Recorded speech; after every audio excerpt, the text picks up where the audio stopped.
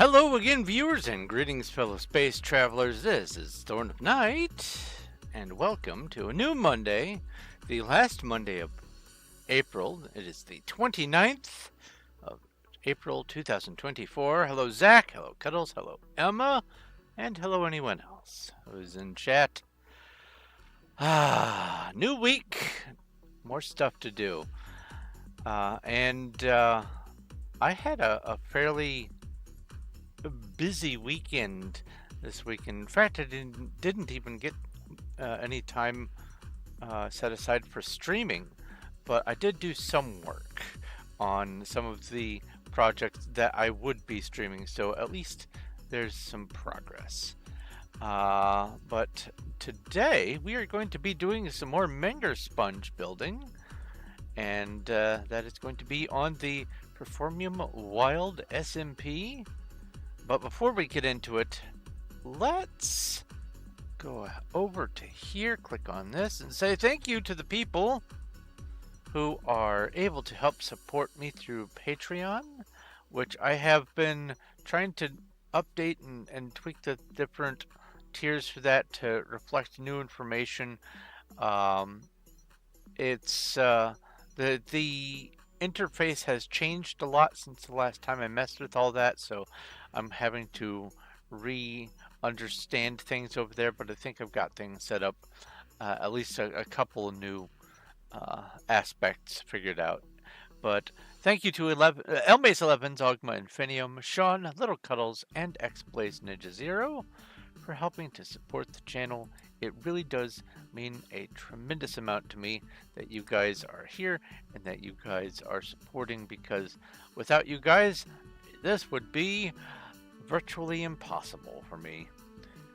But let's also go over to the Discord, where I have a whole bunch of dad jokes already summoned from different people, including some put up yesterday by Cuddles.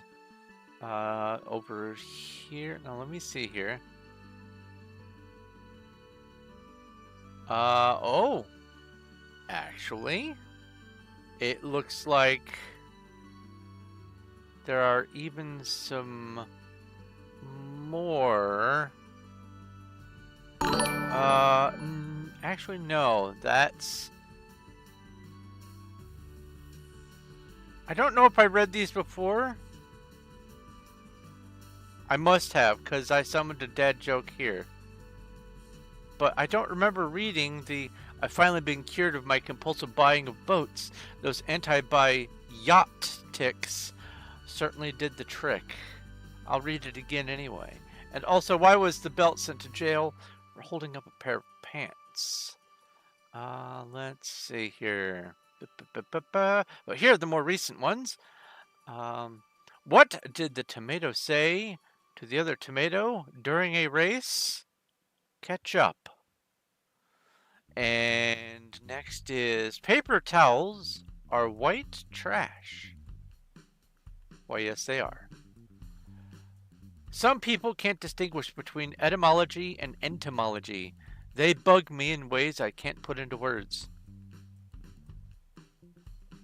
Lord of the Rings? Now you're token. Looks like a couple more. I adopted my dog from a blacksmith. As soon as we got home, he made a bolt for the door. Oh.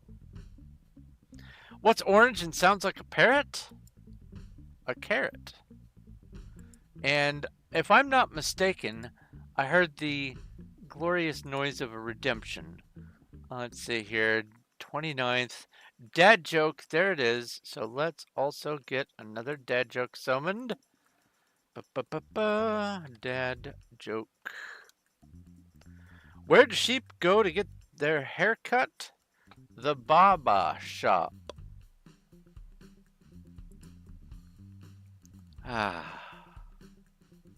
Alright. Let's minimize this. Oh, I have also been fiddling around with redemptions and things. I haven't made an overlay for this one yet, but I ought to. In fact, why don't why don't I go ahead and put a little text thing here and go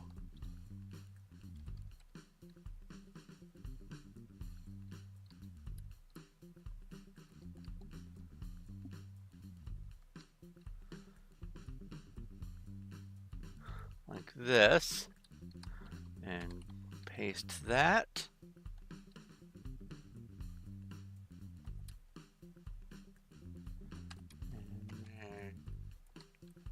G, and then I'll put this and like that. You don't see what I'm doing because I'm making another little overlay thing here.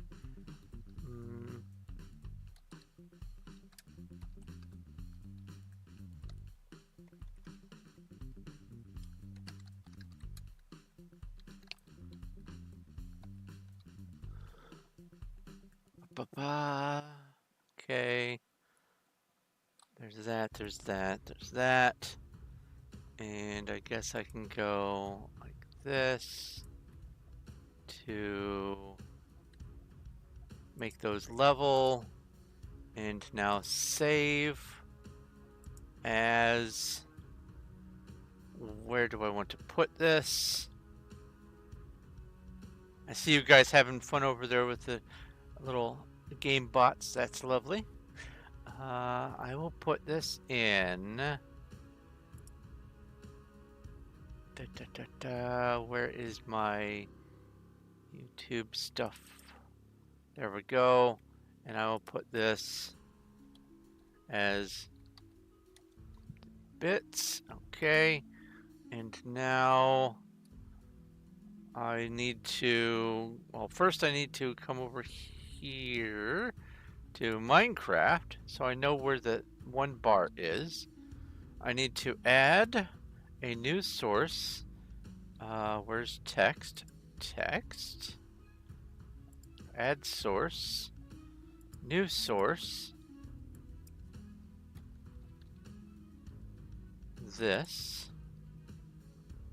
And where is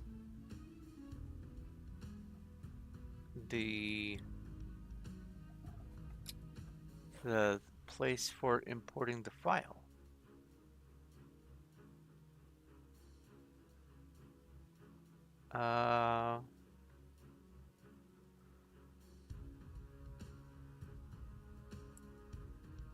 Background opacity half for now.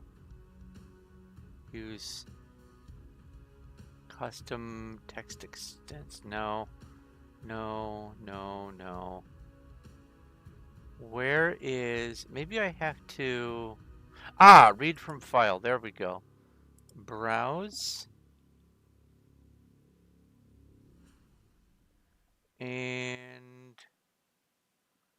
come down here. Boop. And come up to this. Desktop. Here. And here. Open. Okay. And now we go with done. And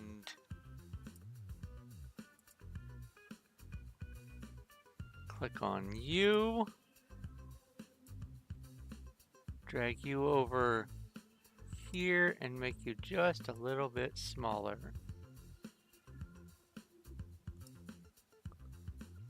That works.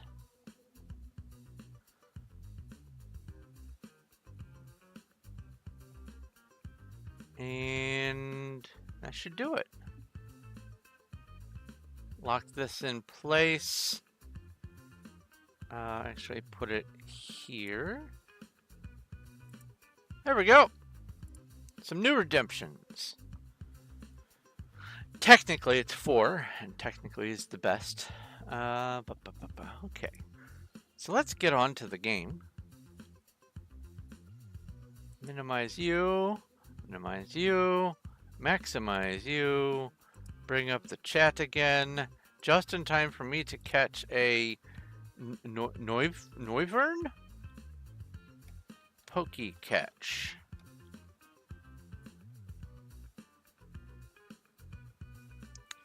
Okay, that's good, that's good, that's good. Let's get in. There are 304 people in Performium now. Oh, hello. Ask a question. Oh boy. Zachariah1234 has redeemed Ask a Question. Hi Thorn, sorry I am MSGU, sorry, are we all good? Of course. And also, congratulations on the movie, and I guess you're out right now with your mum, you say, so have fun with that. Enjoy it as best you can. I am going to test something here. I'm going to interact with this guy before I start streaming. What? But it says, what? I've only just joined. Oh, wait. I think early this morning when I was finishing up and making the chiseled deep slate, that's where I got these. But still, I was only on for less than 2 hours. I know that. I was only on for just a long enough time to make 16 shulkers of chiseled deep slate, and that was it. So there we go. 141 server experience. It just, I don't get it when I'm streaming, apparently. Let's see if that number changes later on. We'll see. But let's go first over to one block so I can do my little advertisement. I'll strafe to the side here. I'll go paste. And there's that. And now I'll go candy and do the same thing. A bat dragon noise wyvern. Ooh. I'll come over to this one. And go paste. And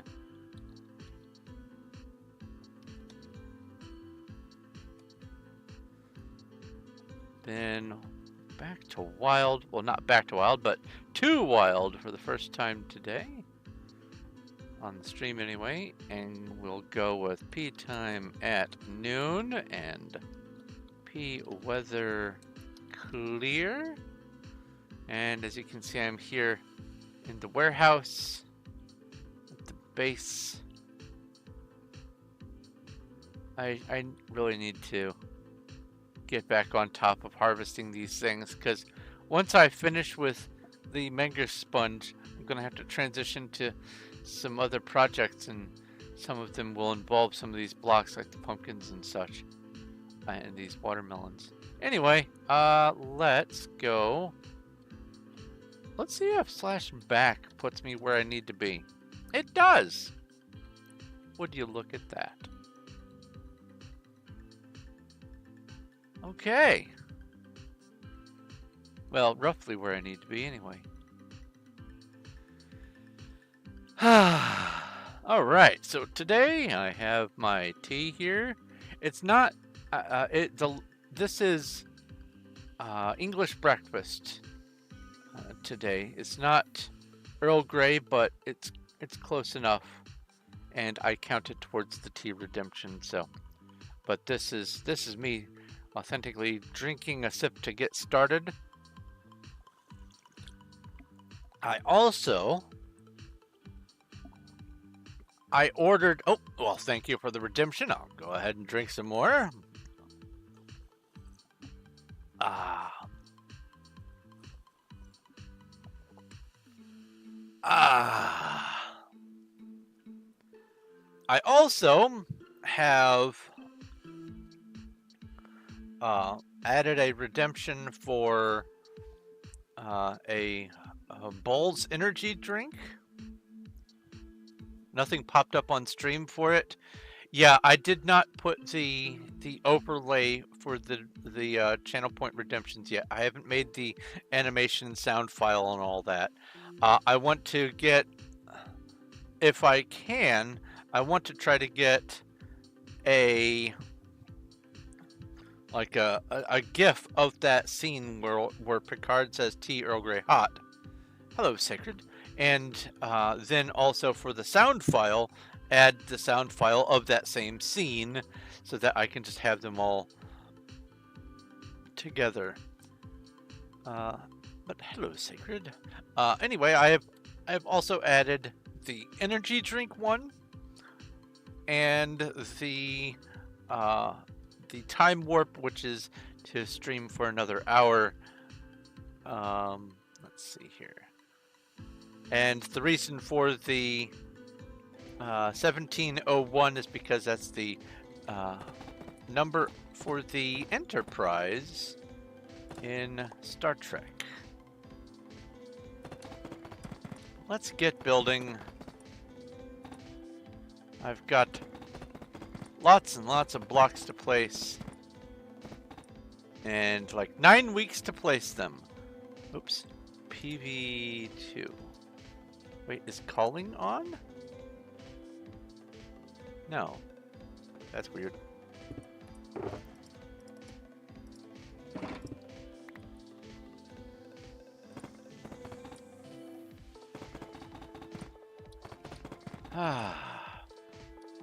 Yeah, I went ahead and ordered a 24-pack of Bowls Energy. And if it gets redeemed, I will be consuming some yummy, tasty energy drink.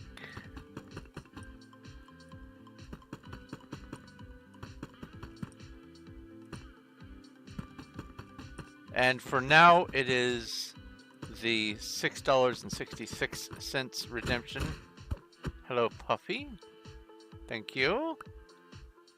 And thank you, and thank you. Oh, PV2.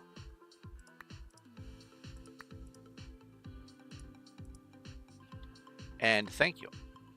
You have swirlies.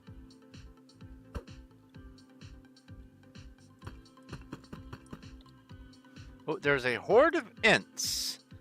RPG battle. I don't know how effective my venom was with that fight, but, you know. Figured I'd cast it.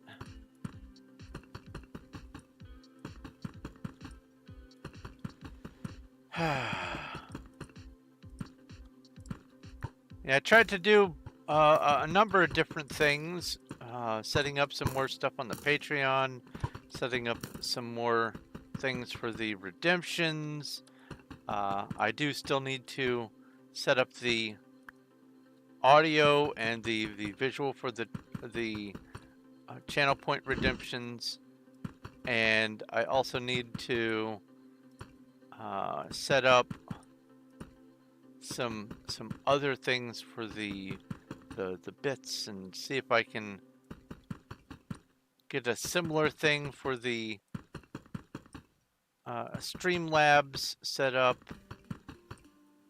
Or maybe I'll leave the Streamlabs as is, that way I can tell which is which. That might be better. I do need to make a let's see here, a guide the raid thing. I have one, I believe, for the Streamlabs points. Maybe not. I have the ask a question. Yes, the Menger sponge.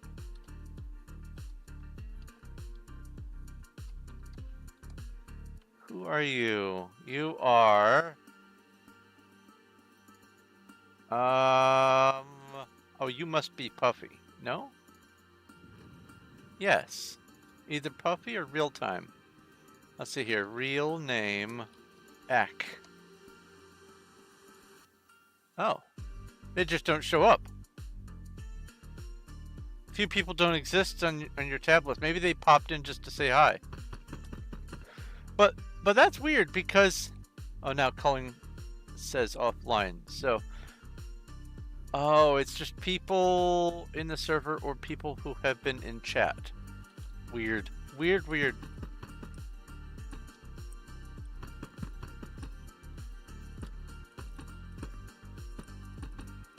But yeah, I've been messing with setting up the redemptions and things, trying to get stuff ironed out for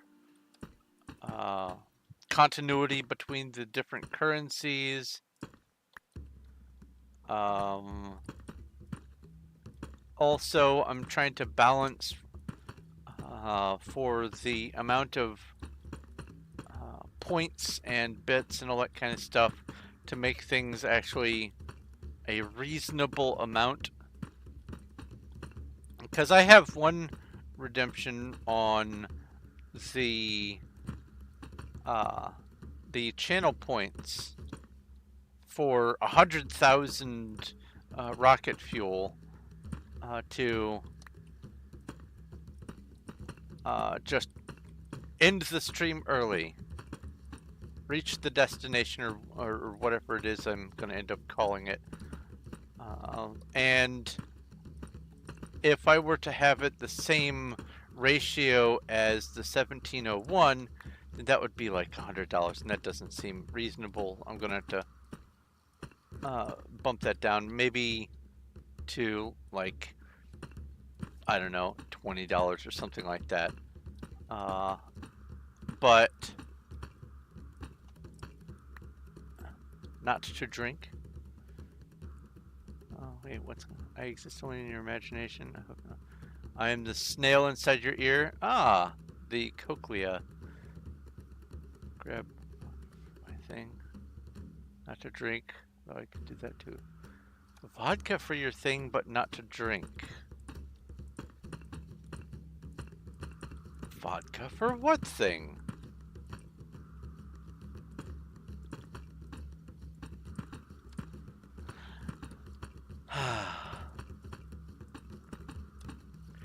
But yeah, I ordered a 24 pack of assorted cans of Balls Energy, and if there's a redemption, I am prepared. These stack. Rage do stack. Oh, okay. Making a potion.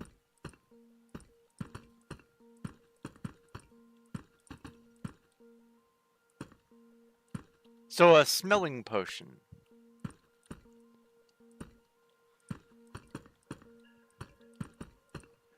So what are you using as the volatile?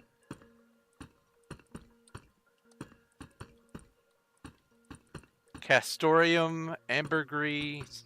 I forgot what some of the others are.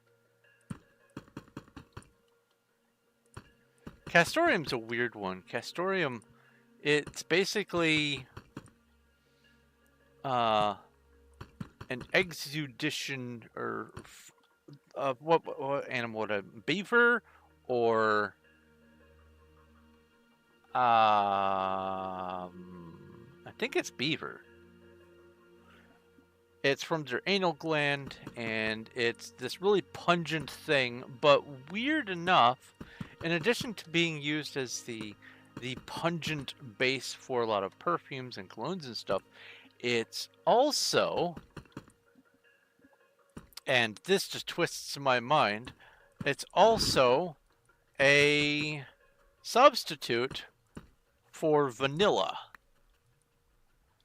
And it doesn't have to be listed individually on ingredients. It falls under the natural flavors.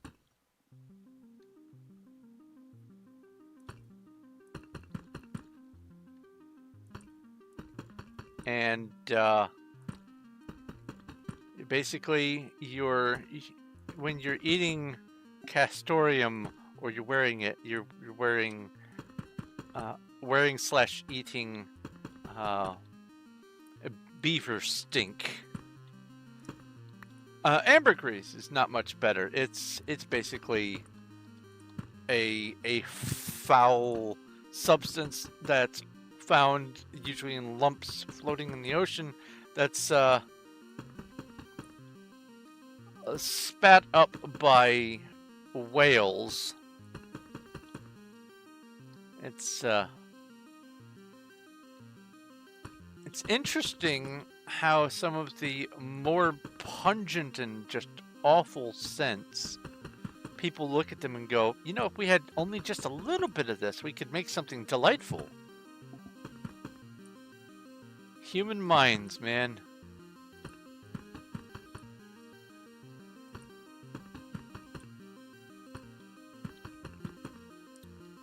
So I am thinking of, oh, there's a Pokemon. Wow, brain. Pokemon Staryu, a Poke-Catch. I know I don't have that one. Oh no! I missed it.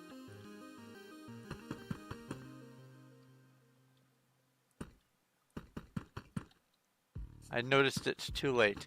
But anyway, I am thinking of cluttering up my screens with yet another little thing of gathering some interesting things to talk about over the course of my interneting, so that I have fallback conversations. But in addition to that, I was thinking about hunting down interesting facts about a given day. So on this day in history or something like that. But not like so and so was born or this event happened. I'm talking more along the lines of just really out there stuff, like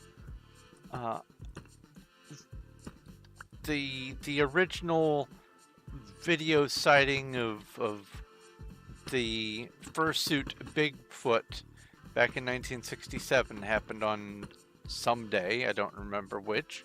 But what I could do is start amassing things that happen on days and just have this ongoing calendar or outline or whatever of, on this day, this happened. Or space related stuff. Or sci-fi related stuff. Things like that. I think that would be kind of fun. Ooh, there's a horde of bandits. RPG battle.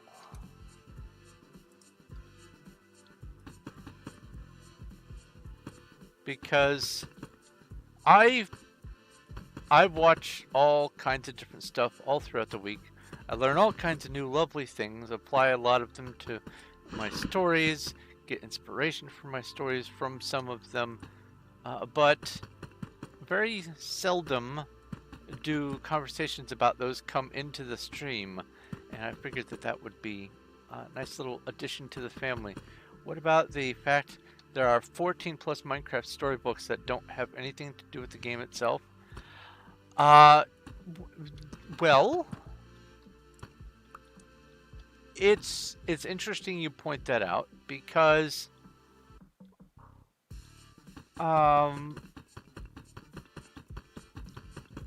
from what I understand, anything that happens in game is technically canonical. So if people make a story of their world, then it did happen in their universe. And everything in Minecraft is a multiverse, with multiversal shared dimensions and things like that. But while it's not original lore canon, in the story of Minecraft, somewhere, Thorn of Night built a giant Menger sponge. Or is building a giant Menger sponge.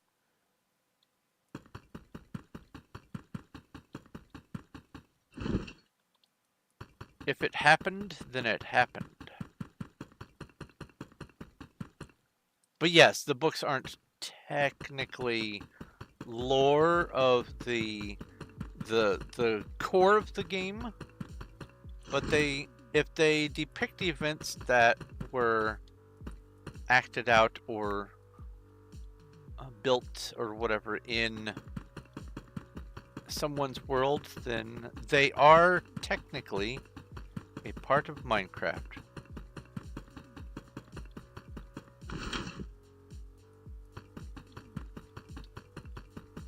And again, technically correct. It's the best kind of correct.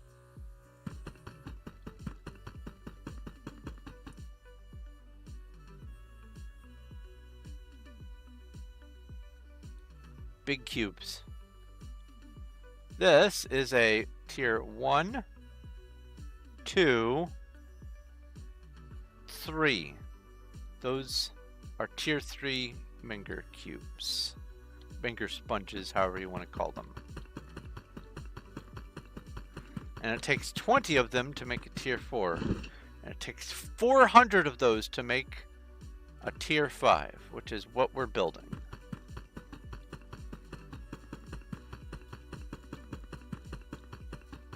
We have come an enormous way in getting this project done. I definitely would not have gotten this far without the help of Cuddles.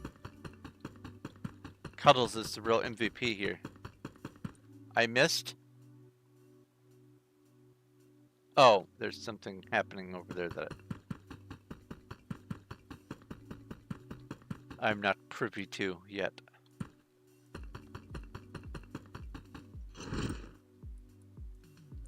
Okay, come on, place. So last week, I was introduced to a game called The Gun Knight on Steam, and so I gave it a download. It's an early access game, and it's kind of a bullet hell roguelike, and it's very fun, very challenging. Definitely will be in need of some balance, because it is hard not to get hit. Now, granted, I don't have the greatest of reaction times and reflexes and whatnot, but it's still a fun game. I did enjoy it.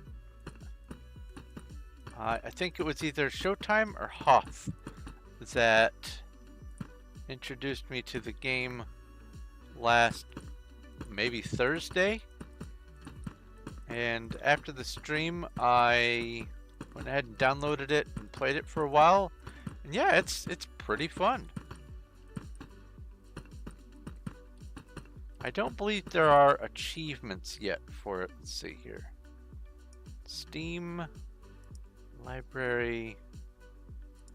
Come over here. The Gun Knight. No achievements yet. I suspect that once they iron out all the kinks, it will probably have some achievements. I played for 3 hours. Neat.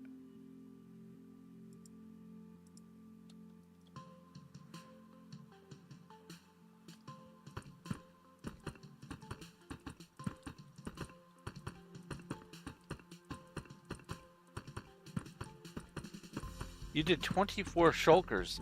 Nice. That's a lot.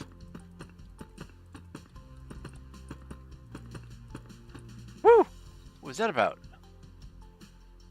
You wonder if anyone has dragon breath? I have a few dragon breaths. Oh, Thorn? Yes, Emma?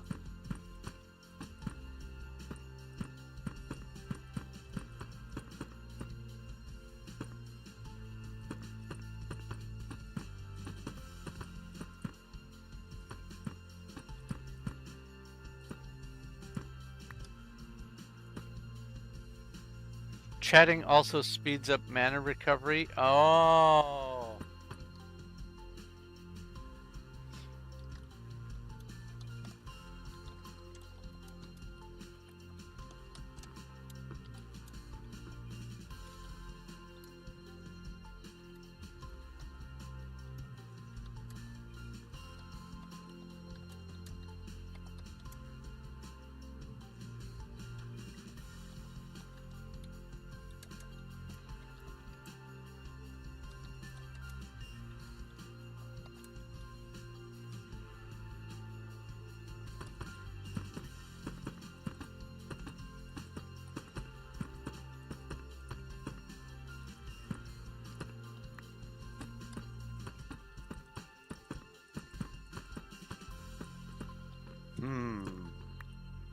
My clicking is inaccurate today.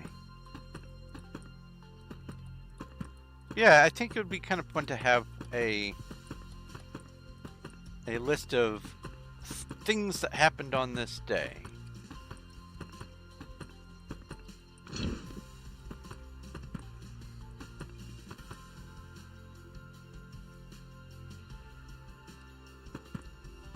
The only reason I would move from Wild to another server is if Wild closes. That's the only reason. Because this is where I've spent all of my time. It makes no sense for me to try to play catch up on yet another server that's going to just eventually get deleted anyway. So I'm just going to stay on this one for as long as it's around and then decide what to do if the time comes for them to delete this one. Surely, eventually, Minecraft versions will stop coming out. That's what you did on Owl? Yeah. I originally was playing on Performium back in 2016, 2017, 2018.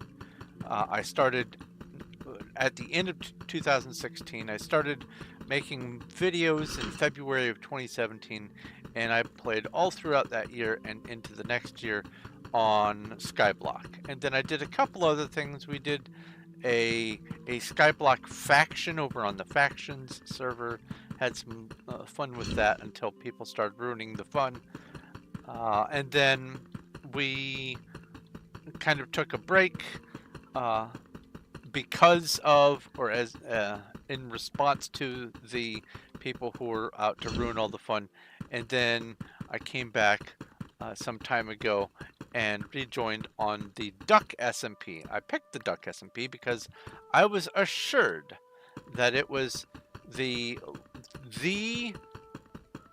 heartstone, the linchpin, the key server for Skyblock Network, and that it would not ever get deleted because it was the favored golden child. And so that's where I started making more videos and started streaming, and then they decided that it was time to delete that along with 6 other servers to make room for Mega SMP2. And so they deleted them, and then Mega SMP2 never came out, but they did put out Candy as an apology. So yeah, older servers do get trimmed. Nothing is immune to it. This one is eventually going to get deleted, but if not quite enough new versions of Minecraft come out, maybe this will still be around, but I don't see that happening. Minecraft likes to stay relevant, so they will probably continue putting out updates with new content for the foreseeable future. Because if they stop, as soon as they stop, they will stop making money hand over fist. And money hand over fist is largely the goal. You have the Taco Bell. Congratulations on the Taco Bell. I had a couple of chicken quesadillas for my lunch, homemade ones. There is a Sizzlipede in Twitch chat. Pokey Catch. I almost did $ Pokey Catch, and that won't do anything.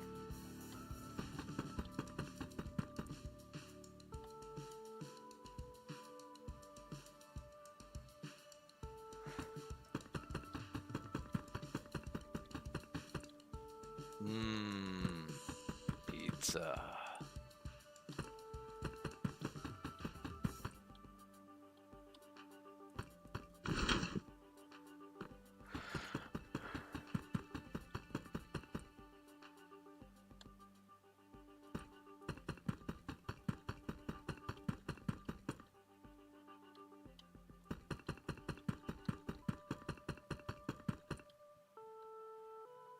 Oh, that's the corner.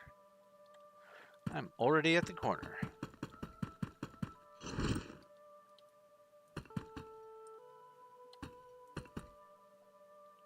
Ah, special stuff. I need to figure out how to make pizza dough or how to get some pre-made pizza dough or something. And I want to make homemade stuffed crust using cheese sticks. Just fold some cheese sticks into the pizza crust or into the pizza dough and use that. You're a baker? Awesome. That's the one thing that I have not yet figured out how to do well in the kitchen. I am slowly but surely learning all the things about food prep, all the stuff that I was never taught as a youngling or in my adolescence or early adulthood even. I have had to basically just learn as I go, and I have learned a bunch of kitchen things, but I have not yet pursued the bread making aspect.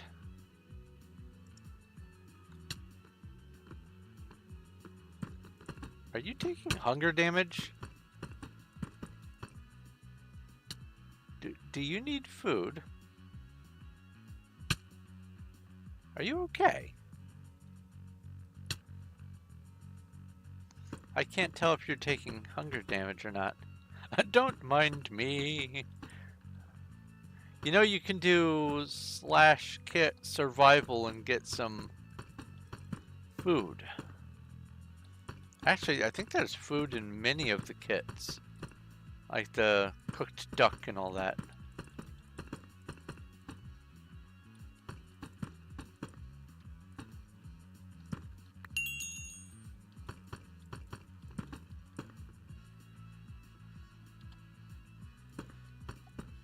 What kind of cheese sticks? Well, here's what I was thinking.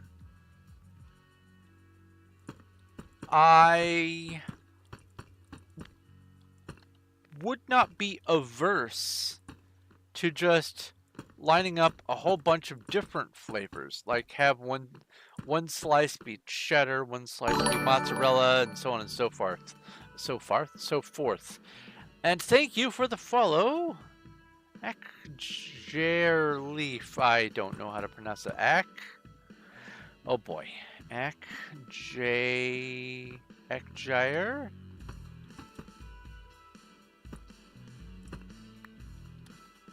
Oh, and now that you've joined and chatted, let's get a whoopee catch and see if I can. There we go. A 50%. That's great. I have one. Yes. Okayer. Okayer.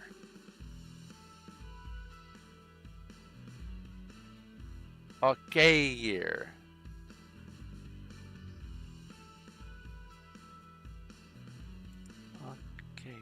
Okay. I will probably take a long time to get that pronunciation figured out.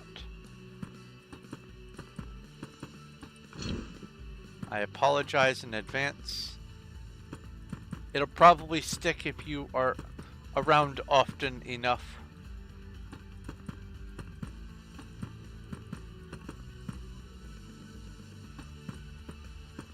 I may just truncate it to Ak. Or if I'm feeling particularly feisty, I might call you Admiral Akbar.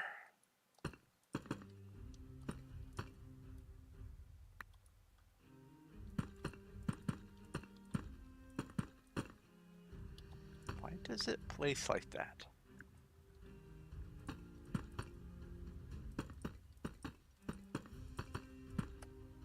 All right.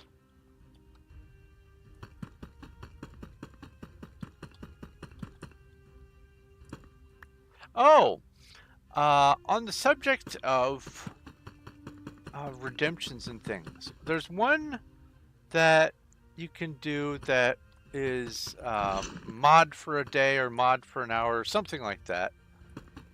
And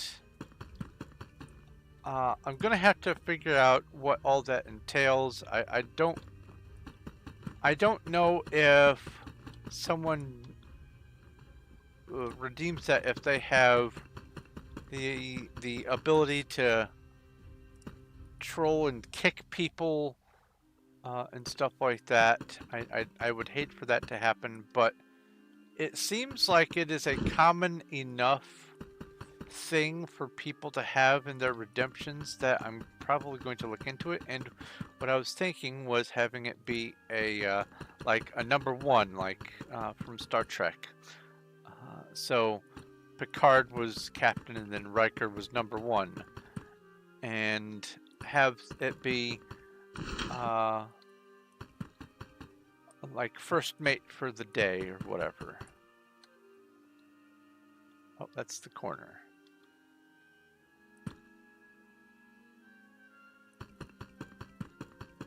Oh, yeah, you're probably right. You probably can limit what they'll do. Red shirt for a day? Ooh. Send me that in the Discord. That's actually not too bad of an idea. PB2.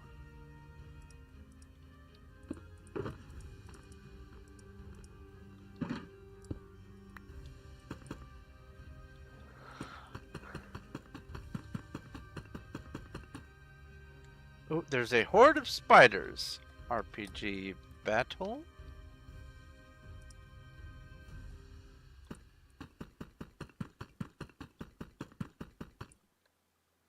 And then get stuck on the terrain because of course.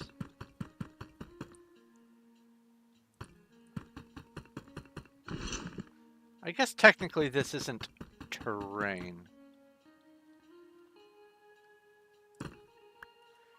You don't know why you keep having net lag spikes? Yeah, you've got full 5 bars, so who knows? I'm not getting any huge lag spikes, but I see you getting... Oh, wow. Yeah, I see you getting lag spikes. That's weird. You got a storm blowing through?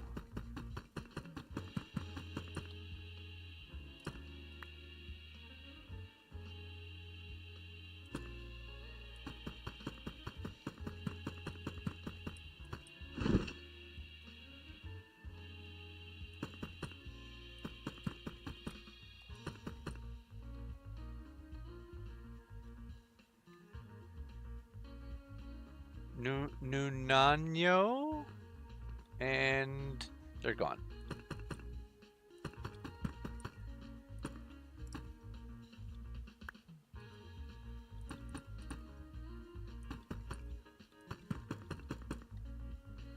Very sus.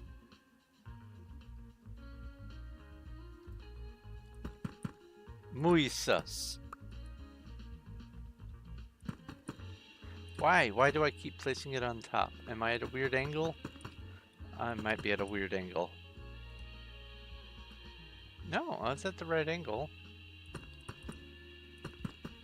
Maybe I just was too close.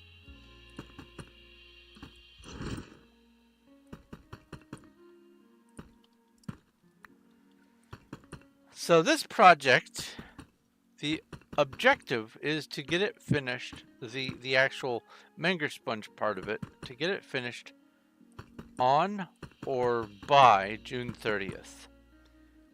If it gets down to the wire and I am not quite going to be on pace, then I have plans on doing an extended stream where I finish it up on the 29th and 30th. That is of June. That is my plan thus far. We'll see if I need to use it, but that is in place. And actually, what days of the week are the 29th and 30th? April, May, June. 29th is a Saturday and 30th is a Sunday. So, yeah, that could be very doable.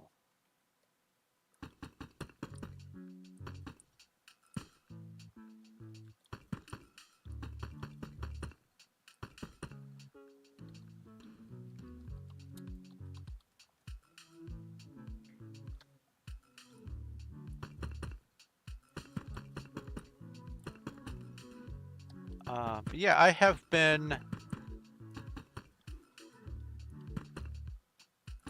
doing a lot of taking notes for some of my plans and setting things up for coming content and all that. And there are a number of projects that I've had to hold off on getting started because things have gotten very hectic around here of late, and it has been basically just sheer dumb luck that I've been able to do my Monday through Thursday streams like normal. So hopefully things will normalize out soon, because I still do need to finish up the list of stuff for the Skyrim streams, and also the stuff for the Refugee to Regent, and I need to finish up the planned stages for the Starbound version of Refugee to Regent in preparation for modding that later. So lots of stuff. You got yourself. Wait, hold on. Certainly you used a special bow for that. Why didn't it say that you were killed or you shot by such and such item in your hotbar? That's weird. Unless your bow is on the very 9th position. Surprisingly. Internal pain noises. You have obtained and removed a splinter from your palm. Oh no!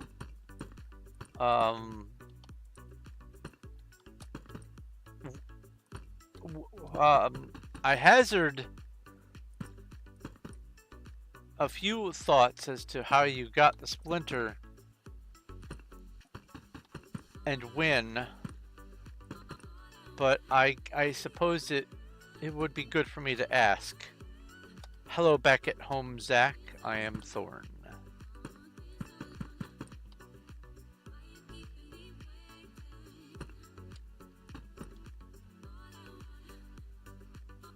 Splinters are no bueno.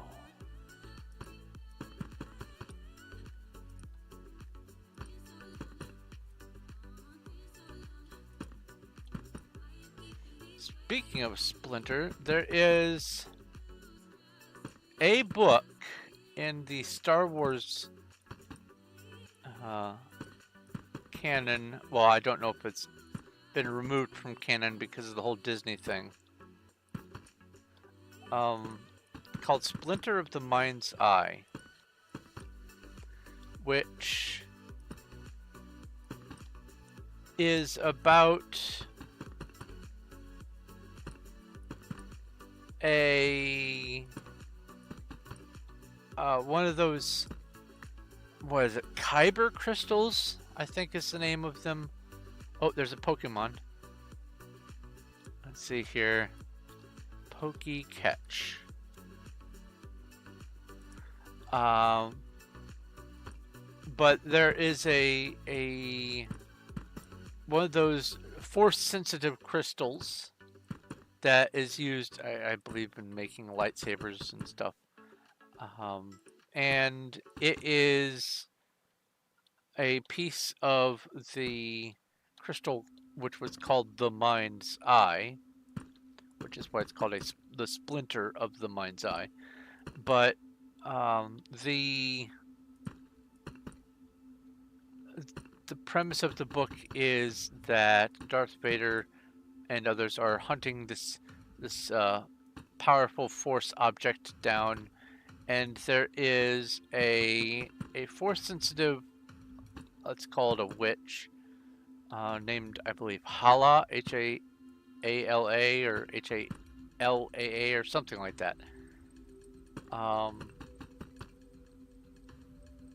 But without going into too much detail, it is a fantastic read.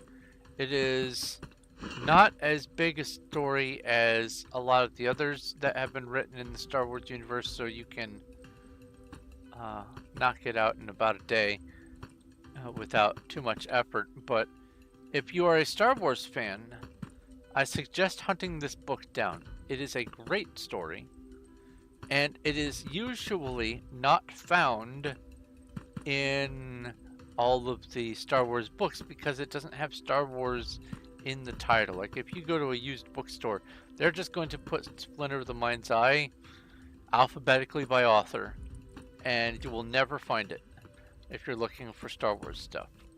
It's obscure because it doesn't have Star Wars in its name. But I was reminded of it recently, and I figured I'd tell you guys, if you're a Star Wars fan, it's a good read.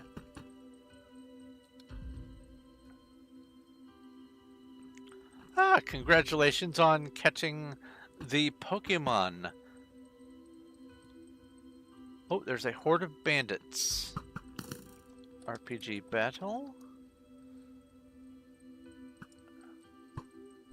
Oh, and it's been long enough I can do another desert raid. RPG raid desert. And then RPG make 3 glass and... Oh. RPG make 2 glass and RPG inventory glass. How many do I have? 137. I need 250 glass.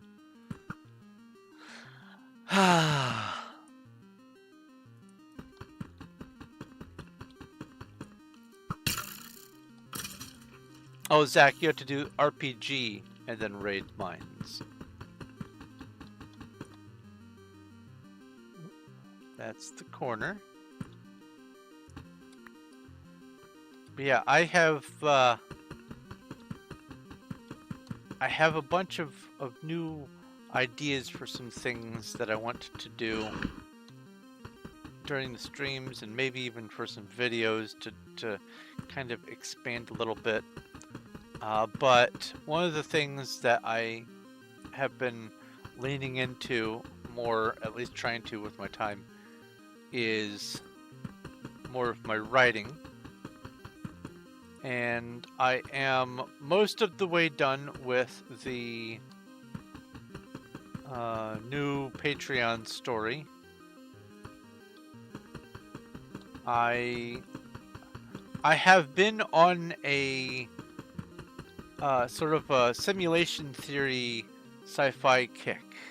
The simulation theory is that we don't live in the real world, we all live in a simulation, and it looks as real to us as it does because, well, we are made to perceive it looking this real. But if we look hard enough, we can find glitches in the simulation, glitches in the matrix or whatever. and that's that we are all just NPCs and things like that. And some of us aren't NPCs. It's an interesting concept, but it makes for some great stories. And so for the first one that I want to put out for you guys, I have a story that falls into that category, simulation theory. And that'll be available for anyone who is supporting on Patreon at $2 and up. Your whole existence is a glitch in the Matrix. Yeah, people have been finding and recording incidents of like birds completely paused in midair, and it's very likely to be CG, but there are other things that are just absolutely bizarre that would not make sense if it weren't some sort of simulation. And I've added a new thing to my list of things to include in my stories regarding that very observation. It used to be that the common way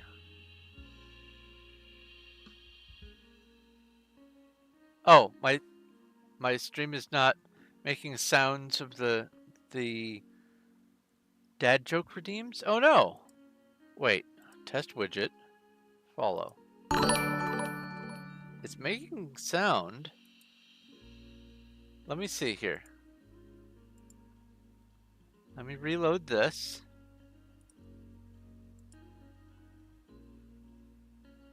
Was there another dad joke redeem?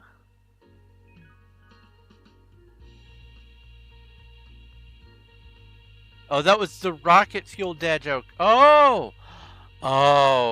I'm going to definitely need to get at least a default sound for that. That way I can have it. Have like a trigger for it, because relying on catching it in chat is not always going to work for me, especially if chat's going by fast. It didn't go by fast that time. And after you mentioned it, I did look over and see this redemption here. So we have dad joke. That's the wrong window. Let's bring up the dad jokes. And go question mark dad joke. Did you hear about the kidnapping at school? It's okay. He woke up. Kid napping, you see. Oops. But my observation is the original or the common, I won't say original, but the common trope for representing a ghost is someone in a sheet. That didn't just come out of the vacuum. People imagined that ghosts were people in sheets. That's the perception they had. People talking about how they thought they saw a ghost, and it looked like a person in a sheet. It occurs to me that okay, it's Skelly Man. All right. It occurs to me that a lot of the conversation about ghosts is, instead of saying looks like a sheet, it looks just like my grandma, or this absolutely looks like an actual figure. This looks like a person, not a person in a sheet. And my eureka about that is, it used to be a little bit harder to tell exactly when someone was dead. And so they'd pull the sheet over their heads, probably before they actually finally died. And so when the death happens, they were stuck wearing what they wore when they died, which is to say, the sheet. And if you looked at a lot of paranormal things through the lens of sort of following simulation rules, a lot more things that are supernatural, paranormal, start to make sense. At least to some extent. And I am just leaning into it with some of my writing. I've got a bunch of different concepts scattered across a number of different stories. But I have a short story that I am nearly finished with in preparation for releasing to Patreon for my supporters at the $2 and up tier.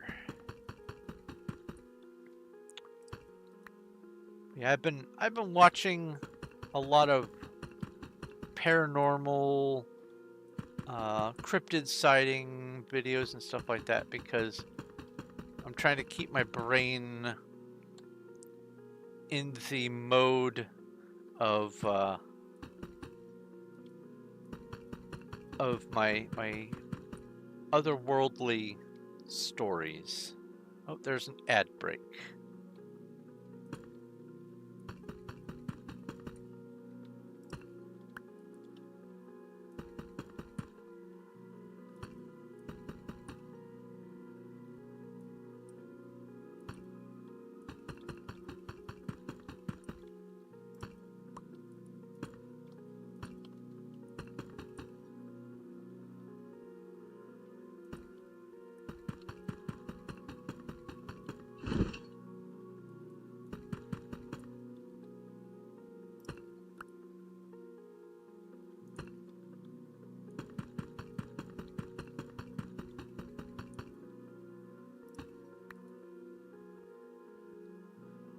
Take a drink here.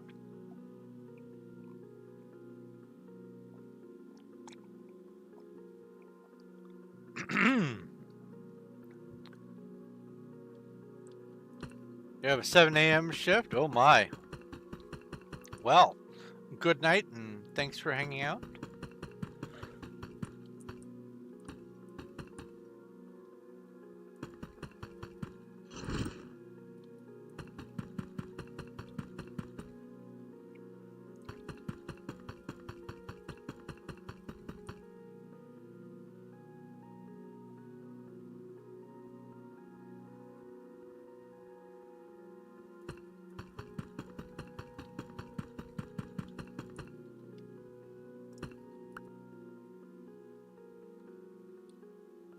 There'll be a lot of blood. Yeah, if you're a baker, if you work in a kitchen and you're tired, lots of kitchen accidents end up with blood. And unless you work in a very specific kind of kitchen, Klingon or whatever, blood's not that great.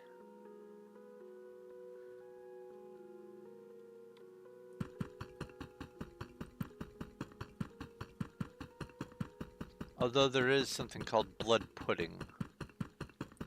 And I guess in Klingon there's blood wine.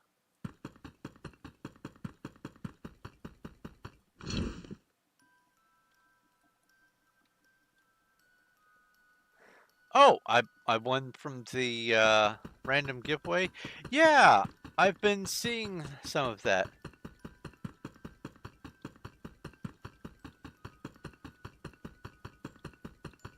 I don't know what those gems are used to purchase, but I have been accumulating at least a few thousand of them.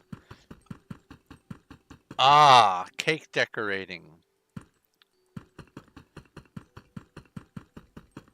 Can you write on my cake, ooh woo? Yeah, imagine that.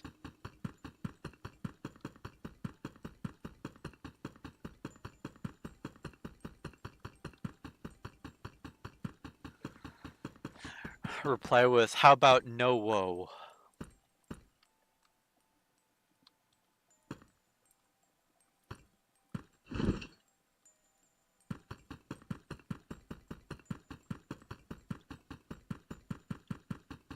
Oh, Dodrio has appeared in Twitch chat. Pokey Catch. Spell it right.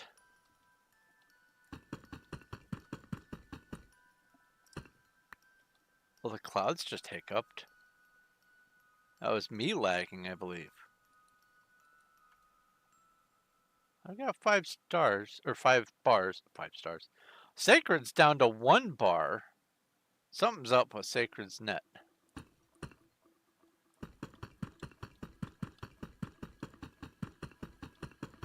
When you finish your drink, it's sleepy time. Is it a sleepy time potion that involves vodka?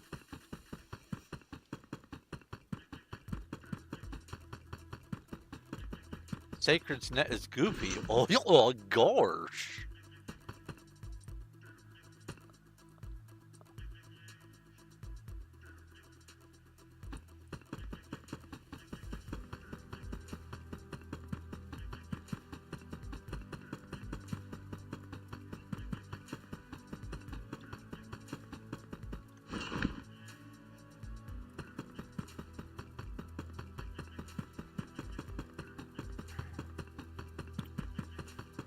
Oddly enough, the best way for me to get tired by way of drink, some people use like chamomile sleepy time tea. That does nothing for me. It just hydrates me. But if I'm already tired or on the verge of being tired and I drink any amount of caffeine whatsoever, oh, it lights out. Caffeine works opposite for me. And I found out years after I discovered why that caffeine works wrong for me, I discovered that that's actually pretty common with people who have ADHD. It was one of the determining factors behind why I decided to figure out if I had ADHD. There was a long list of things. There's this trope of where if you're agreeing with a whole lot of memes about a specific neurodivergence, then perhaps there's some news you might have.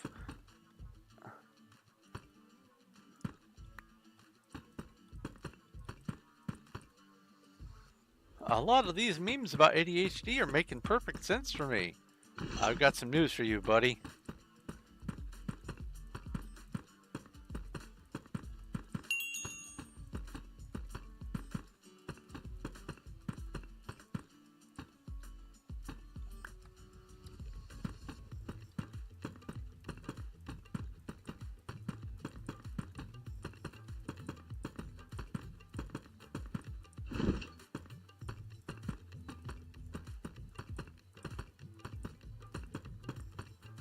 These big long chains of 2, 2, 2, 2. Oh, except for when I get a stutter. I tend to focus in on and don't talk about much.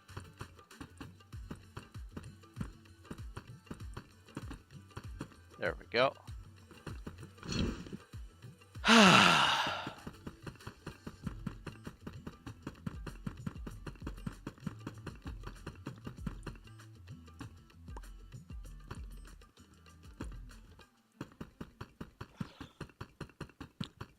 Oh yeah, from the inside, your symptoms are just, it's like slowly raising the temperature on a boiling frog. You won't notice the total impact of all of your symptoms. It's external recognition that determines how impactful it is, and people who usually think, oh no, everything is just fine. This is just like normal. I'm okay.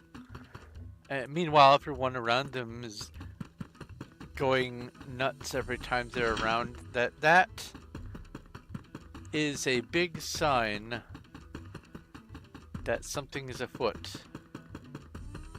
If everyone around you has a similar complaint, then that should be looked into.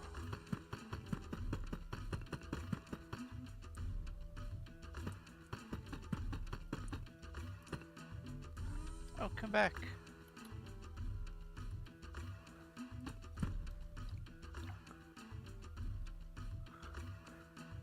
Ah, congratulations, you two, on catching the Dodrio.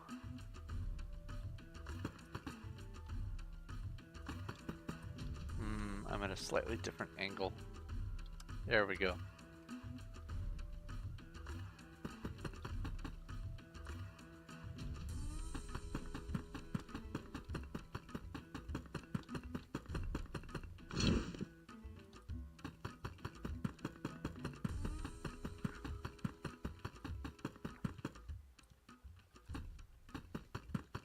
One of the other things is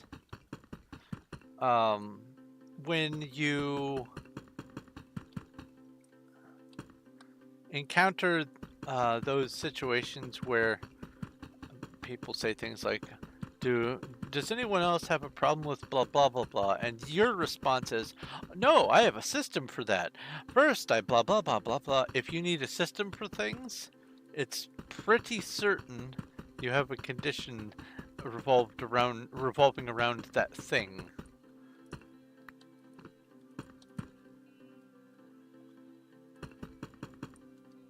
It's not normal to need a system for wearing socks, as it turns out.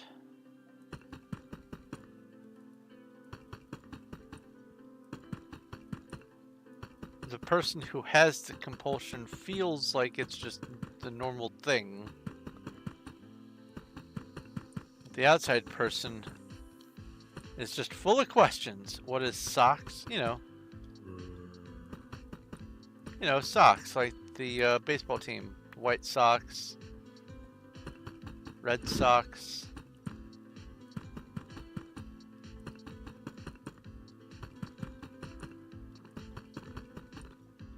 Socks are gloves for feet.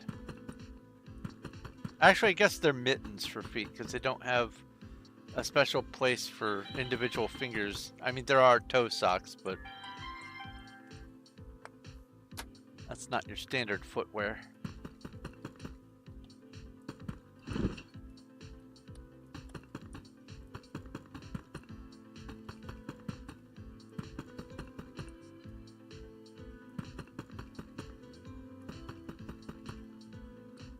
A horde of skeletons.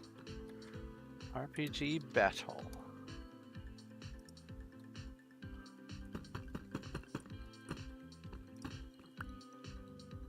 Hi, buddy.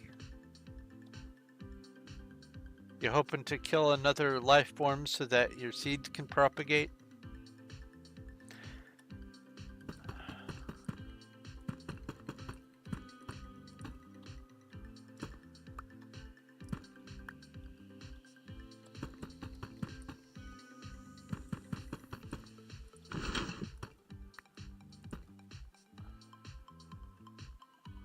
More chocolate to claim soon.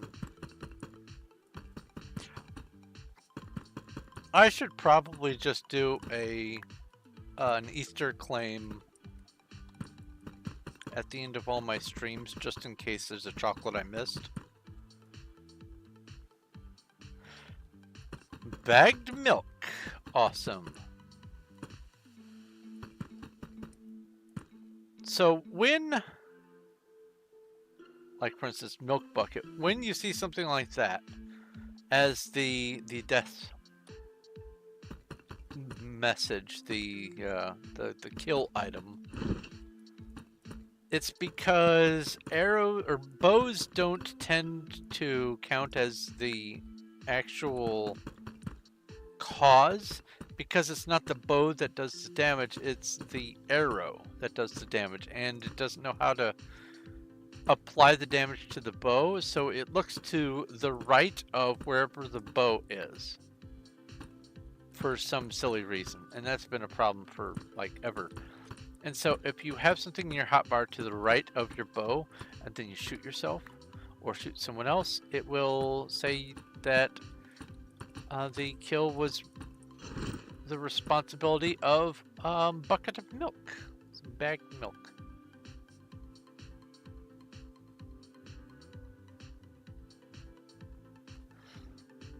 You like you wear a black cloth around your neck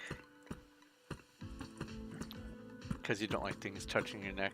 Now, does that extend to, for instance, obviously scarf would be kind of loose and moving, so I'm pretty sure scarf wouldn't be the best thing. But does that apply to things like turtlenecks? How are you with turtlenecks?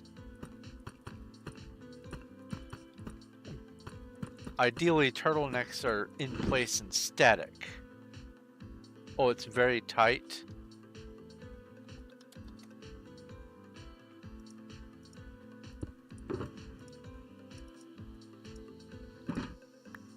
You hate turtlenecks. Ah. Do you hate turtlenecks because they are not tight enough? And they move too much as well, so you can feel them?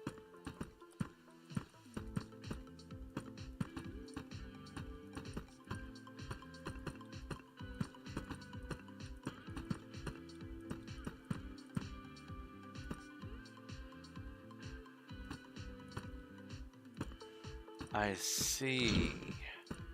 Interesting.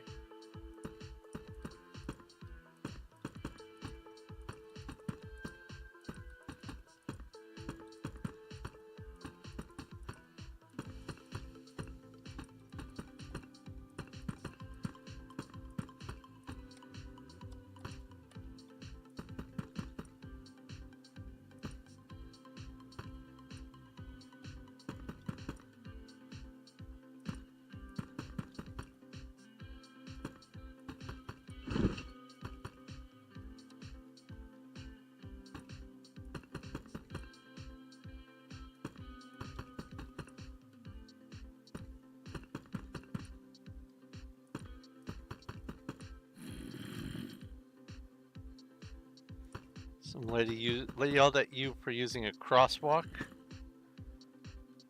Ay, ay, ay.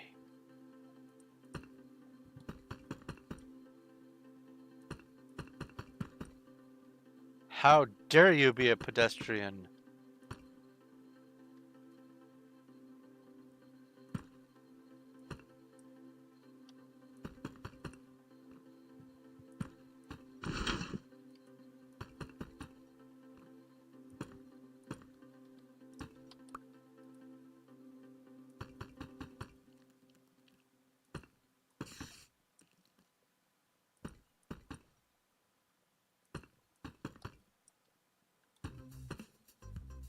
Some places are trending toward that. Some places are becoming more pedestrian and bike friendly. Not so much in the US, but some places are leaning in that direction. Oh, that must be the very corner of one of these that Cuddles is building over there.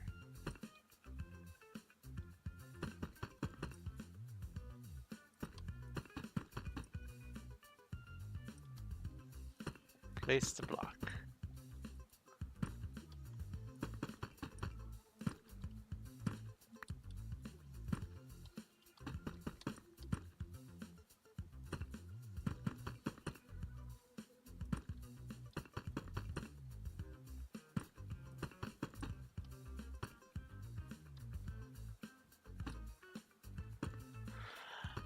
But yeah, years and years ago, before I even knew what autism was, I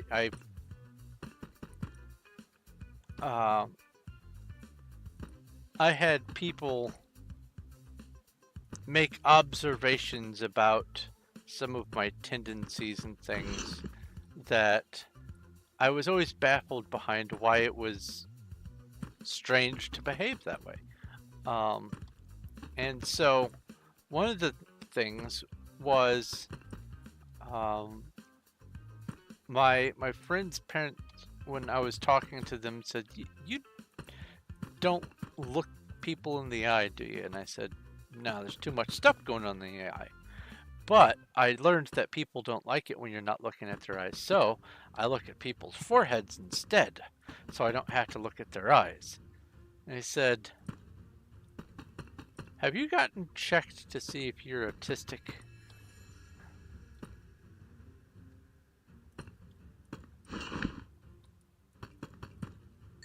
Oh, there's a new Pokemon. A female. What was this? The moose-looking thing? I don't remember. Maybe it's the fox-looking thing. Pokecatch? Pokecatch. Um.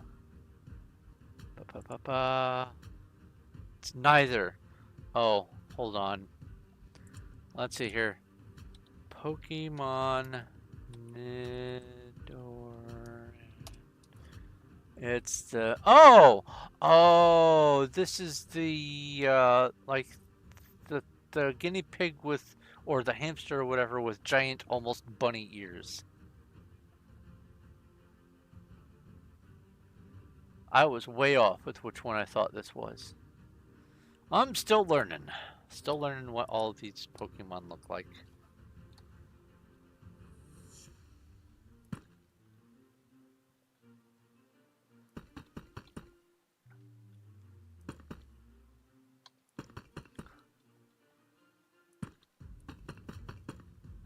But yeah, my friend's parent started asking me a bunch of questions. They're psychologists, and they just went through this list of things, just kind of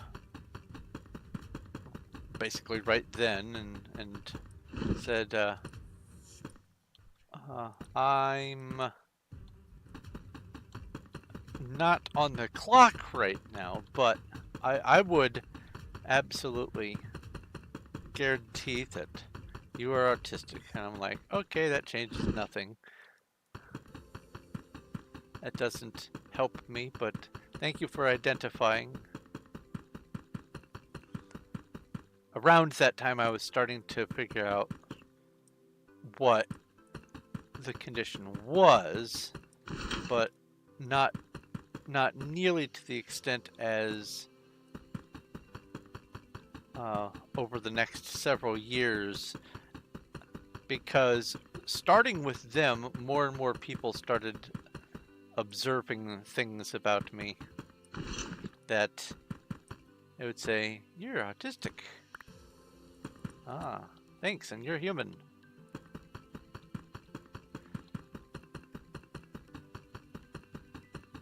When something starts to become popular, though, more and more people become aware of it.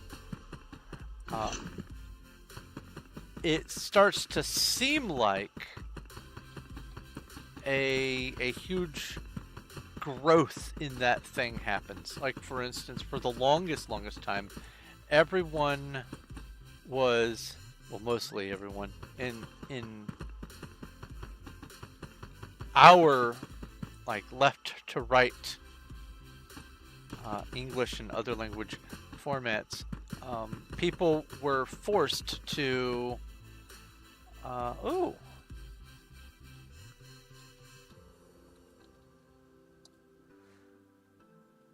people were forced to write with the right hand, even if they were left-handed, and you would get reprimanded and punished for doing things with your left hand. And then that stopped being the norm. It stopped being just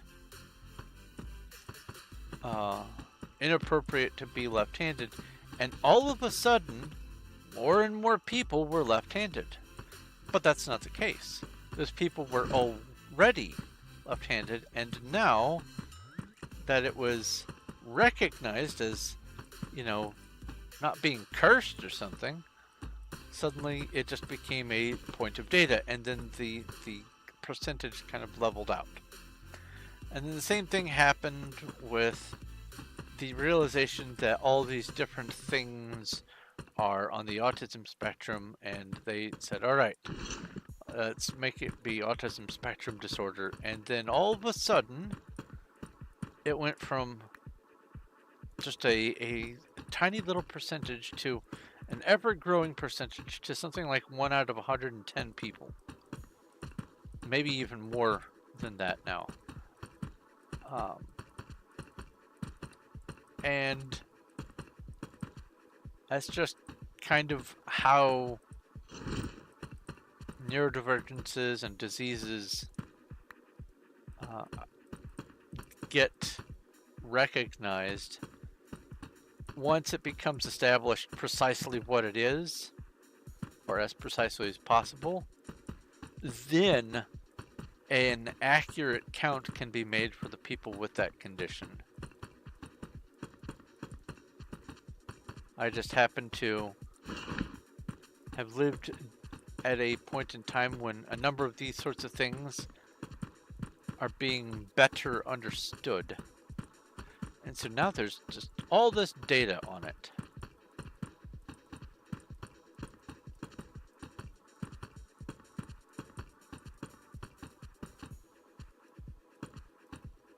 $514 mining. Congratulations, Cuddles. What's my mining? 445. Not that far behind you. Well, I say that. 50 is an awful lot when you're this high level.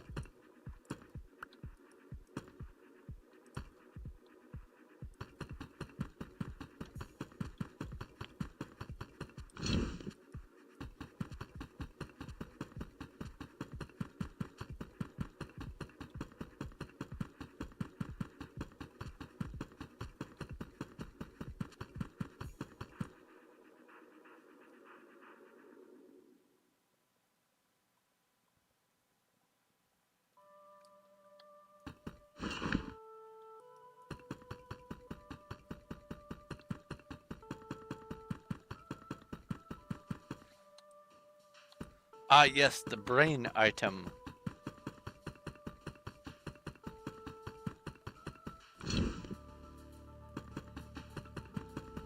I've got a jar of dirt and a hamster in a wheel.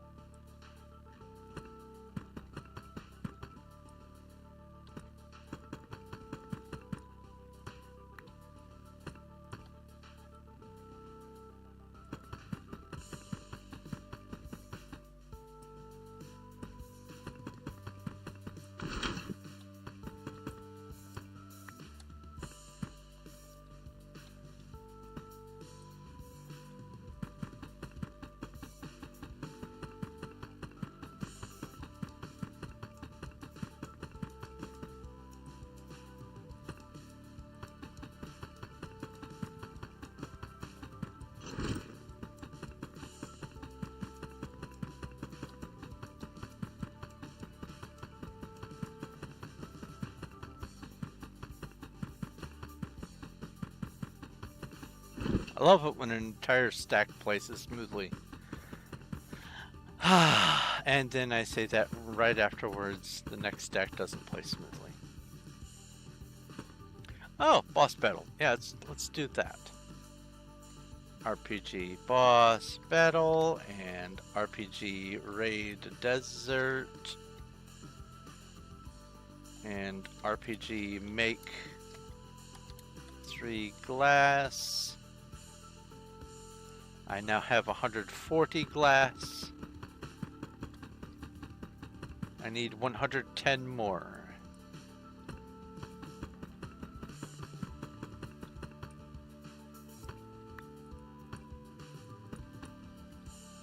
Alright. So now I come down here. I take a drink.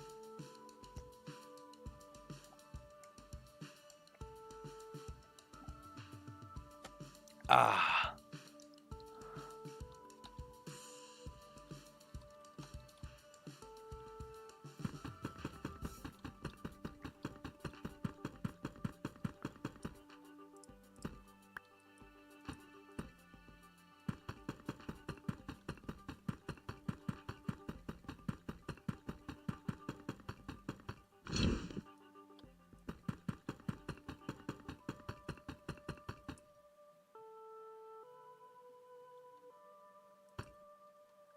That really does look so cool. That underpinning. It's so neat.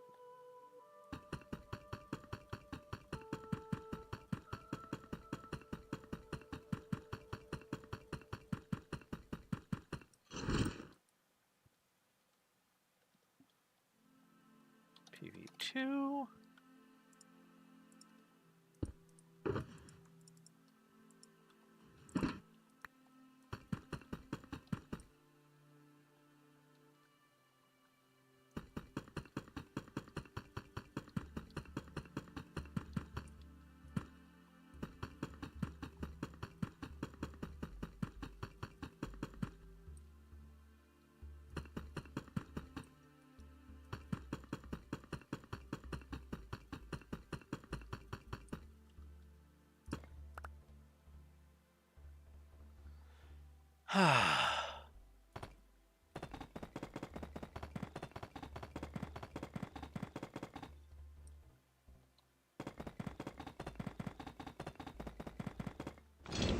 Spare beacons.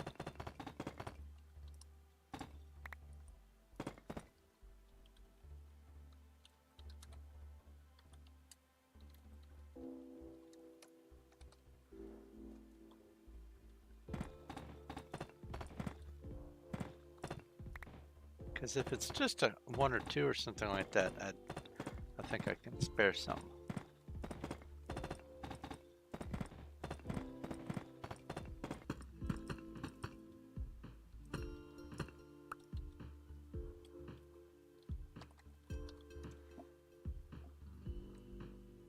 Let's see here. Beacons would be in this aisle here, all the way at the back.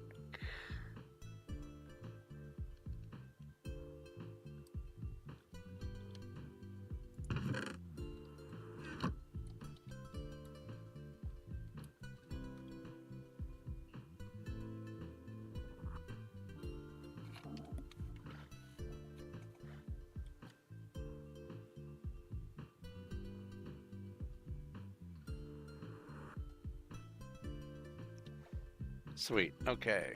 Slash back again.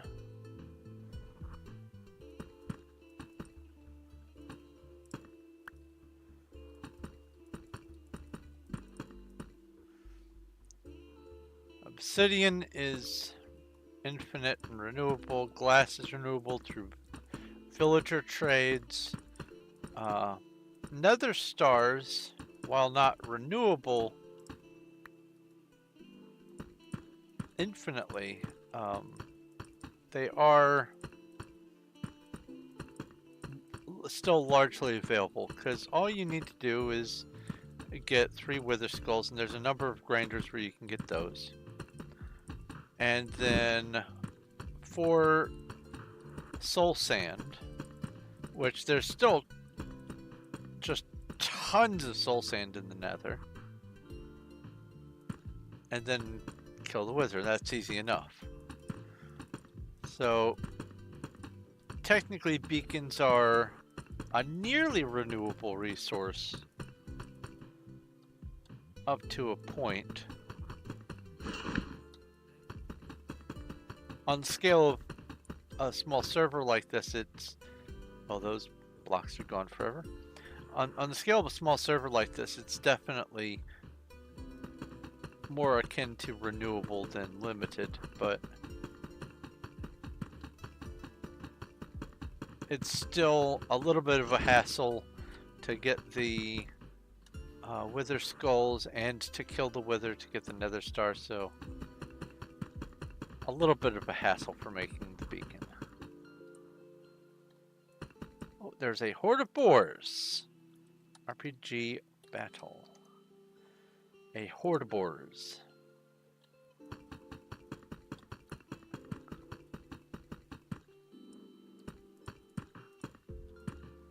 Oh, RPG make 50 water skin. Nice.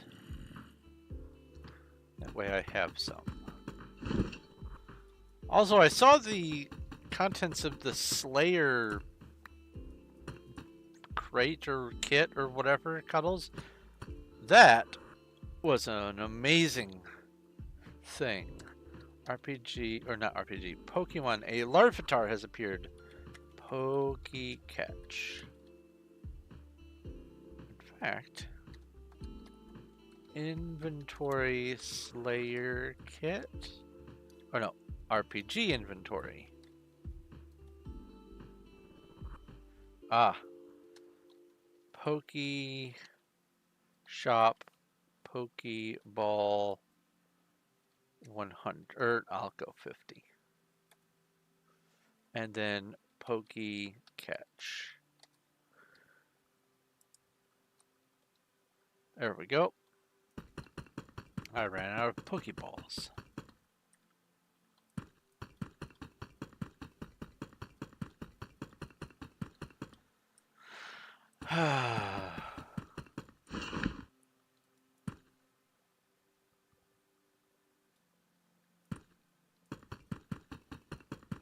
Been doing a little bit more messing around with getting some stuff started for some Minecraft videos and streams, mostly streams, including the Refugee to Regent. Oops. And one of the other things that I'm hoping to get started here soon is reassessment of the mods for my mod pack that I'm building called Suffer the Dark. It's a whole bunch of horror-related ones with an attempt at a cohesive quest line.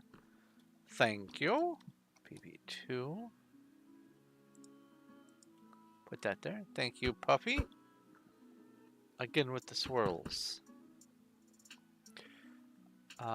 But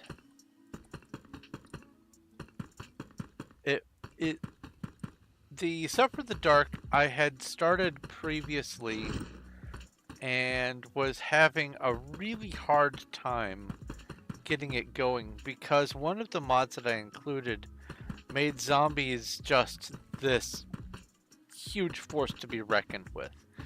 They had huge detection radius, they had faster spawn rate, they moved faster, they hit harder, they had more health. They were just overall tough, and I thought that they would be a neat addition to the family of mods. But what I didn't take into consideration was with all of the things going on and with starting in the nether instead of the overworld, and there being some nether zombie creatures that had the same template as the zombies and therefore were considered zombies, it made getting started with the mod pack virtually impossible at any reasonable skill level. So I had to fiddle around with some things, get rid of one of the mods, the mod related to the zombies, and fiddle around with a few other things. And then I started another session of that mod pack to experiment with it, and then I had to switch computers, and I've not been able to mess with that since. So I am in the process of getting all of those mods set up the correct way on this computer so that not only can I work on the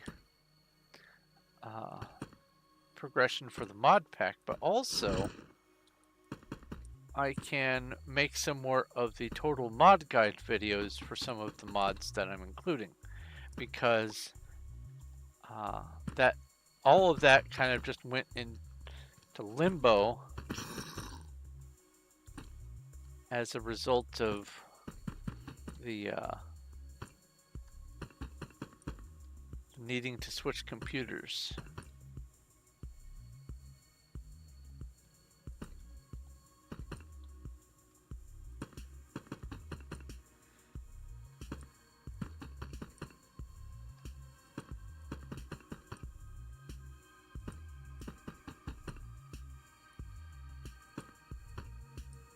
Well, it was a zombie.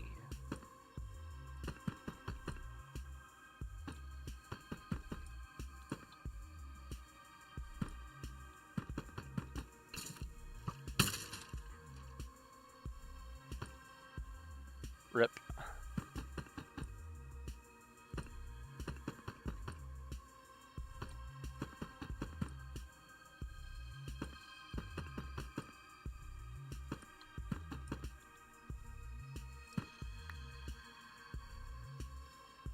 3 people are AFK, 1 person is sleeping. That means 4 people are active. Neat.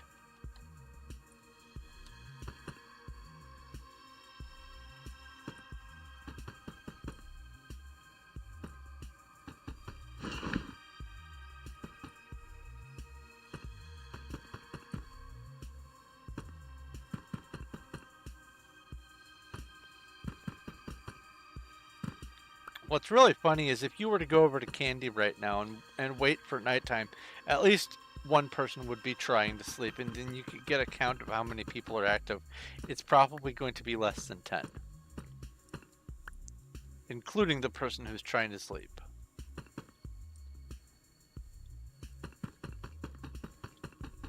Ooh, you get your relaxation and rest, Cuddles. And make a note of whatever it is that you consumed that's causing this, potentially. Maybe it's an ingredient that you need to keep track of.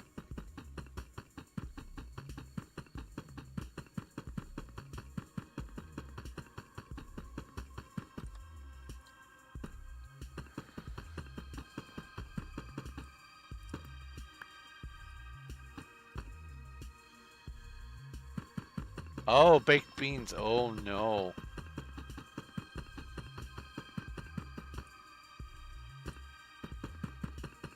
Yeah, most of the servers on Performium are about 5 to 10 people who are actively doing something. Like if you go over to Skyblock, 1 block, they might have about 15 people actively doing stuff because Skyblock is a different... It attracts different types of players. But SMP servers, any SMP server, will tend to attract people who will just end up AFKing for a long amount of time. Especially if there's things that they want to grow or skills that they want to improve or whatever that require things to build up or stuff like that. It's a waiting game, and so most people will just be AFK so that they can get money. I'm not really concerned about all that. If AFKing could get me tons of chiseled deep slate, sure, I might do that. But it doesn't, and so I am just active most of the time that I'm on. Oh, there is a horde of wolves. RPG battle.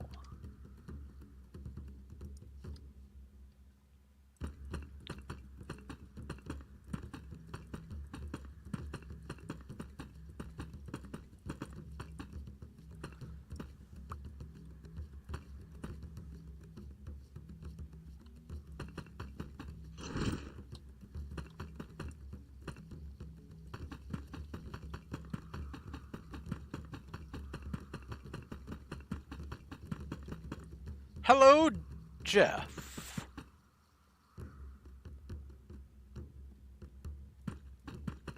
Welcome to the stream.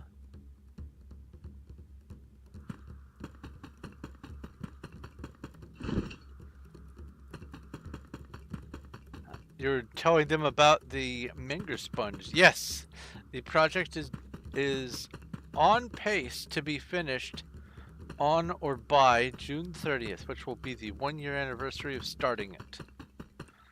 3.2 million blocks.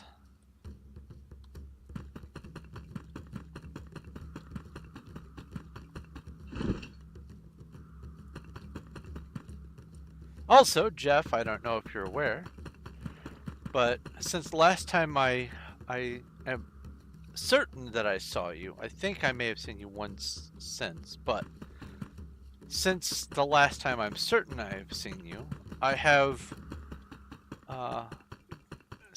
been able to set up memberships for YouTube, and I have also started streaming on Twitch, and have recently even become Twitch affiliate. How I remember the block placement. The block placement, the beautiful thing about fractals is they follow a very specific pattern. And as long as you know what that pattern is, it's just a matter of looking around at seeing where you are. So like for instance, right here I can see that this is a tier 1 Menger sponge. So I know that it is part of a tier 2 Menger sponge. I can see that there's an underneath row of the tier 1s there and another tier 1 there. So I know that the top needs to be some more tier 1 Menger sponges. Now that includes the layer right above this, and so this next layer for the Menger sponge is going to be 9 blocks, which will be the base of the top 3 stacks of the tier 2 Menger sponge.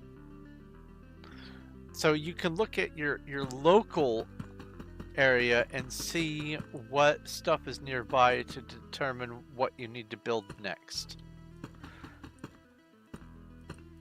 And also I think about Menger sponges a lot, and so I have the pattern kind of in my head.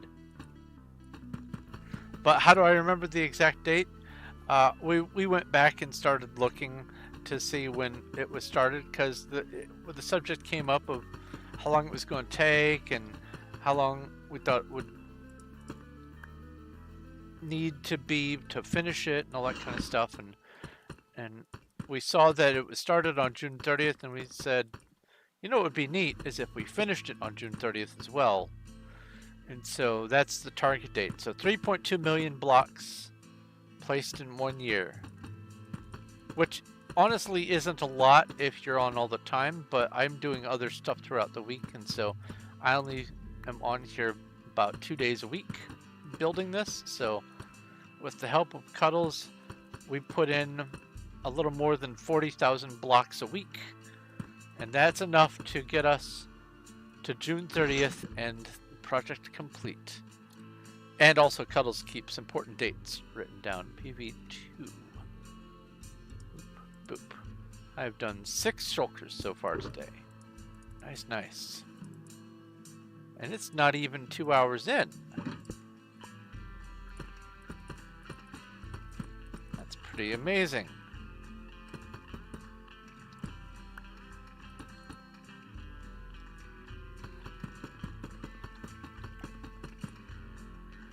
So I'm thinking what I'm going to do for my redemptions for the rocket fuel is just go ahead and set up a default sound.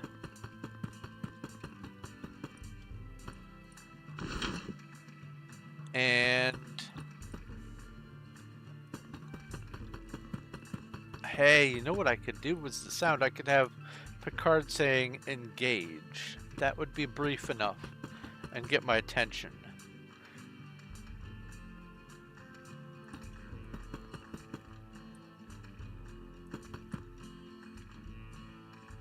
And that being the case, instead of calling it rocket fuel, maybe I could call it warp fuel. We'll see. We'll see how things line up. But anyway, I do need to make it so that I have an audio cue whenever someone does one of the channel point redemptions, because I won't always see it right off the bat.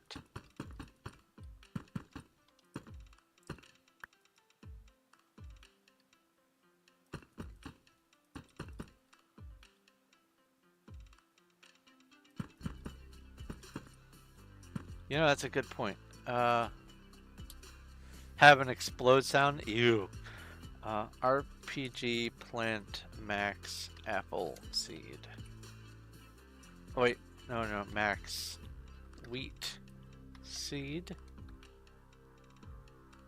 I only have 7. Okay. Oh, pokey catch, and then RPG plant 2 wheat seed, and then RPG plant max apple seed. Oh. RPG crops.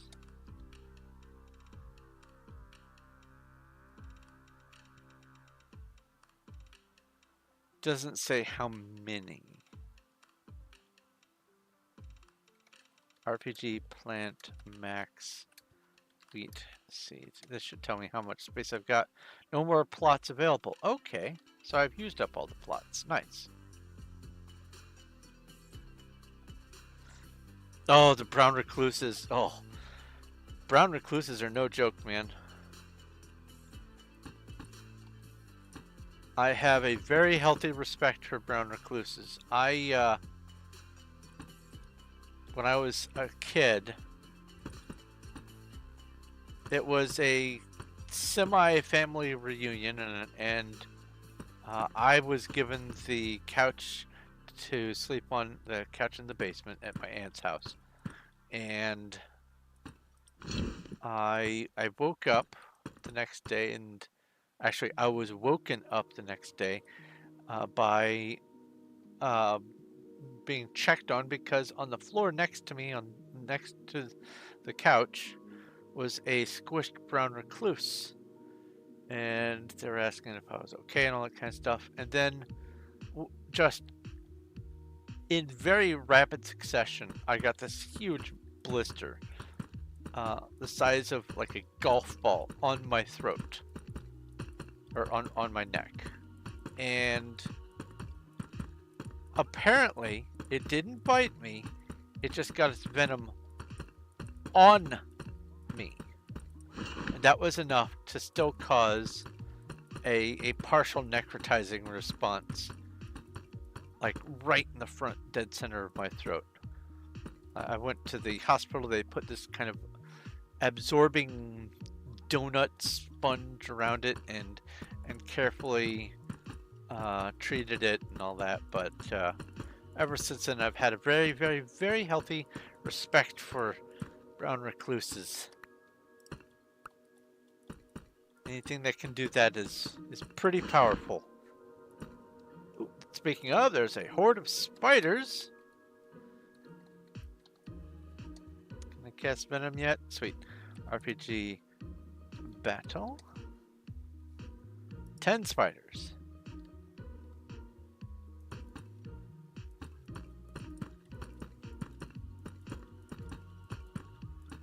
But yeah, Jeff, if you are not aware, I am also multi-streaming on Twitch at the same time. And I've got like Pokemon and RPG games and all kinds of stuff going on in the Twitch chat, if that interests you.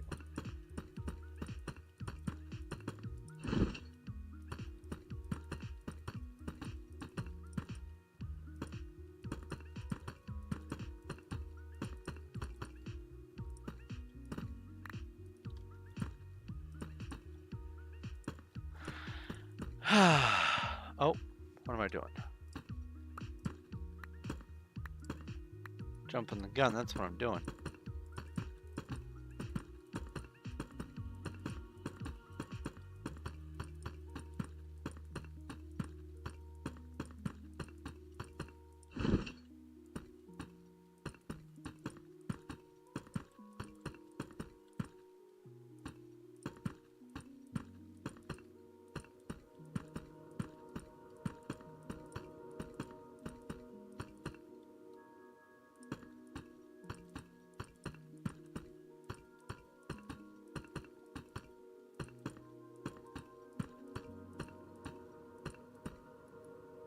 Doop, doop, doop.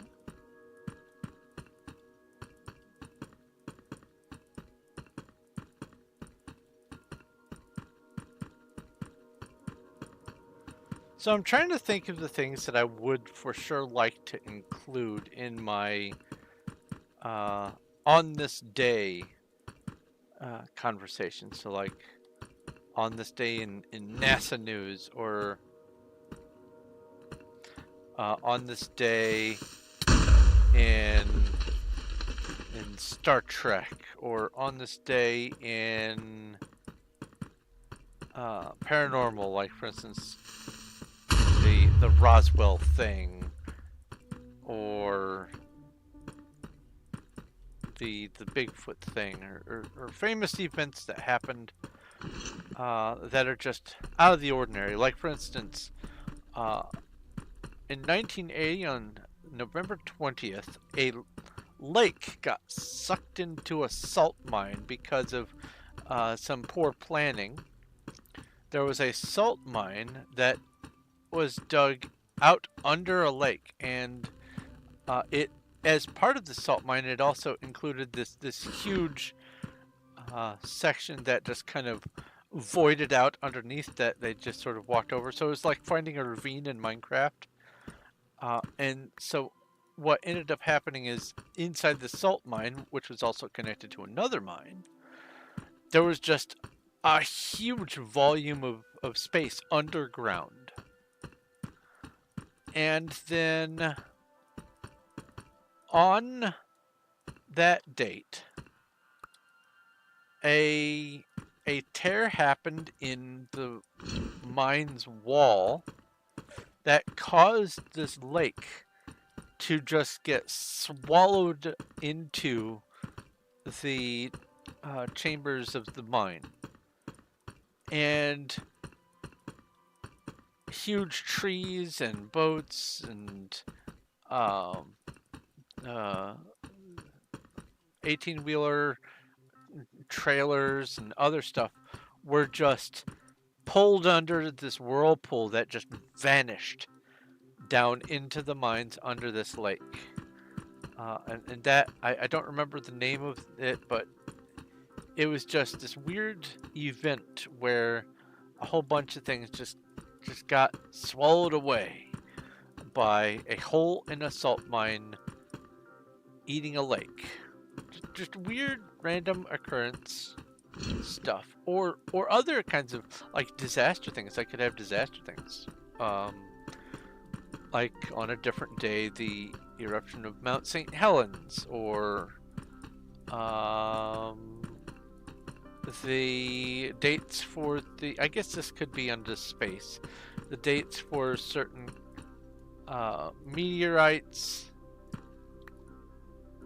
like the one that blasted out windows over in Russia not too long ago. Other stuff like that. I'm going to start accumulating data for those different types of things. And while I could expand to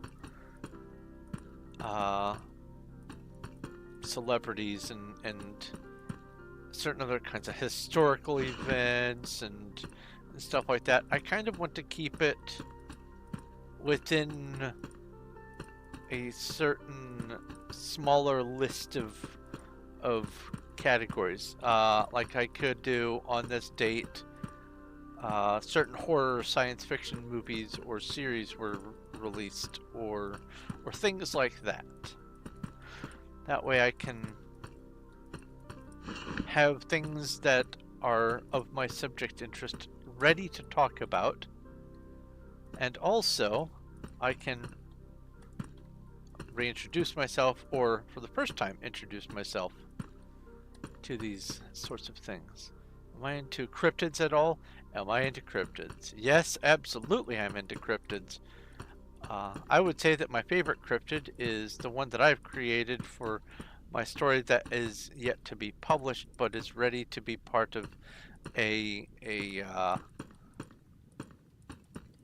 one of the next 3 books that I'm going to be publishing. It's called The Matchstick Man. And I'm thinking actually of cheating, since I have The Matchstick Man done largely, except for a little bit more editing. I'm thinking of using it as one of the things for my monthly Patreon member access. Because what I was thinking was I could focus on doing the short stories that are going into that book and just force myself to finish that book sooner by honing in on just the stories that are going into that book. And then I could include, as the monthly releases, I could include some of the already finished ones.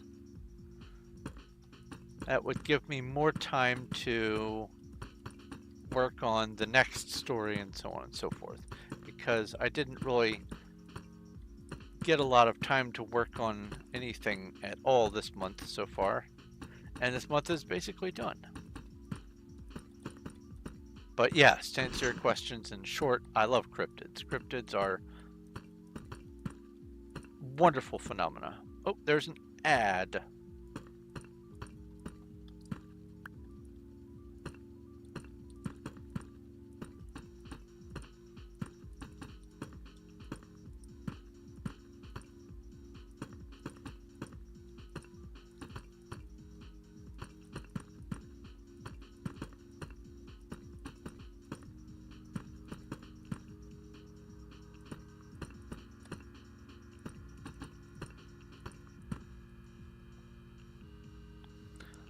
Drink some drink.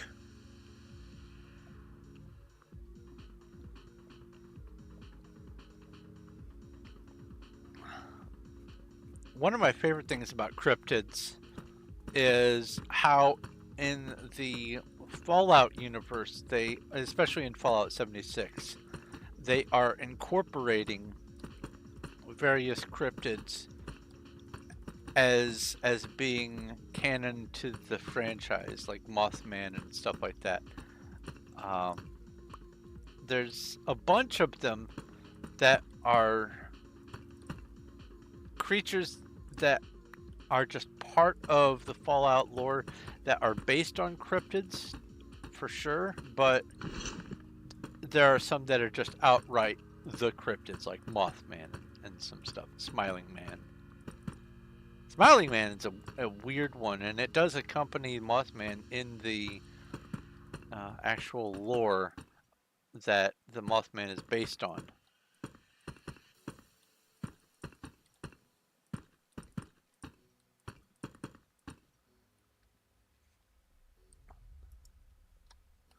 Ooh, there's a horde of werewolves. RPG battle. Oh. RPG make 10 silver throwing knives. Oh. RPG make 10 silver throwing knife. I don't have any silver bars whatsoever, so never mind.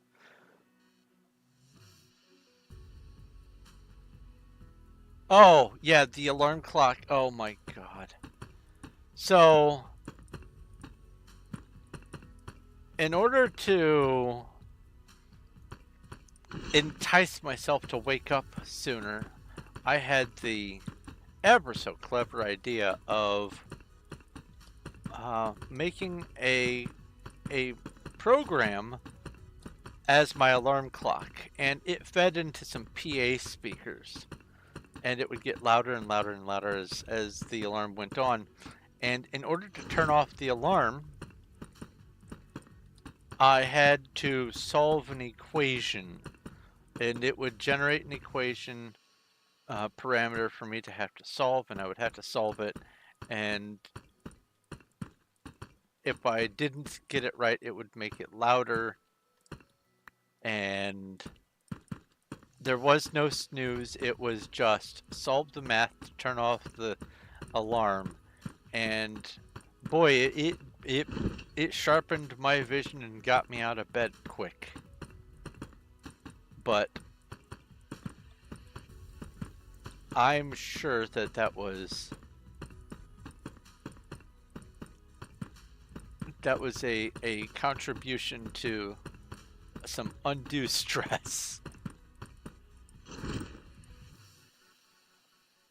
Oh, there's a Silicobra in Twitch chat. Pokey catch. I almost did RPG catch. PV2. 7 shulkers done today, baby. That's awesome. That's 7 in 2 hours and 15 minutes.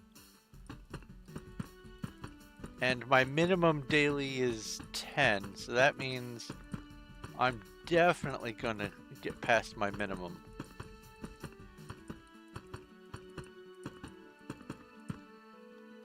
That is a very nice thing.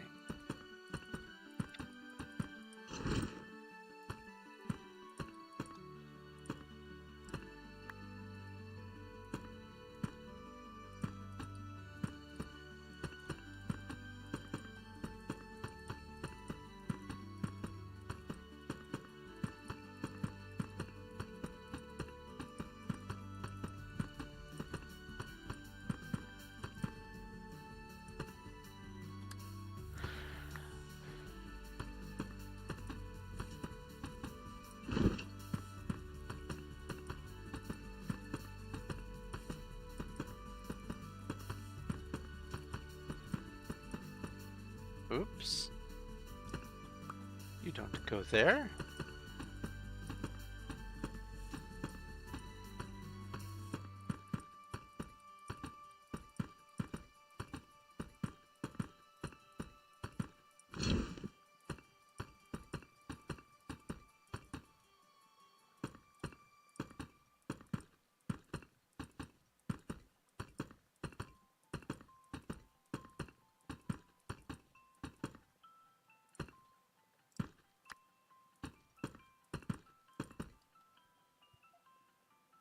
You know what? Let's see here.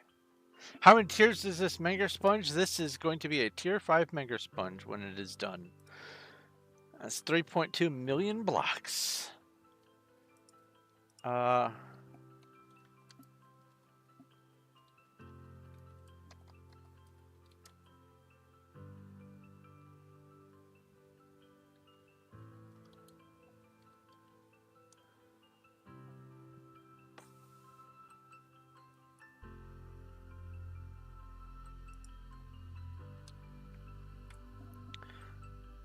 Oh my goodness. So I just looked up movies released on April 29th.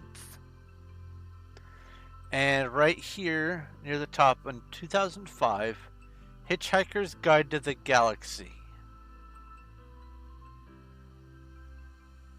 That is wonderful knowledge.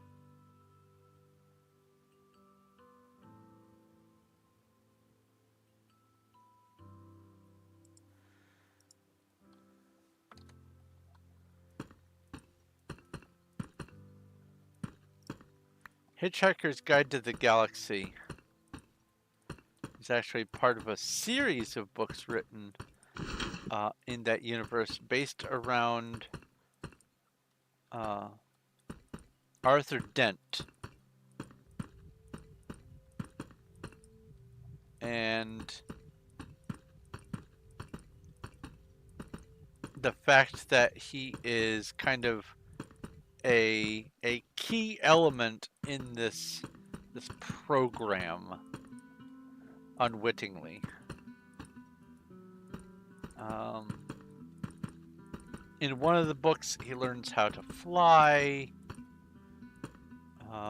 In another one, he has been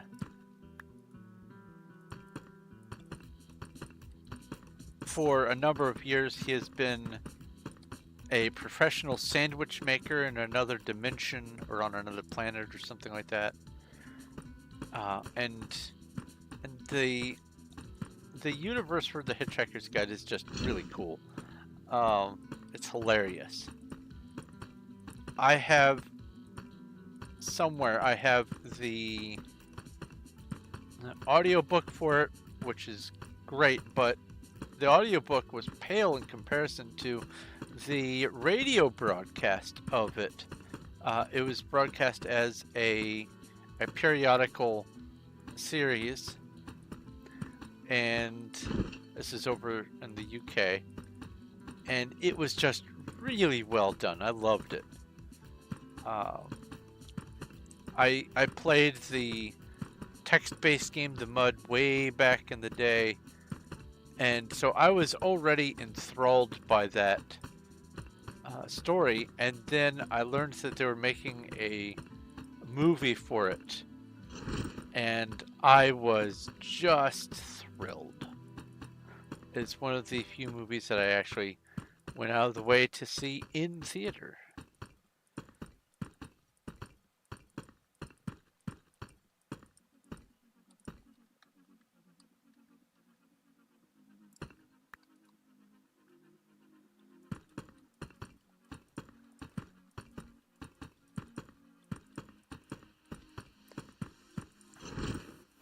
One of the characters' names in there is Zaphod Beeblebrox. And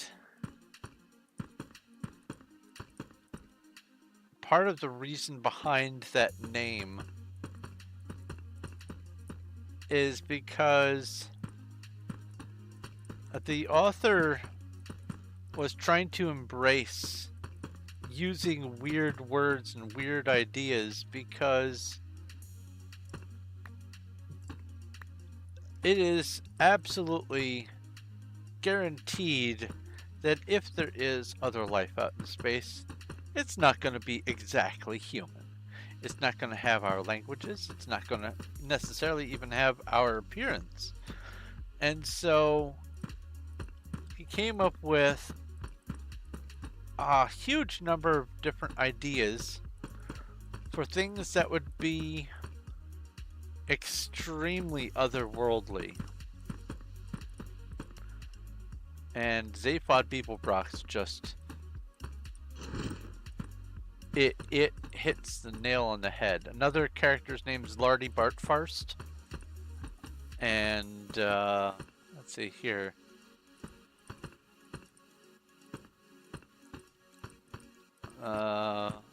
The Vogon Destructors, and the was it the Bug Bladder Beast of Trawl, all kinds of things. But it also follows the same sort of idea that authors at the time were coming up with for sci-fi names. So he tried to fit in with those sort of same things, because I mean, there's also like the Doctor Who stuff that was popular, and Daleks and all that kind of stuff, and there were all of these space monsters and all kinds of stuff, and yeah, he just basically he wanted to have fun with it. He had a story in mind. He came up with how he wanted it to play out, and then in order to start fleshing things out, he just spent an awful lot of time and effort coming up with hilarious words and just bizarre names, and it turned out into this just wonderful thing. I love it.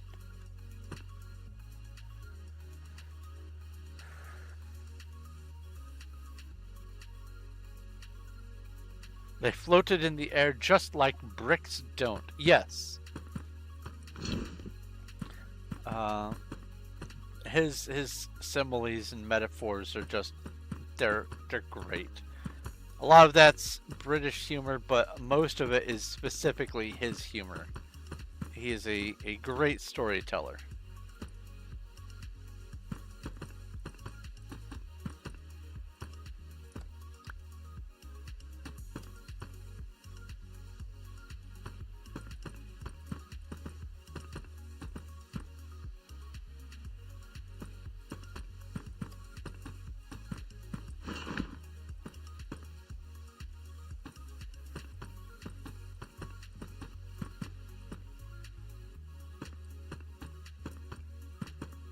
Now, what I would like to be real from the Hitchhiker's Guide to the Galaxy is the Pan-Galactic Gargle Blaster.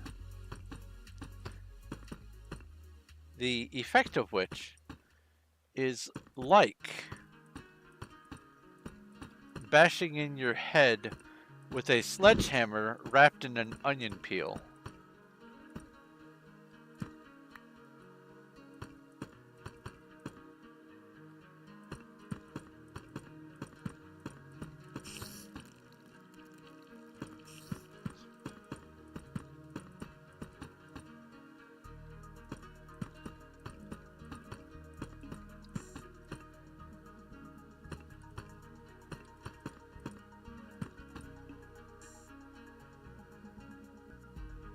You can play Zork as an Easter egg? Oh no. In Black Ops 1 you can play Zork as an Easter egg. No way. I did not know that.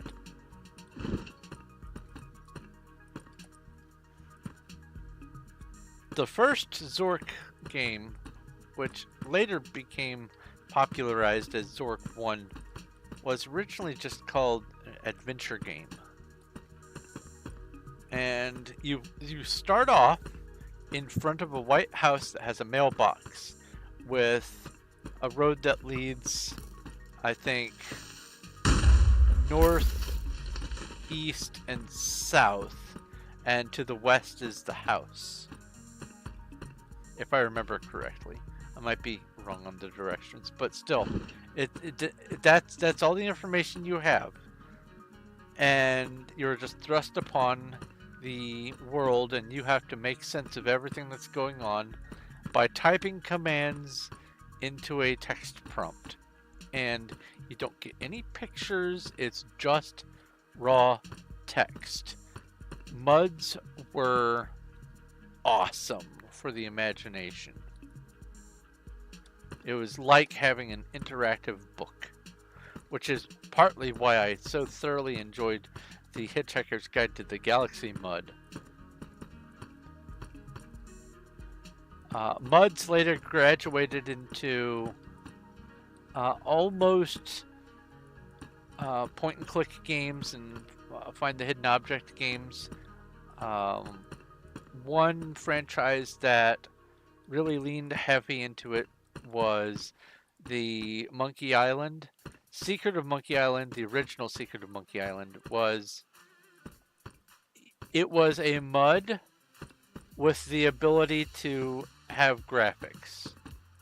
It has since been re-released, and it still technically is that same sort of thing, but it definitely leans much heavier into the graphics. But MUDs are where some of the best stuff got started.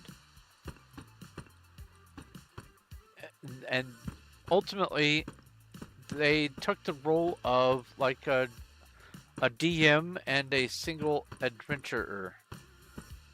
And the DM had to interpret what the adventurer needed to do, and what happened when the adventurer does something, and they tell you just in text, just like if a DM was telling you in words what happened when you enter the cave, whatever. MUDs were great. If I can manage to find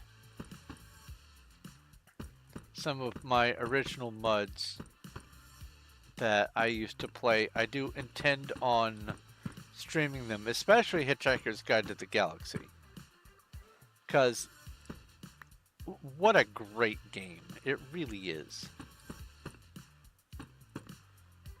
And there's stuff that happens in the MUD that absolutely does not happen in the story, that it just feels like it belongs. It's really well done.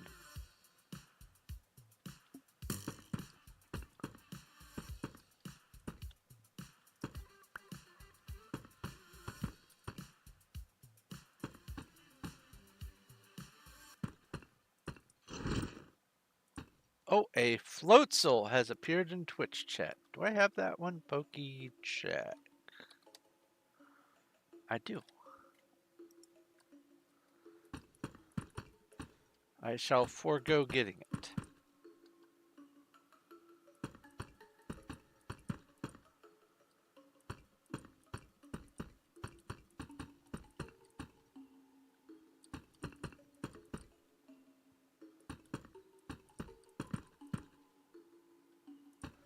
Oh, you know what?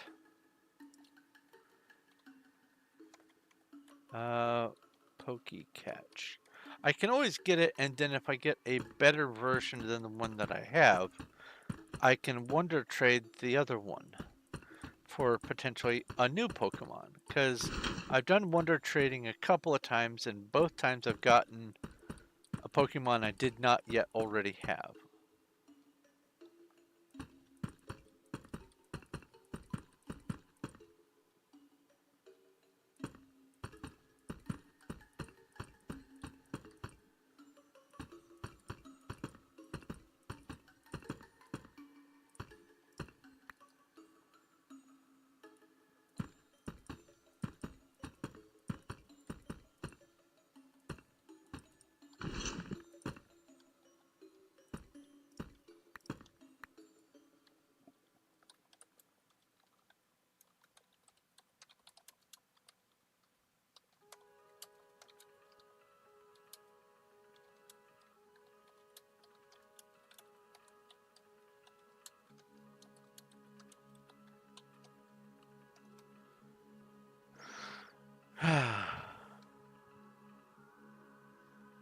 Flipper Zero.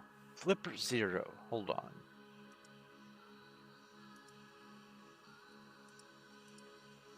Flipper Zero.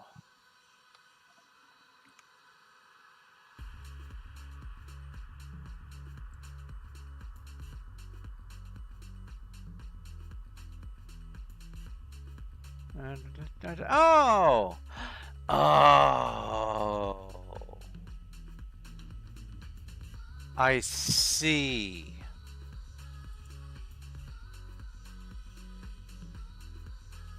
That's the thing, like a Tamagotchi on steroids.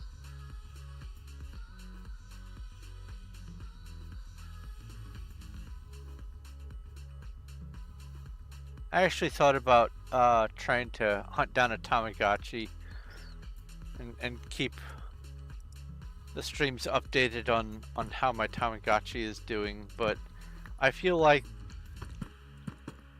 if I can't show it, then it's not as impactful, and I don't have any good sort of camera setup to be able to do that.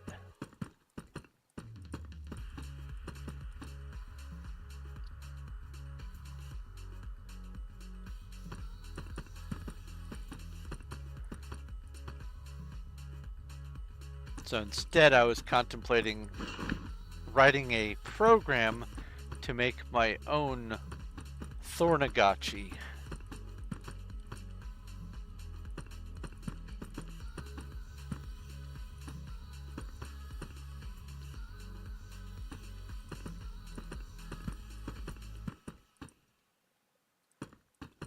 And who knows, I might write the code for that on stream.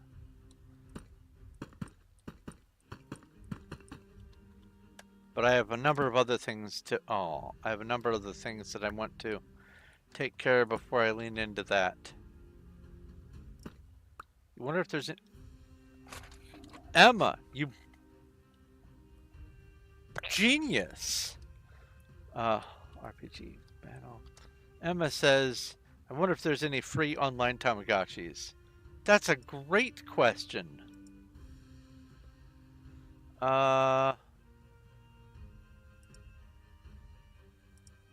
Free online Tamagotchi. Tamagotchi play game online. Arcade Spot, Itch.io.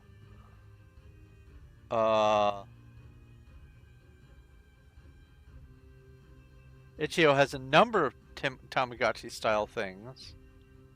There's an app on Google Play. Why was Tamagotchi banned? This would cause owners to take their pets with them wherever they went, which resulted in distractions in their daily lives. This caused many schools to ban the use of Tamagotchis. And now there's cell phones. Oh well.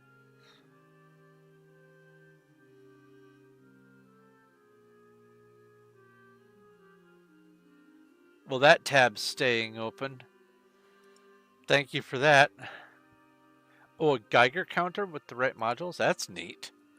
A Tamagotchi that can read microsieverts. That's awesome. What would be even more awesome is if the radiation had an effect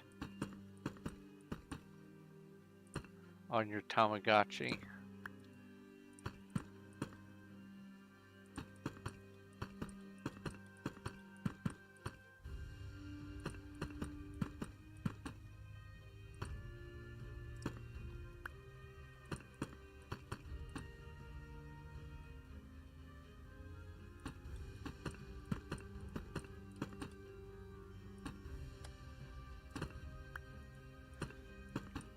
If I were really clever, I would make a modernized Tamagotchi style game for smartphones that implemented more modern activities, like having to take your pet for a walk based on your phone's GPS and being able to tell that you've taken it for a walk and that sort of thing.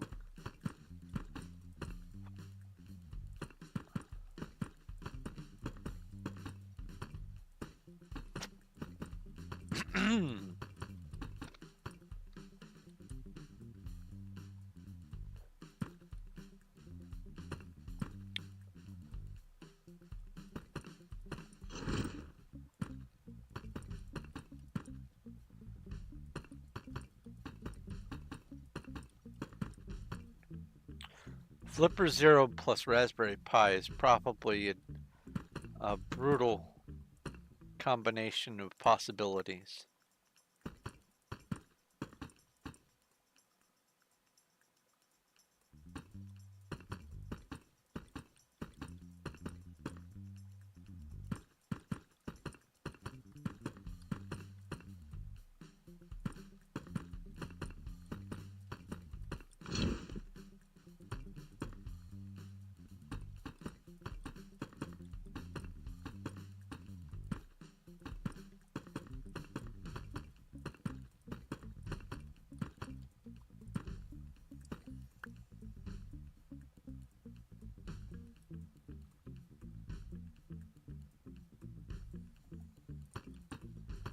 You can create first and second gen Pokemon and trade them to the actual cartridges. That's great. Oh, Flipper Zero runs on Raspberry Pi. Ah.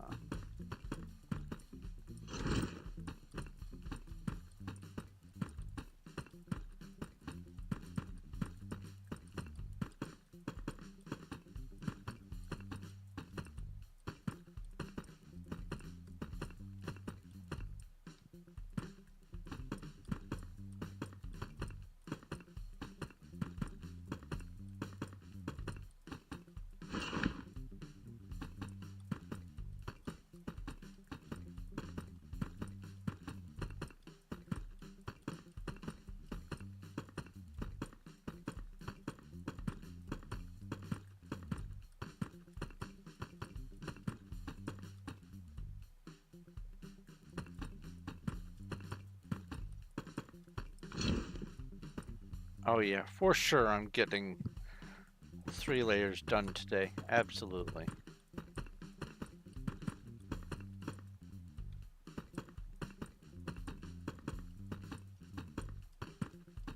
Glad I made all those shulkers.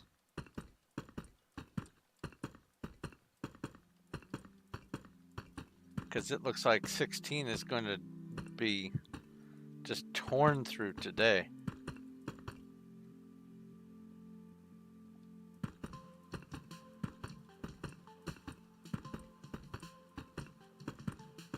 Yeah, I never really got huge into circuit making. I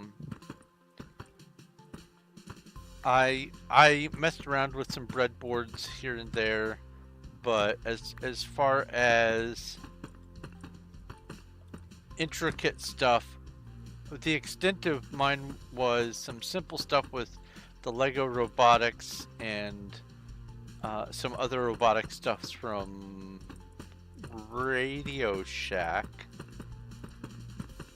and most of the stuff was kind of built in, and I didn't have to do much circuit work. It was just coding and connecting wires.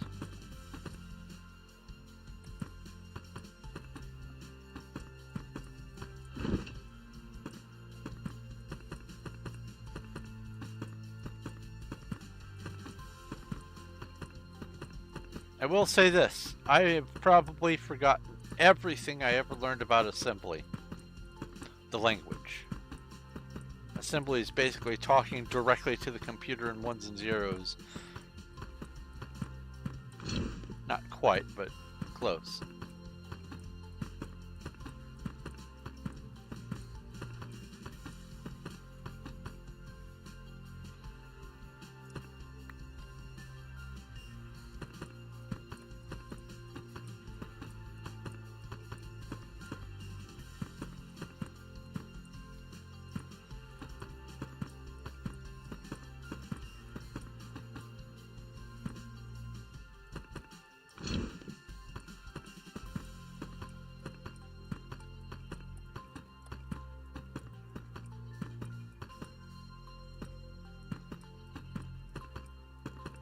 That is one thing that I've noticed. There's some programming languages that are just intuitive for me, and others that I go back and I look at code that even I wrote myself, and I'm looking at it, and all that's happening is loading circle in my brain, trying to make sense of what I'm staring at.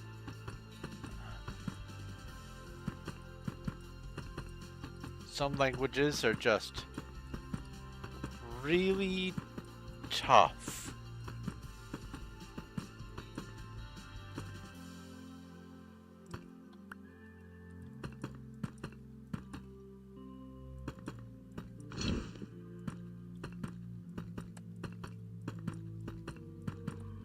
All right, so it was 141 experience. Let's see here. It's still 141 experience. I have been on the server for 2.5 hours, and none of that has counted towards playtime experience.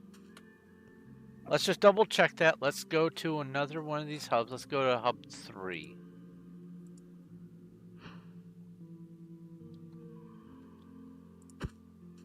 Still 141. I just don't get it. Oh, you know what? I'm going to try this. I'm going to disconnect. Become the 278th player online and reconnect. I want to see if doing this twice. Are you kidding me?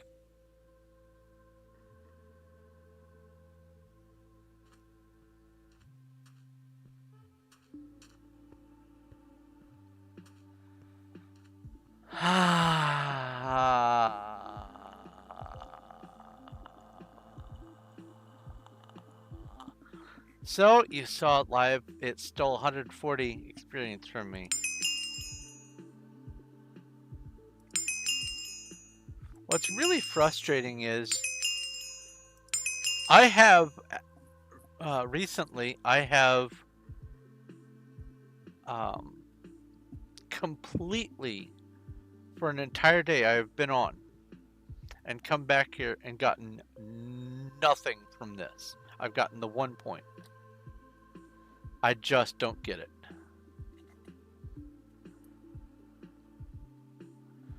Wild. Sudowoodo has appeared in Twitch chat. Pokey catch.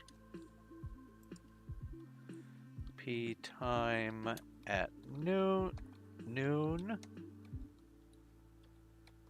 P weather clear.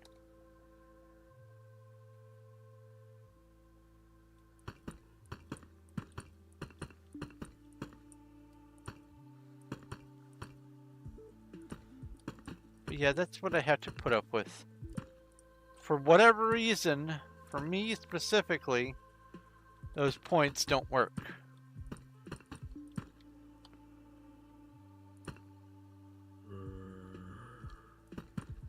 It did start happening when I got YouTube rank. It actually did. That is exactly when it started happening.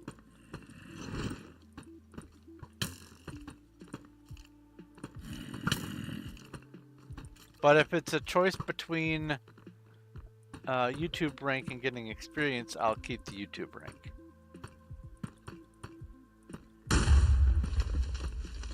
Kaboom!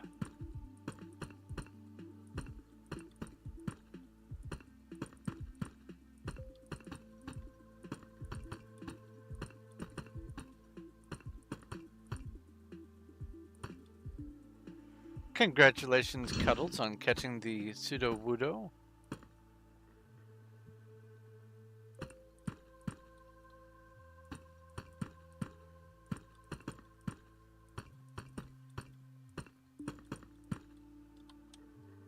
Oh, that's that corner. Yeah, I was familiar with what this Pokemon was. This is one of the rare occasions where I've encountered this Pokemon before.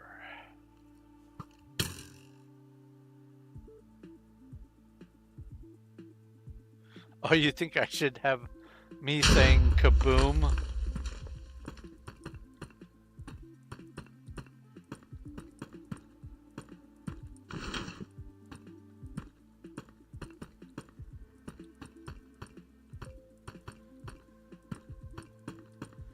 I had thought about making it be a sound from like Minecraft or something, but I want it to not be confused for anything that I'm playing.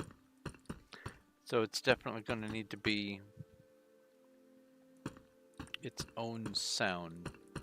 And the more I think about it, the more I realize I do for sure want to separate the Streamlabs sounds from the channel points and shear sounds.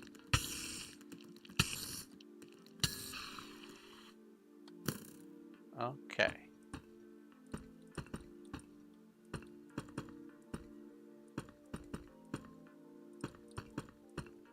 And I think, honestly, I should have one sound for Stardust Redemptions, one sound for Rocket Fuel or Warp Fuel, whatever I'm going to end up calling it, and then one sound for Bits. That way each thing is its own separate audio cue.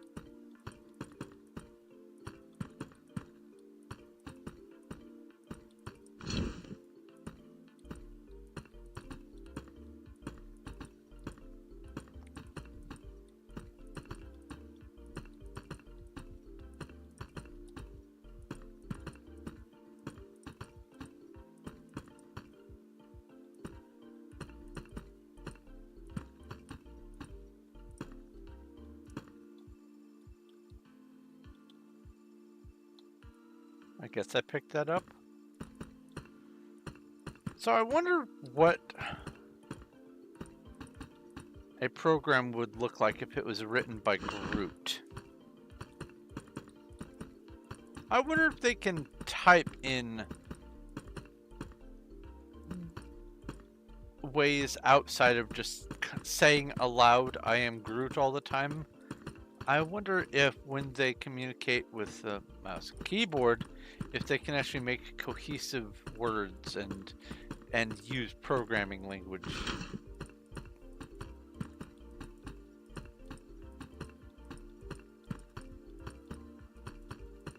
Because I am Groot is,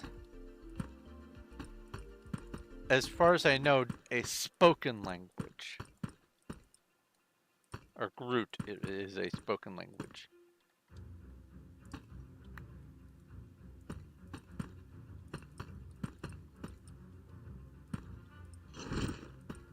So I don't know how it translates to writing, or if there is a written form of Groot. There may not be. You're going to change your skin, huh?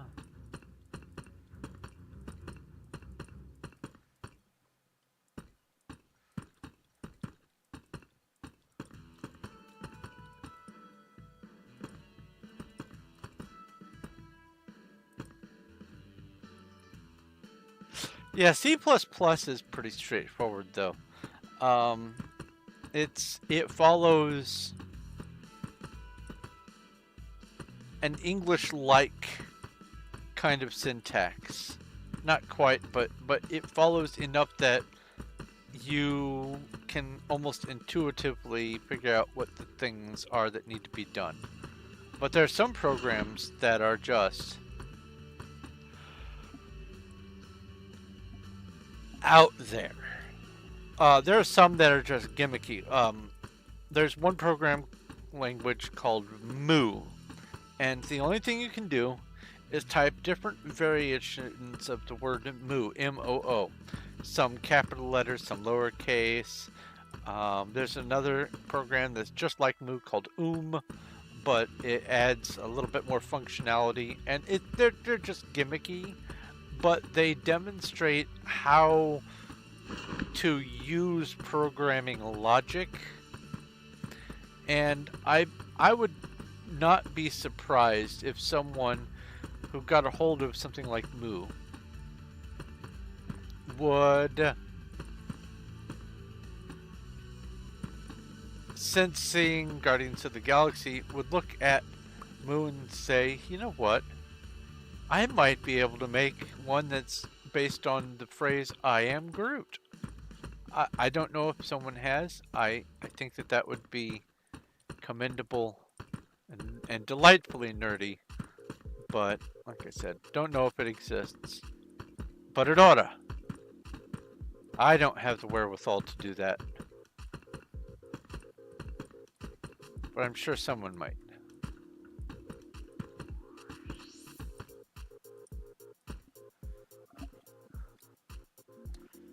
Werewolves! I do not have any silver throwing knives.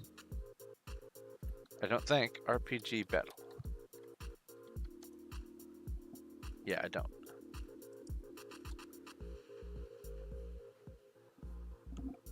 Oh. Well, that's the end of that mug.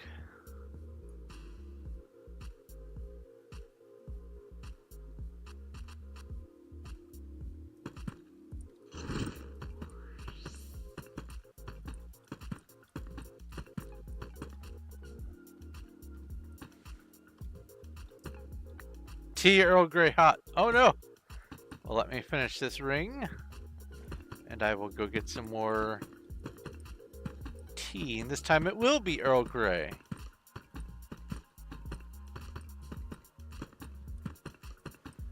I've recently reordered some Lapsang Souchong since I ran out. So that should be getting here soon enough. Probably the beginning of May. Lapsang Souchong is kind of a shunned drink because in order to make it, it has to be the tea leaves have to be smoked, as in like smoked hickory, that sort of thing. Not smoked as in consumed by way of lungs. And as a result of that process, it can add some toxins, but it's so good. Lapsang Souchong is just one of the most amazing things in the world. Alright, let's see here. RPG boss battle. RPG Raid Desert. RPG Make to Glass.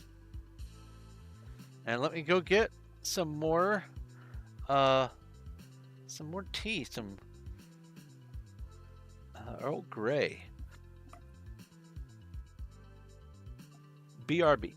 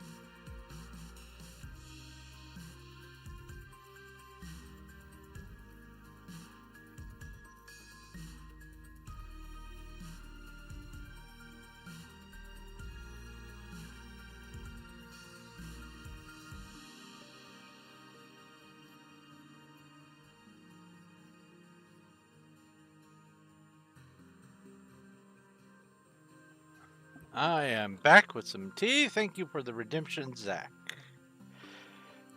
Alright, we have a horde of sand crabs RPG battle.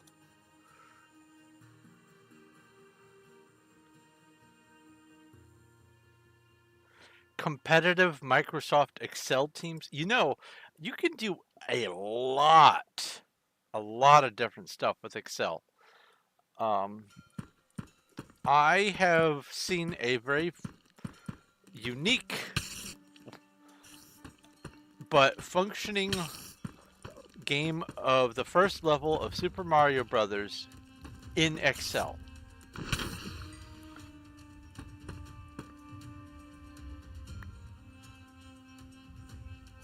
That is just crazy. Using a spreadsheet to play Super Mario.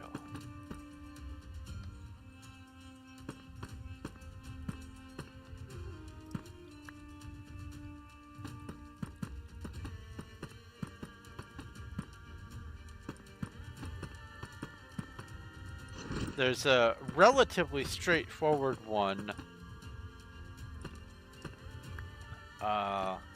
where someone did the game of life, the Life Genesis game or whatever that used to come with Windows, where you put some dots on the screen and hit play, and it turns into this sort of petri dish of movement. That one's pretty wild. But yeah, I've seen some amazing things come from spreadsheet magic with Excel. It's an art form.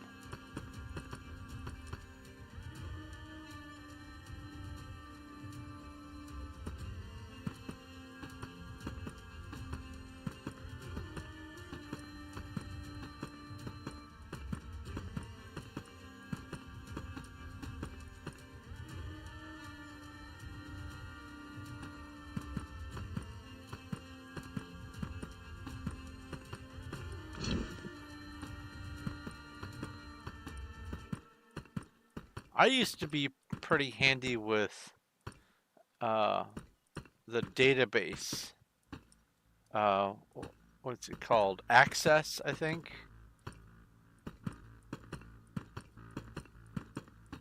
I did some pretty neat front-end stuff with that.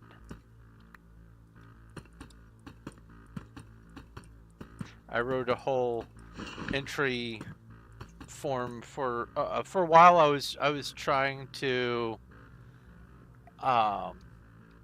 make a comprehensive list of abandonware and freeware games, and put them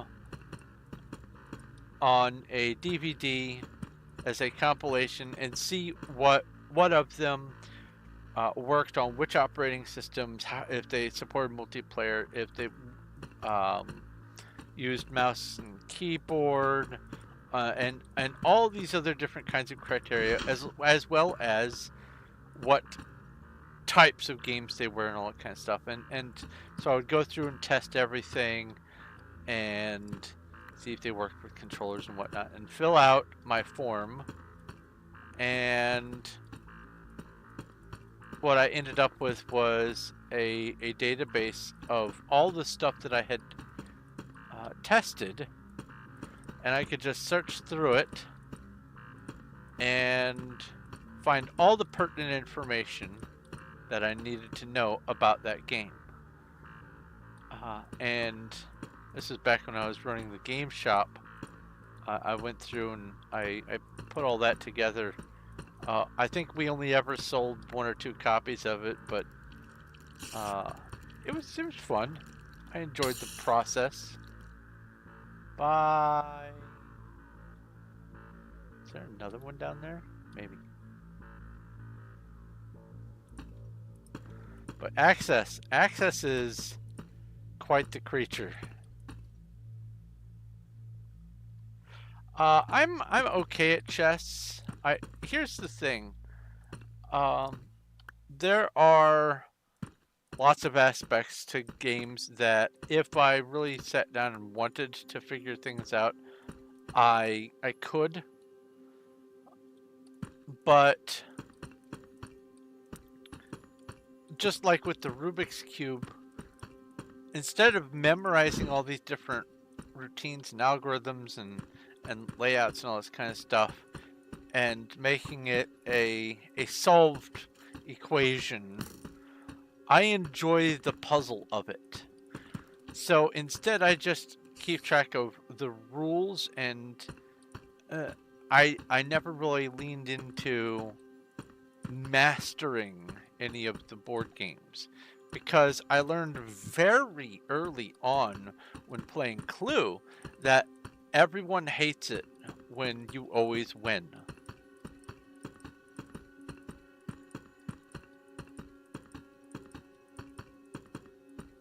And so I had to figure out how to learn and play games in such a way as to still have fun with them. So instead of figuring out how to be a master at chess or checkers or Uru or any of the other games, I learned how to play them. So I would say I'm okay at checkers and chess and all that, but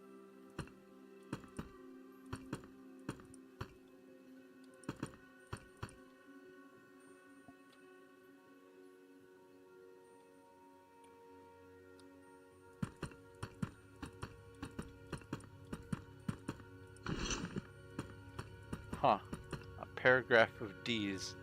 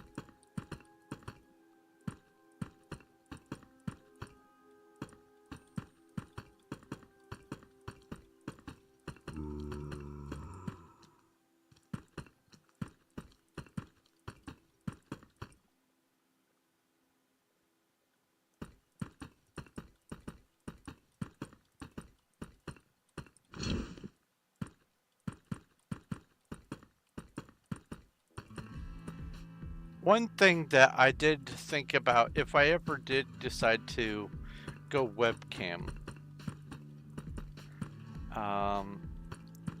is have a couple of Rubik's Cube redemptions. One to scramble a cube and one to solve a cube.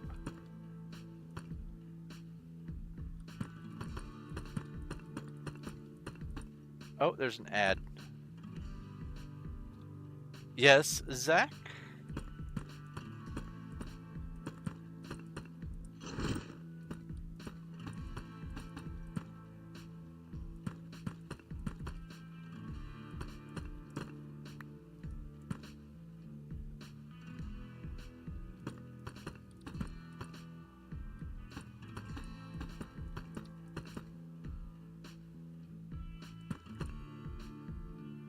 Was there a second dad joke redemption? Let me check.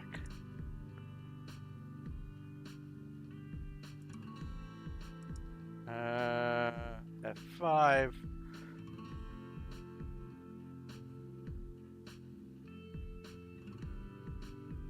Redemptions. Okay, so there were no more on there. I did do the dad joke from the channel points redemptions.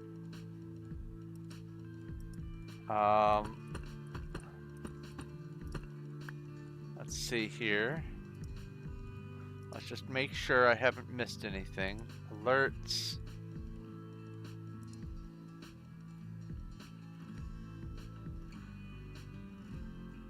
Channel points.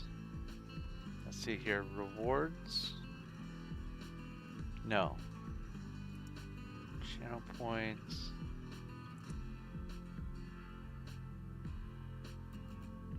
Review requests queue.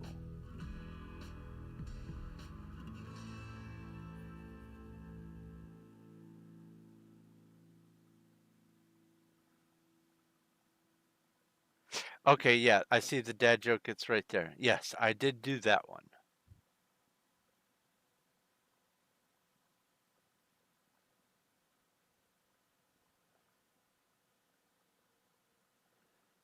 I wonder if this page auto updates. I'm going to keep this up and see if it goes through. What happens if I complete it? Does it give an alert? Complete one.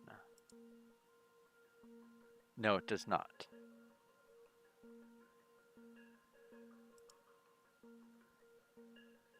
I have completed all of these. So let's just, I don't need to delete them, I don't believe. Let's just leave them as is.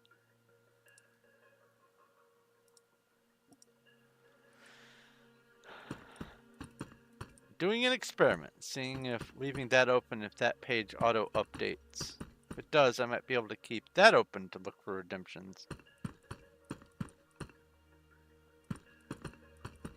But I think tonight or tomorrow or something, I will probably just need to buckle down and put up a default sound for now whenever there's a redemption, and just a default image or animation, and refine it later. That way I can get a sound alert whenever they are redeemed. Oh, a horde of boars! Oh, I missed the boars.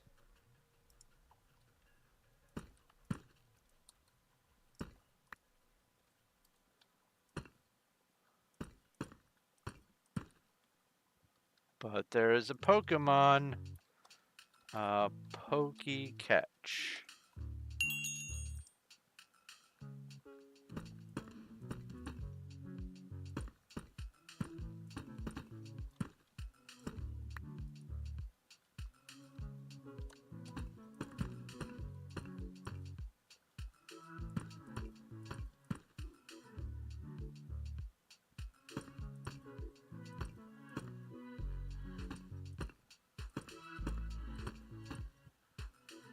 Okay, that's that layer done. Sweet.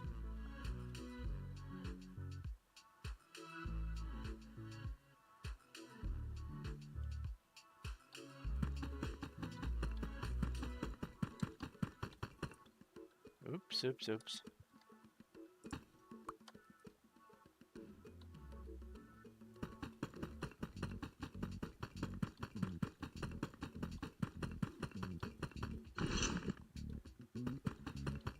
But when it comes to chess, I did have one game where I just had the perfect game. I mated them in five of my turns. It wasn't probably the most perfect game possible, but for me, I was proud of it.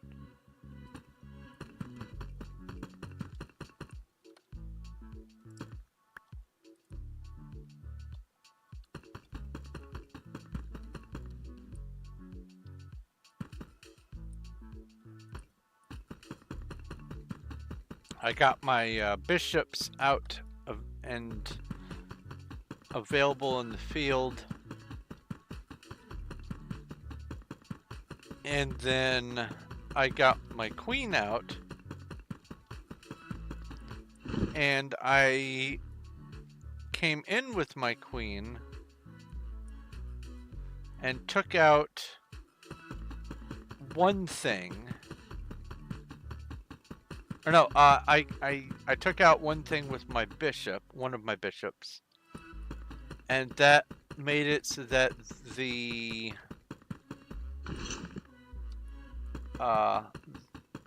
their queen came out and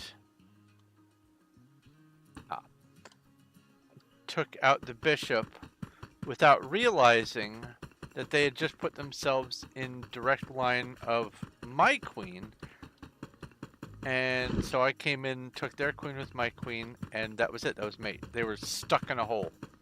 They couldn't castle. They couldn't move into any of the available slots because they would still be in check. And they were already in check, so it was a 5-turn checkmate. I was really proud of it, and I've never done it since. Especially with that person. People tend to only fall for something once or twice.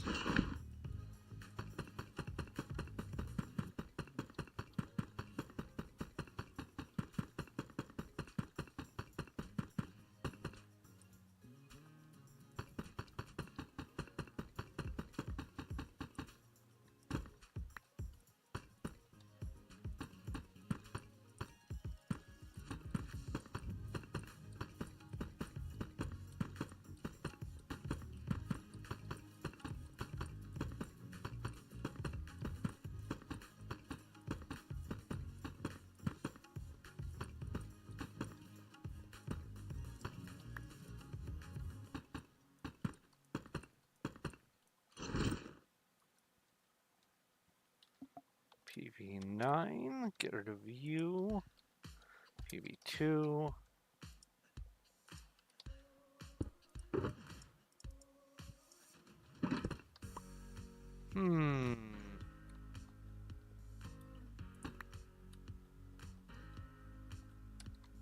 The programming part of my brain has discovered a bit of a quandary. I have set up some redeems for being able to cause me to play an extra hour longer. And I have set up some redeems for just wrapping up the stream early.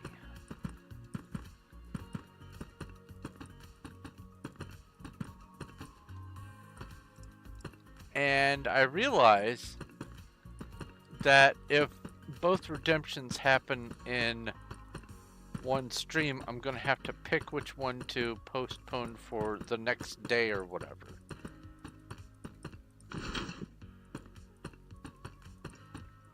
I think because of how it would have to work, on the day that the play for an extra hour is redeemed, by default, I will play the extra hour and then just forego a stream the next day, unless the person says that they want the other way around, to just play extra hours the next stream. But then that also can add to a compounding effect of delays. So I think it's going to be probably better, especially because the take a day off redemption is hard to accomplish. I think I will make that one roll over to the next day if there has not, or if there has already been a game extension redeem. I think that's the best way to do it. I'll probably end up just playing it by ear because I don't want to step on any toes, but I think I do need to set up some sort of conditions for that, especially because some of them can't communicate with each other, and I can't make some of the redemptions only be redeemed once per stream or whatever. I can do that with the channel points for sure, but bits are different, and the Stardust from Streamlabs are also different, so I'm gonna have to ponder this for a little bit.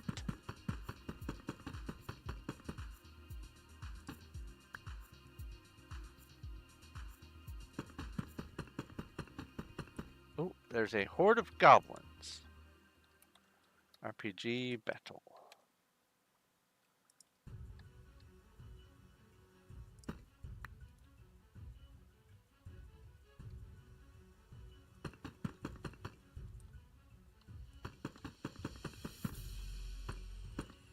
Really? Right here in front of my chiseled deep slate?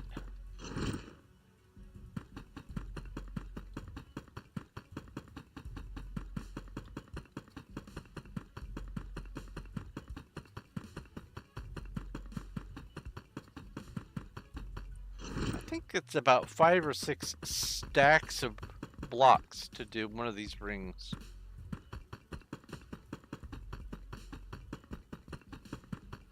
Because I think it's 3 per long side.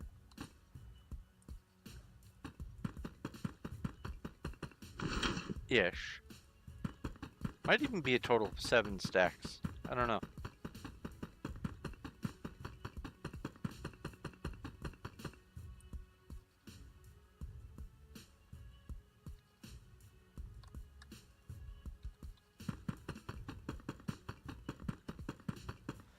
Yeah, with the different currencies, I want there to be some redemptions that are unique to each currency and some that overlap. That way people have options to be able to maybe do multiples, like if they wanted to save up Stardust and rocket fuel to make me play for 2 extra hours in one day, then they can save up the 17,000 in each one and make it happen.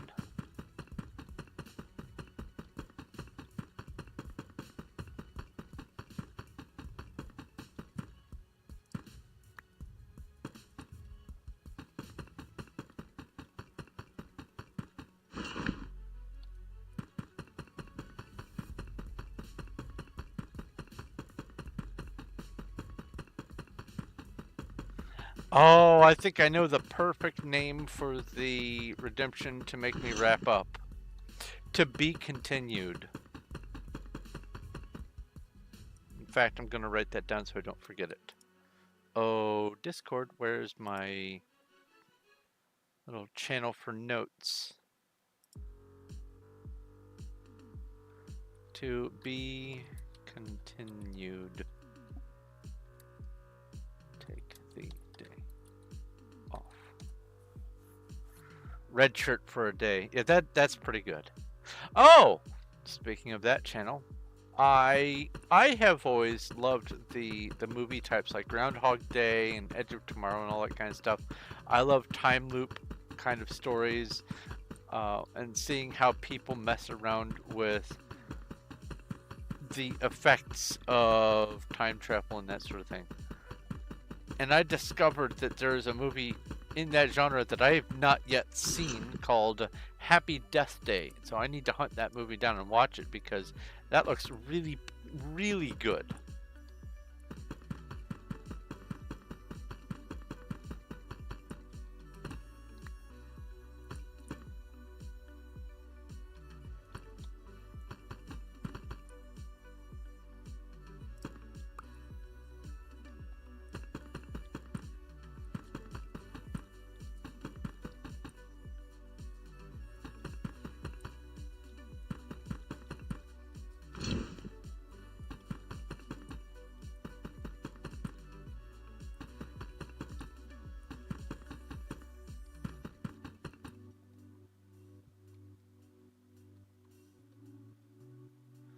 Oh my goodness, I forgot to put torches on this layer.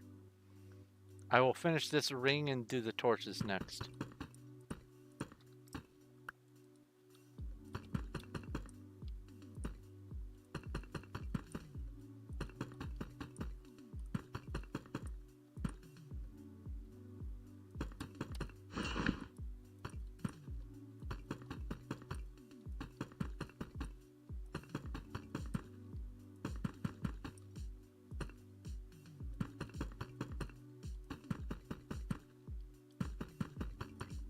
On the subject of other board games, I did get exceptionally lucky one time in a 3-player game of Chinese checkers while my two opponents were kind of duking it out, I was just sort of being unobtrusive, and then they left the perfect arrangement that they didn't realize they had for me to just hop one of my dudes all the way from one side of the board to the other in one turn. I was so thrilled, very proud of myself.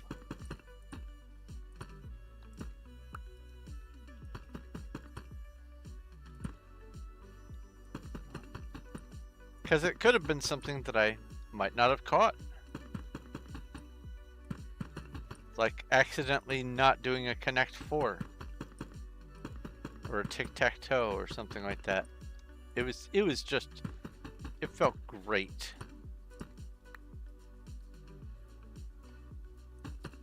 And the thing about Chinese checkers is, it's up to a 6-player game. So the board can get really chaotic.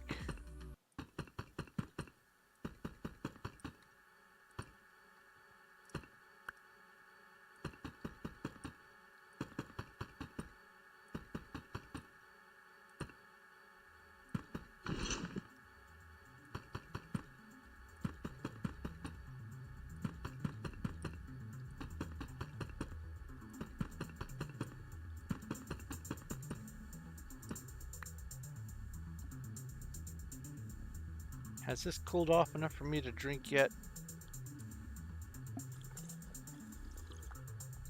Oh, it's perfect. All right. Ah.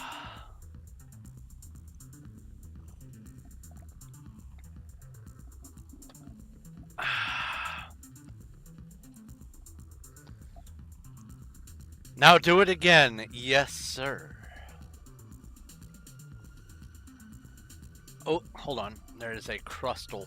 I think that I missed the crustal last time. But even if I haven't, I'm just going to start poke catching everything and then wonder trade.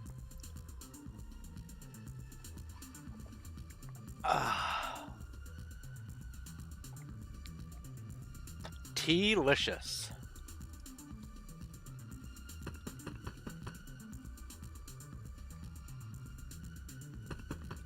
That's how you do it minus the wonder trade? What do you do with all your dupes? Wait, don't answer that. I know what you do.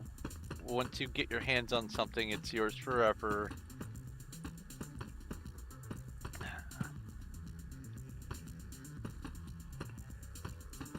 I found this rock on day 1 of my game. I still have it. You have 304 Pokemon? Wait, really? How many do I have?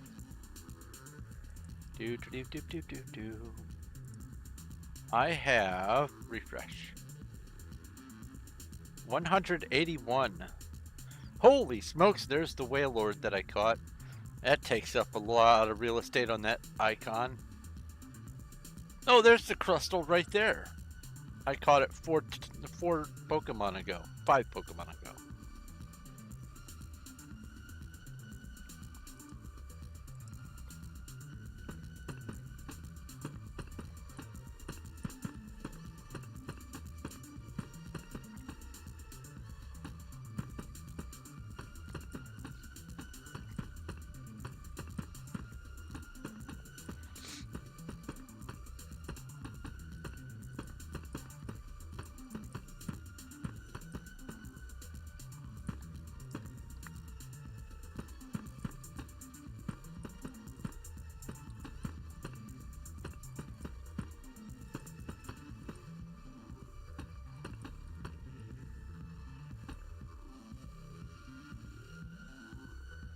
It's mostly hot air. Well, I mean, that makes sense. That would be why it has the much lower weight than it should.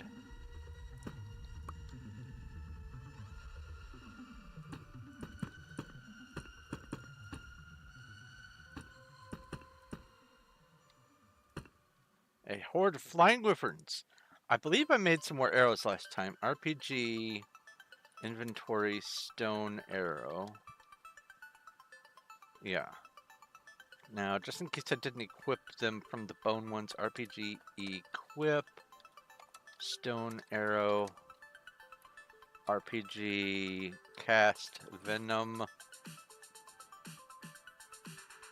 RPG cast rage, RPG battle. Even after that, I still only took out 6 wyverns, but that's still a lot for me.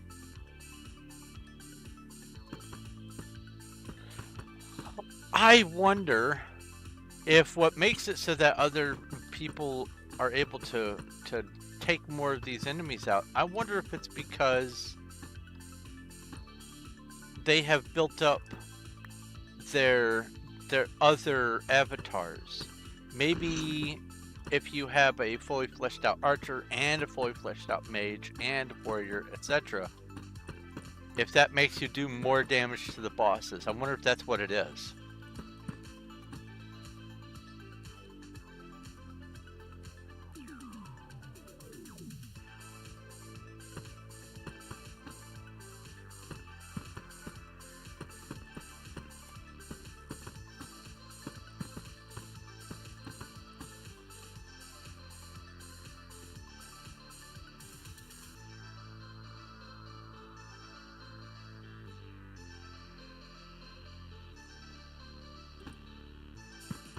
Oh.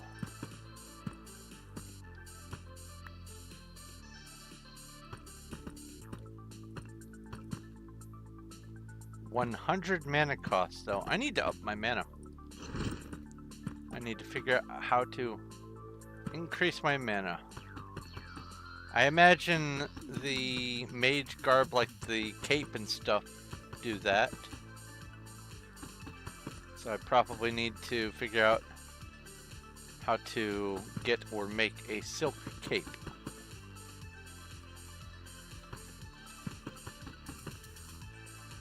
But I do know that I have more mana than I started off with.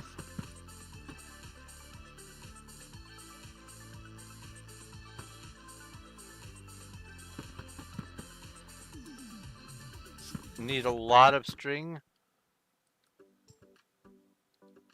Let's see here. RPG make silk cape.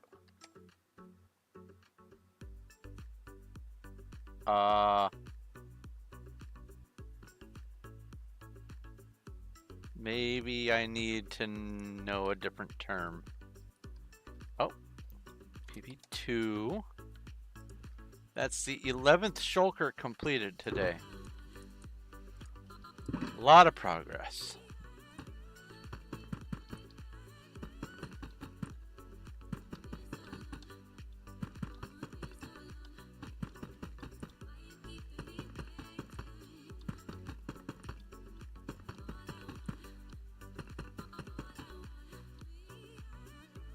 Silk robe top. Okay. RPG make silk robe top.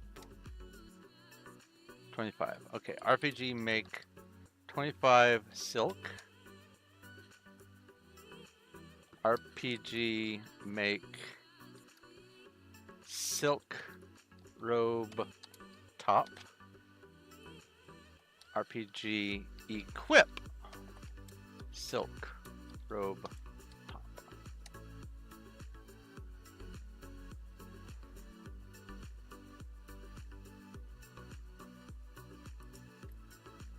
RPG make 10 silk. RPG make silk robe hood.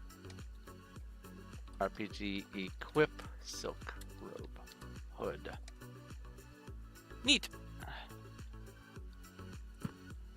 How much string do I have? RPG inventory string. 187.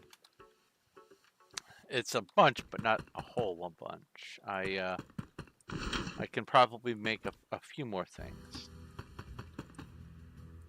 I suppose I should also keep some of the string for bows and fishing rods too. Oh yeah! RPG make copper shield. RPG make 7 copper bar. RPG make copper shield. RPG equip copper shield. Onto their warrior avatar. Okay.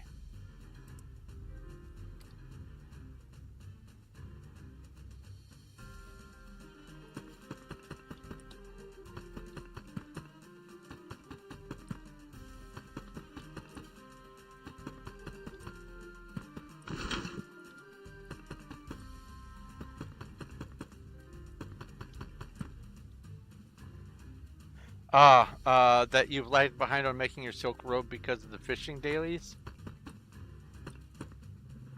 I did see that message.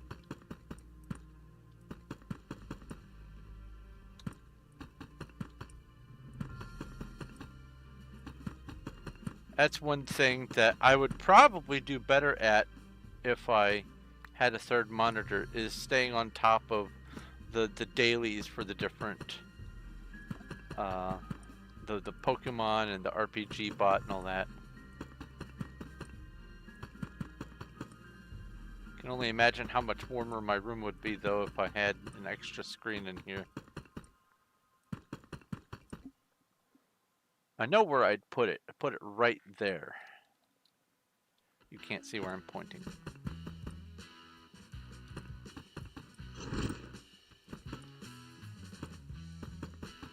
Honestly, if I could manage to put it here without collapsing this,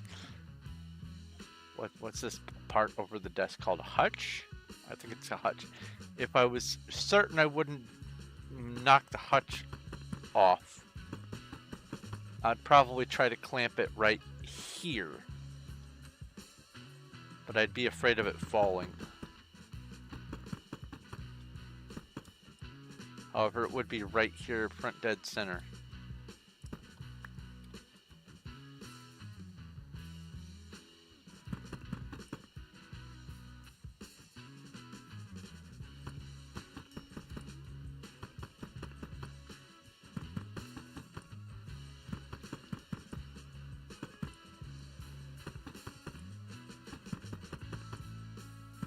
But I suspect that if I had a third monitor, I would still find a way to need a fourth monitor. So I'm just going to make do with what I have. Oh, something like those dailies. Maybe I could look that up and have it on a tablet.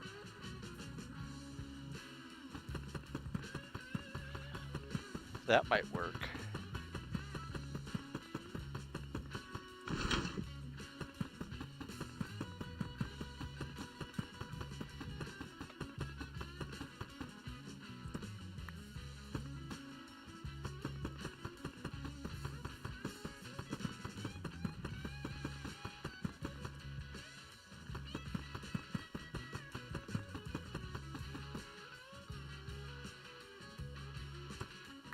That's one thing about me. I don't have a smartphone.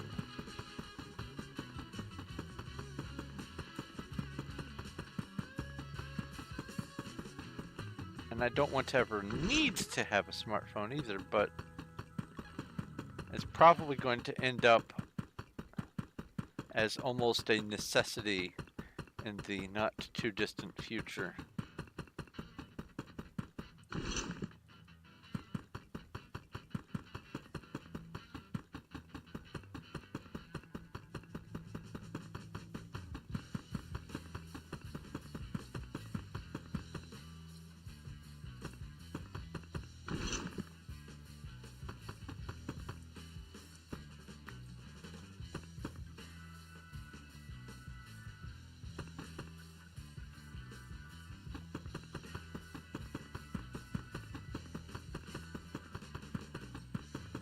A horde of sirens has appeared. RPG battle.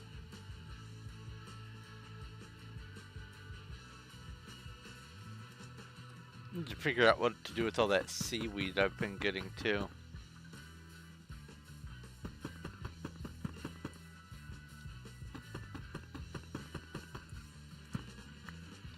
"17 sirens. Woo! Cuddles has rolled a 5. Okay, let's see what I can get. I have rolled a... I just barely squeaked past her with a 7.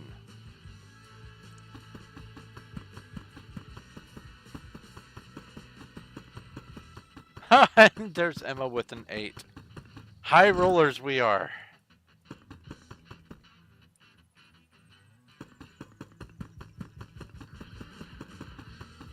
Almost going for Jeopardy rules.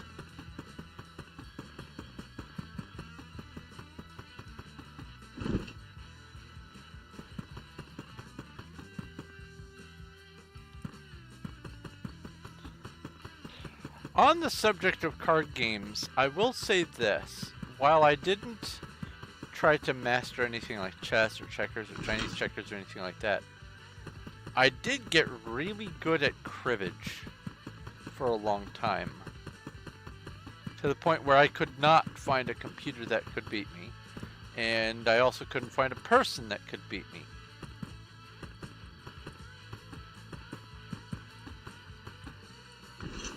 I sort of got into almost repetitious behavior of just constantly playing cribbage all the time. Get home from school, play cribbage on the computer. Go to school, play cribbage with a friend. In the library on break. To the point where I even had a custom cribbage board. Hello, Cuddles.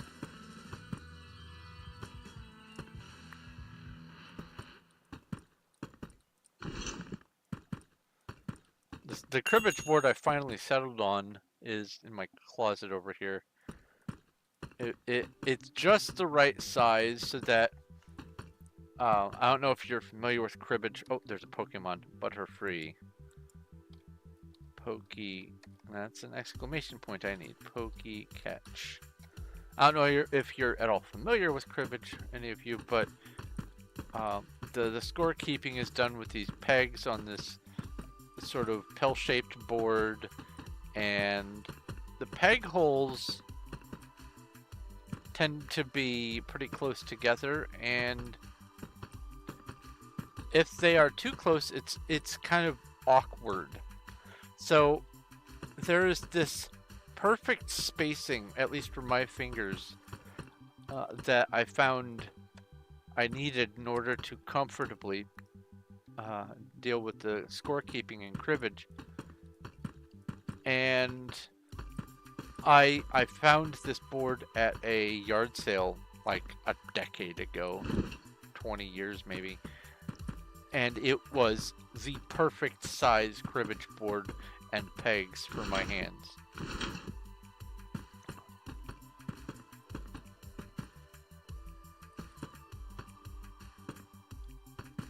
Cribbage is one of those games that's it's a card game for one, but it uses a board for keeping scores and stuff. And there are a bunch of little knick-knack rules that take a while to master all of them, and the scoring is kind of weird sometimes, but if you can figure it all out, it's a really fun game. For me, it was a great coffee house game.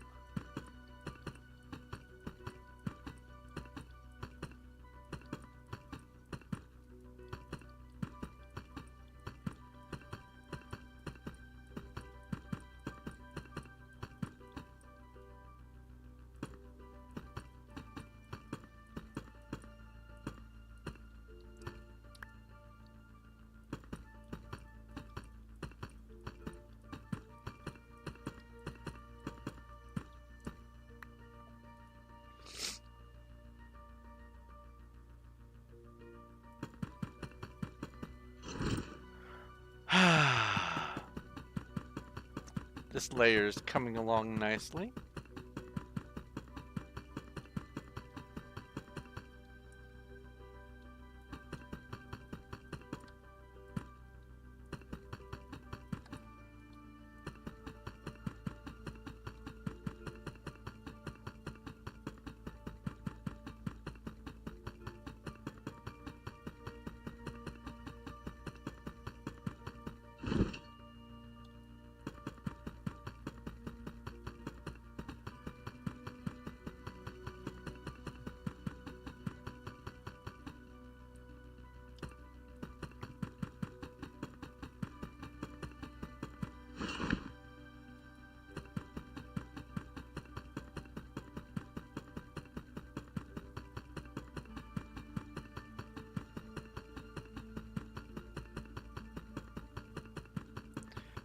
From what I have gathered in the preliminary research,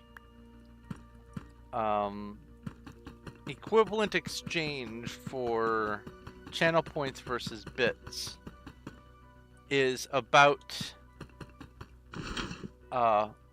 10 bits is roughly 1 channel point. So I have it set up on, or no, 10, wait, hold on. 10 channel points is roughly 1 bit. There we go. Wrong way around. So I have it set up, for instance, on my warp speed or time warp or whatever it is.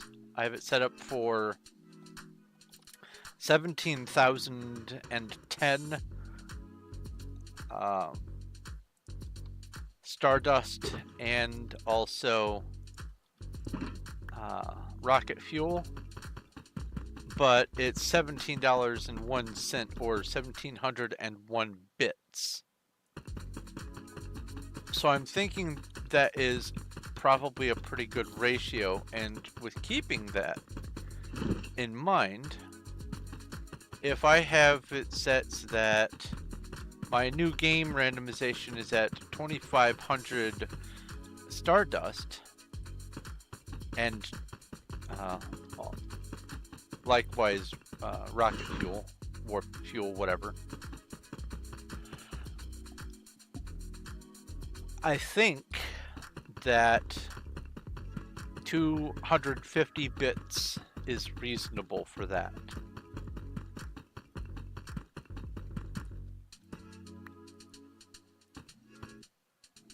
Because bits are 1 bit per penny, as far as I can tell. Thank you, Puffy. Thank you, Puffy. Thank you, Puffy. Where did you get that?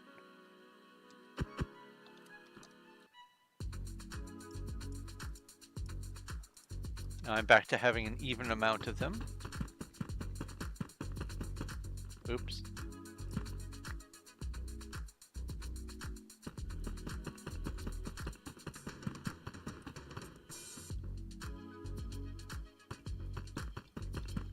But I'm also trying to make some headings for down in the panels below on Twitch. I made the one for Discord. It's an ambigram, and it looks close enough to the word Discord to be passing.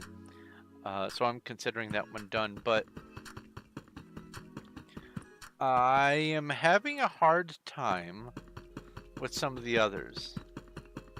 I have one that's going to be either about or about me, and I'm pretty comfy with mostly how I got it to look. I forgot if it's about or about me, but the one for cheering and bits, I'm not sure what I want to call it, because if I do cheer or cheers or cheering, the word looks just terrible. So I've got to figure out a word that also looks okay.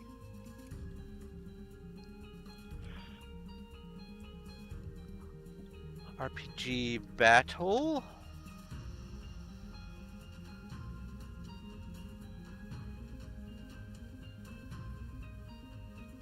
I took out 2 fire wizards. Okay.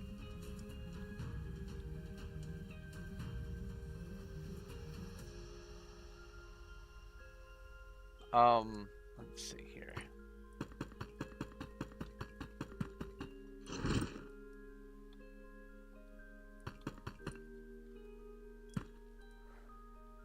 Oh, you know what? That might be a good word. I'm going to write this down on paper here.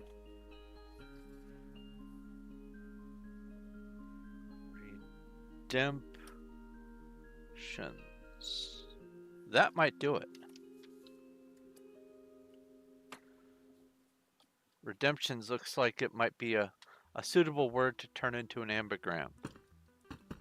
And I can just have a list of the channel points, the rocket fuel redemptions, the Stardust redemptions, and the bits and Streamlabs and all that kind of stuff.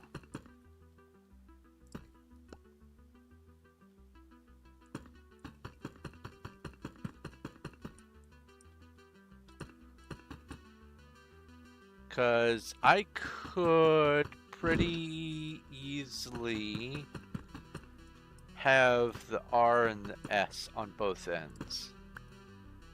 I could even pretty easily have the R and the N on both ends. That might be the solution. Oh, especially with the MPT right in the middle. Yeah.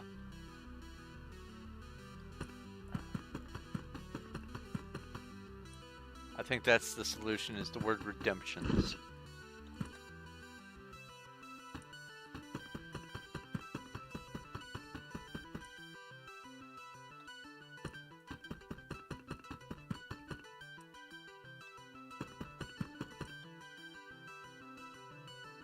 Oh. The wizards have been beaten. RPG boss battle. And RPG raid desert. RPG make 2 glass. Nice. Alright, it's still only 11:30.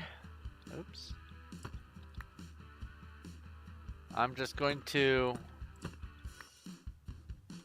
keep going until this layer is done. I think that's a good cutoff point, and then I'll do the torches after. If there's still time. If there's not time, I'll put the torches in after the stream or between streams or whatever.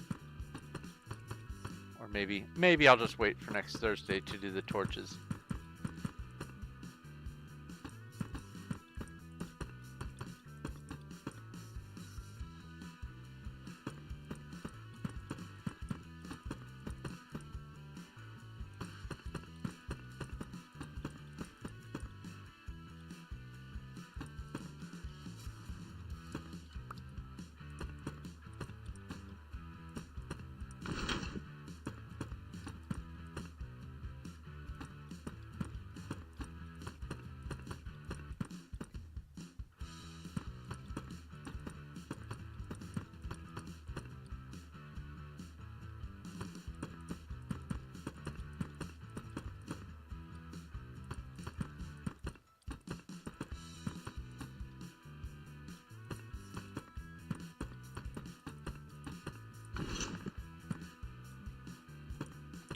So, where this is located, I'm thinking of making a couple of grinders. It's either going to be here or at the Undercity build. Some public grinders, and I'm going to just make a certain point in the claim be mineable by anyone, and have it set up to receive the last block from a basalt fabrication array so that people can just stand there and get basalt.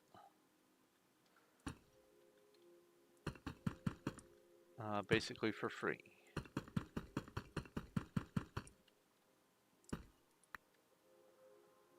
If I could do something like that for cobbled deep slate, I would be more than happy to set something like that up, but alas, cobbled deep slate is not a renewable resource.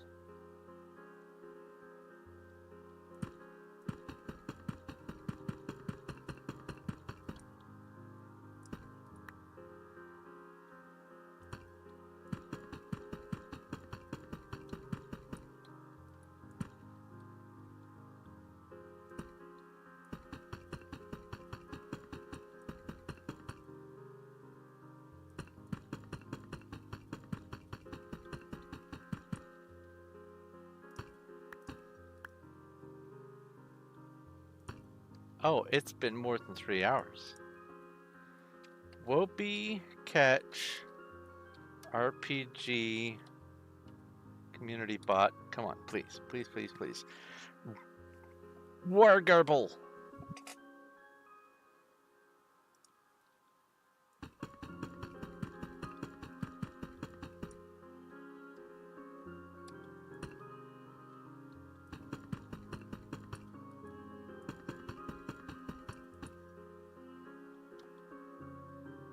Is it because I already have some? Maybe that's it. Maybe the chance is lower if I already have some. It seems to be implied by one of the items that I have.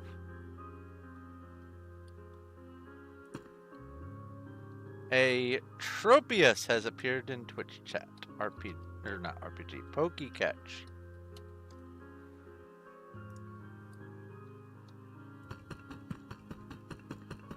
It's either Tropius or Tropius.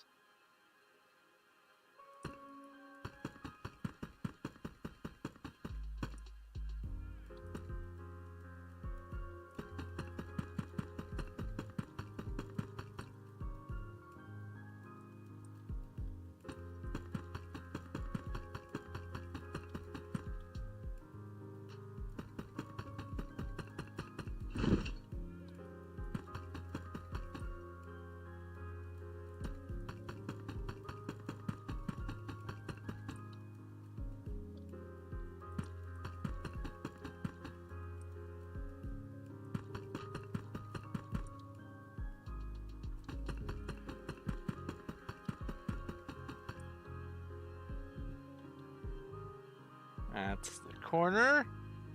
Oh, and this is the front.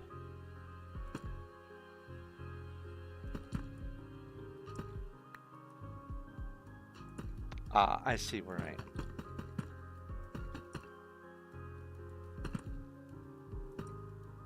No one caught it.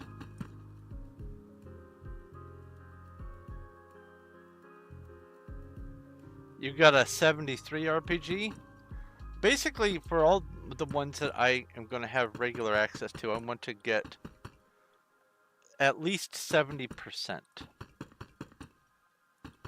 Oh, that reminds me. Discord. List of Whopies by percentage. Outline? Question mark?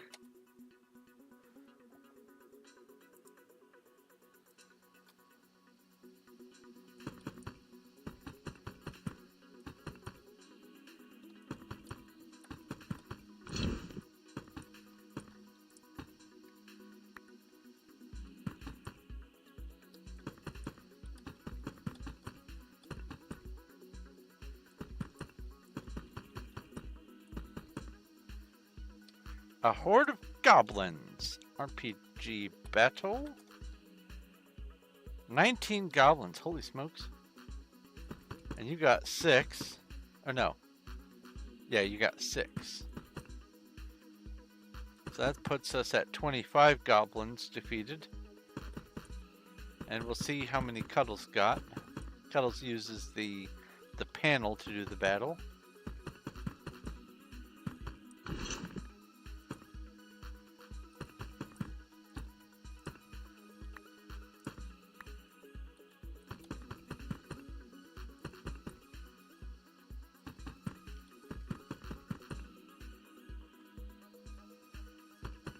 Oh, you don't have to. It's always a pleasant surprise to see whenever it's done how many were gotten. Because I'm sure that you're not the only one who's used the battle button.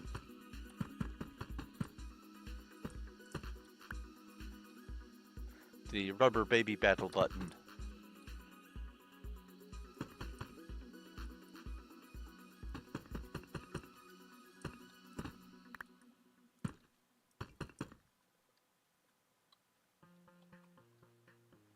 You used to use the battle button until you realized what? Typing in chat gets more Pokemon-y. Ah, yes. That makes sense.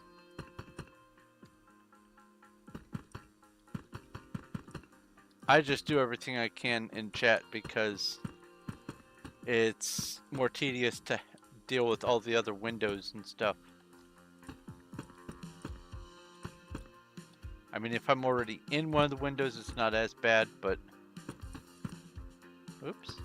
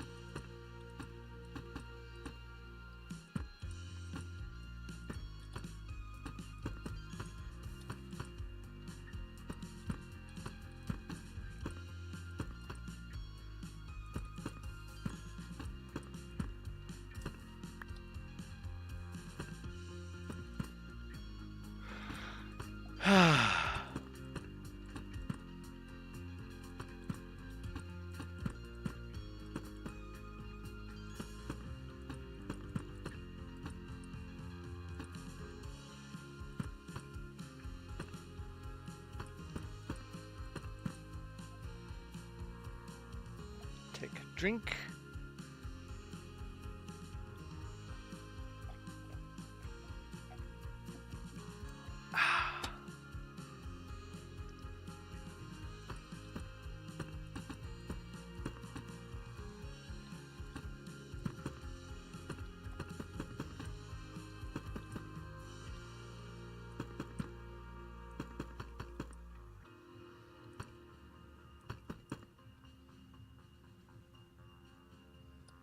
Oh, you keep coming into my area. Oh no.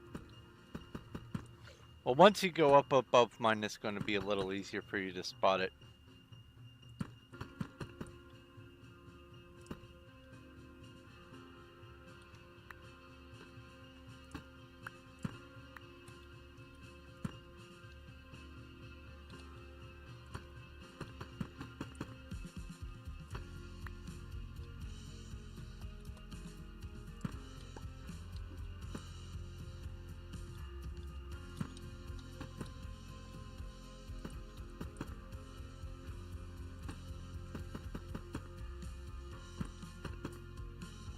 Ah, I see.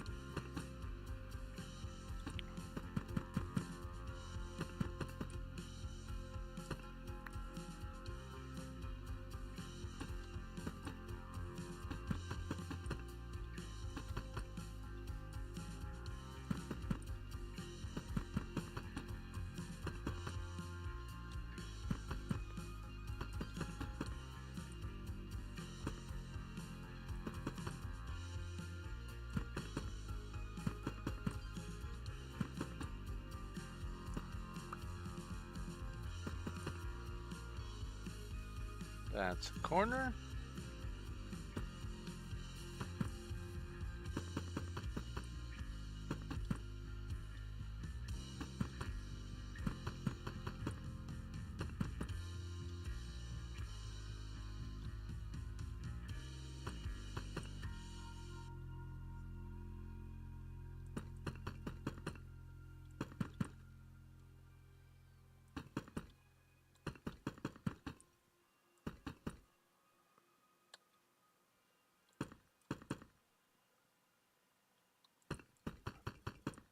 Yeah. And me switching back to here has probably thrown you pretty seriously off. PB2.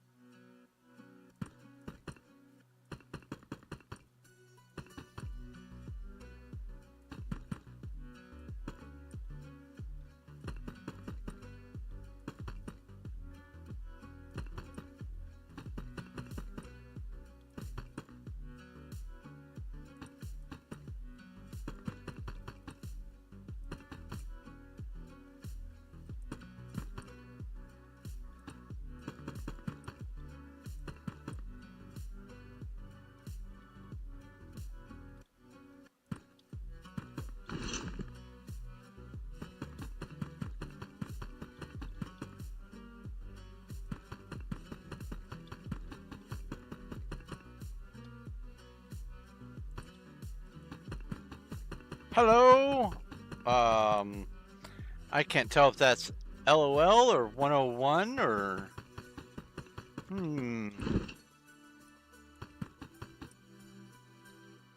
Let's see here. If I do this, and then I come over to Discord, and I go paste, and I go star there, and star there.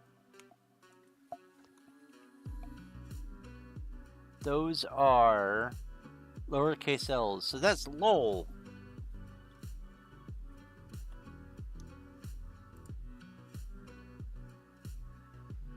What am I doing? I am... Oh, I'm clicking on the wrong things. That's what I'm doing. Ah! Stop it. Oh, there we go. I am... Oh, that's IOI. Oh, that's a capital I. Ah! IOI. I see. Oh, I see. Anyway. I am building a Menger sponge. A huge testament to mathematical nerdiness. On a public SMP server. Oop, an ad break. It is 3.2 million blocks of chiseled deep slate when it is all finished. And it should be getting finished by June 30th.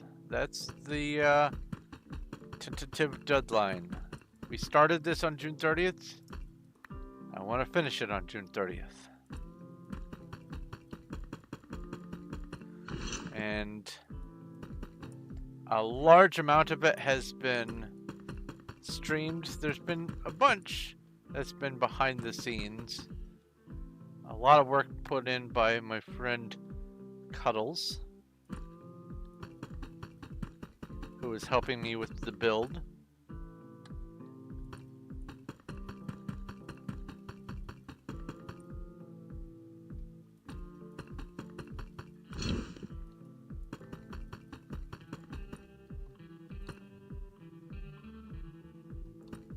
But it is 243 blocks on each side, including height, and it all fits above sea level. And when I realized that you could do that amount of space above sea level with modern Minecraft, that's what finally made me decide to work on this project. I didn't have to dig out all the way down to bedrock anymore. I could just build. So happy. Hello, Sacred. You have a box. Oh, there's a horde of skeletons. Thank you, Cuddles. RPG battle. Do I have enough space? I have space. Well, enough space for what? I could always make more space. I have lots of PVs.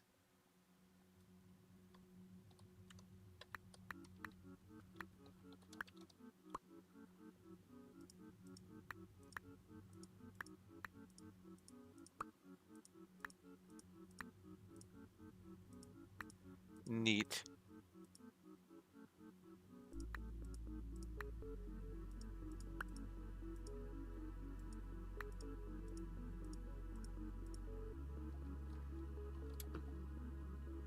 Uh, 29, 28.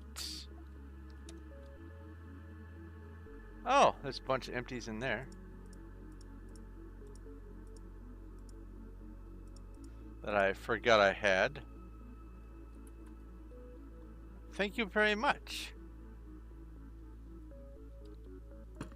Cuddles, if you need some, I have a whole bunch now.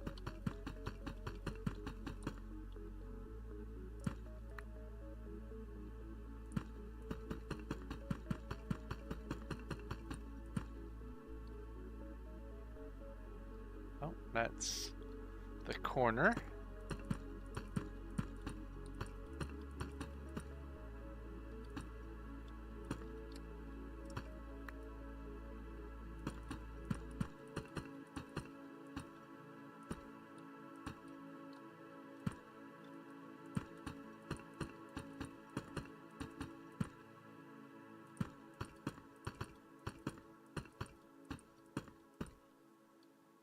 Oh, there is a Pokemon that I've never seen before. Galvantula. Probably a steel spider.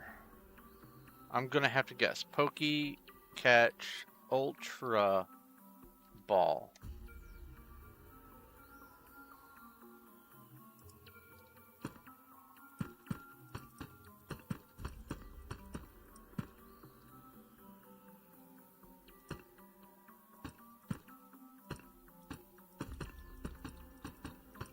Well, thank you very, very much, Sacred.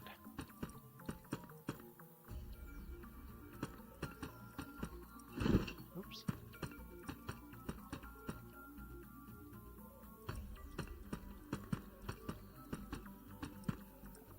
An electric spider. Oh, yeah, because to galvanize, it takes electricity to do it. But the metal part in my mind was you typically only galvanize metals. So the spider is not itself galvanized, it is galvanizing. Emphasis on the zing. Oops. Hooray! Let's see what it looks like. I caught it. Refresh.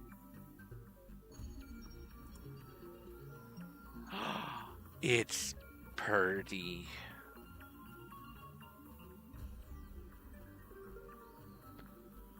Here, let me put you in. What is it? Team 3. What?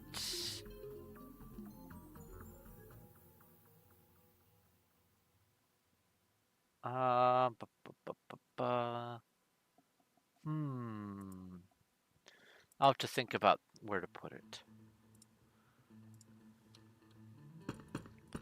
You only get to 3 teams. I have a goth team. I have an eldritch horrors team, and I have a creepy crawlies team. And I'll have to weigh my options to the creepy crawlies because my creepy crawlies is full. And let's see here.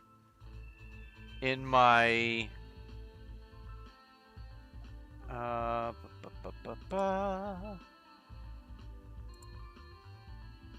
in my team 3, I have a Sizzlipede, a Scoropy, an Arachnid, a Wheezing, a Grimer, and a Slugma. And I'm happy with all of these. I might I might swap out the sizzlipede with another spider thing. But I really like the water spider. We'll see. We'll see. Cancel, close. What are you?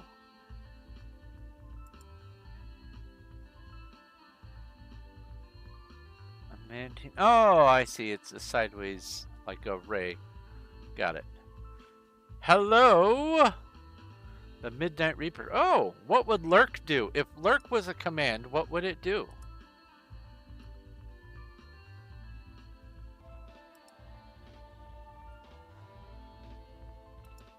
Let's see here. Make a lurk command.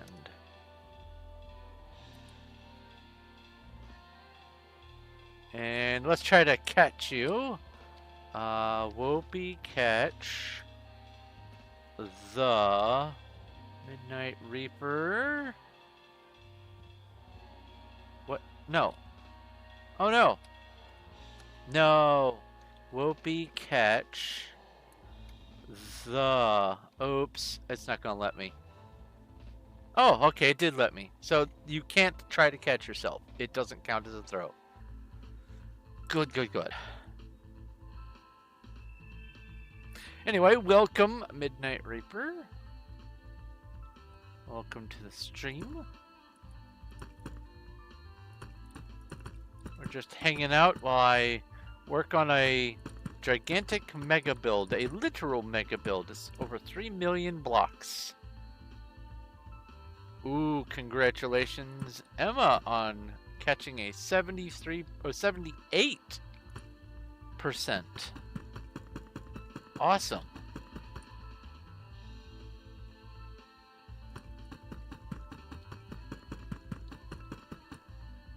I know if we threw enough whoopee balls at it, one of us might catch it. You're so tired. Oh no. Why are you tired? Are you late for bed or early for waking?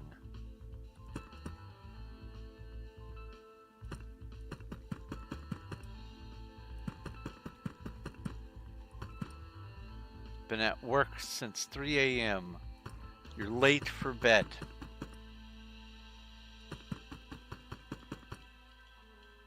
Since 3 a.m. yesterday. Yikes.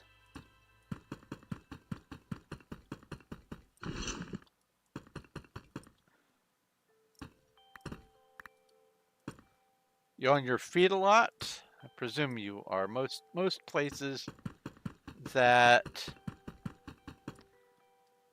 require you to be, or that have available to be working at 3 in the morning, tend to be stuff on your feet.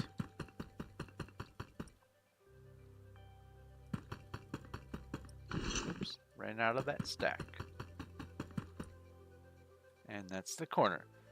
Paid 800, nice. Sacred's been up for 2 days. I used to be able to do that just all the time. Hello, Sacred. Ooh.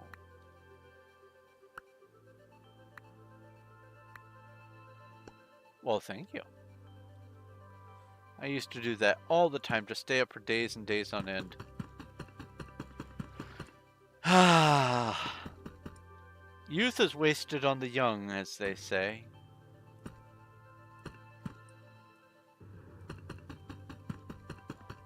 At this point, I could probably pull an all-nighter once or twice in maybe a month.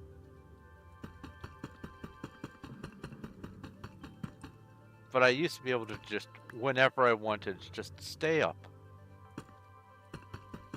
Without a care in the world. Ooh, there's a horde of wolves in Twitch chat. RPG battle.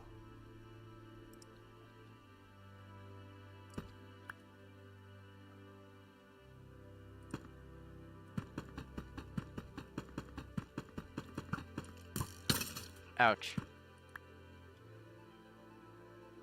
As Groucho Marx would say, you're only as young as the woman you feel.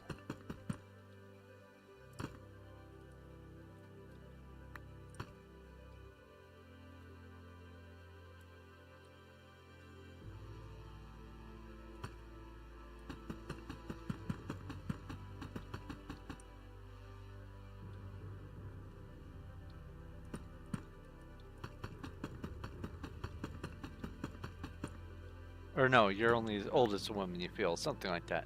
Anyway, I have grown to realize that naps are an amazing part of life. Naps are the lifeblood of existence.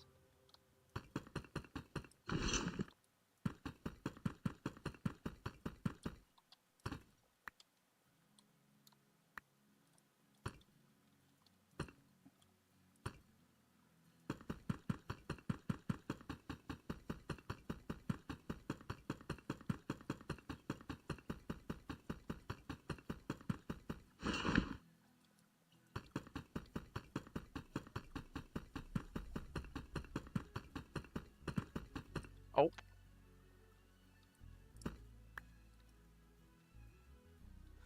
That's one of the downsides to running the place that you're working at is you tend to have weirder hours.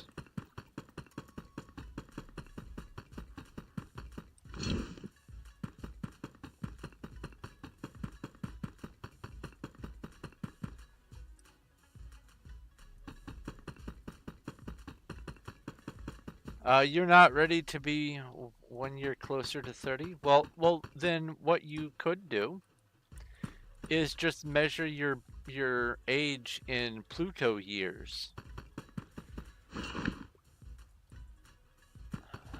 Pluto has not yet gone one revolution since it was discovered.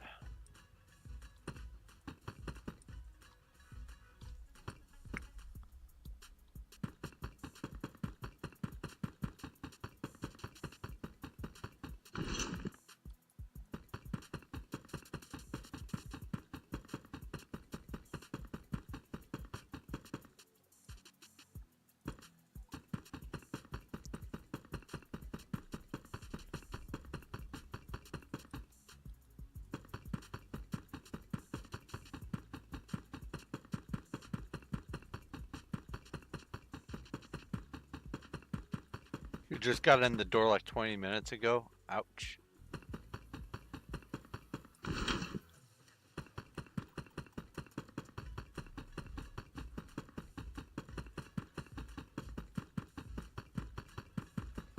I've run computer shops, game shops, bookshops, and a couple others. And I can tell you, oh, well, there goes those blocks. I can tell you that if I never have to do it again, I'll be thrilled.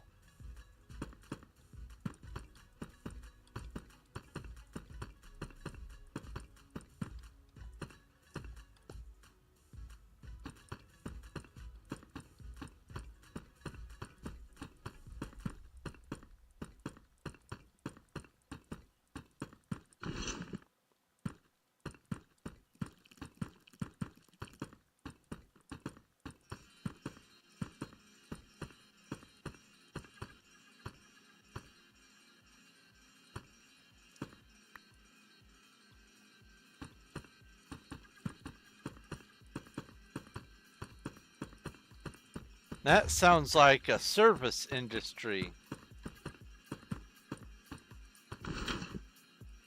Skipped a block. There we go.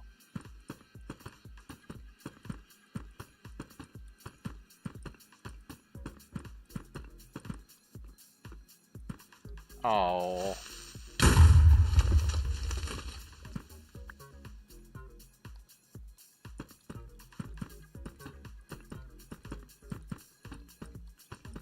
What job is it that you have?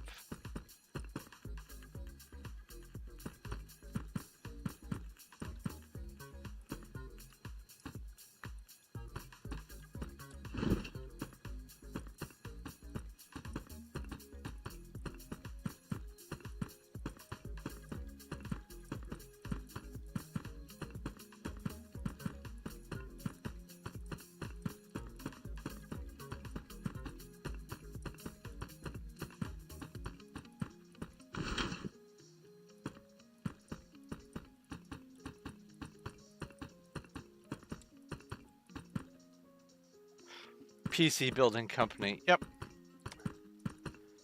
Yep. Been there, done that.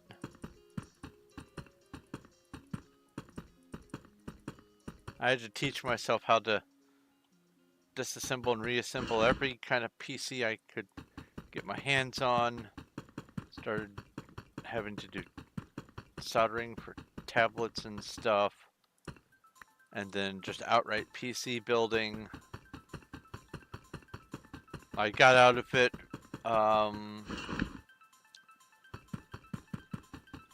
I'd say I got out of it while Windows 7 was still at its peak.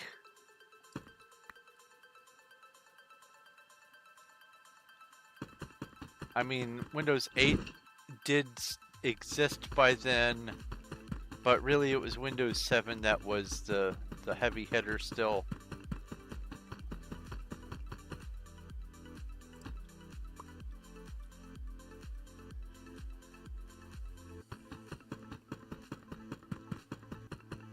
But I would do mostly repairs, but also I'd go around and get parts and build. Let's take this and put you here. Take this, put you here. Go PV28. Take this and put you here. I made a mistake.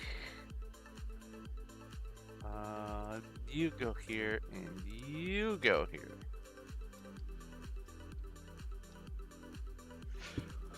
Windows XP was great, but then once I saw how good Windows 7 was for so many different things that I was actively using, and I started using Windows 7, I would still be using Windows 7 today, literally, if most platforms didn't need the infrastructure from Windows 10 and up. It's as a matter of fact, my last computer is still there. It's Windows 7, and everything on it saying this needs to be updated to Windows 10 to be able to use this software properly on like 10 different things. And if I was 100% certain that all my stuff would work as is after an upgrade, I would consider it. But I'm very apprehensive about upgrading stuff. Having worked in the computer industry, I know how frustrating upgrading can be if you have some software that relies on certain things.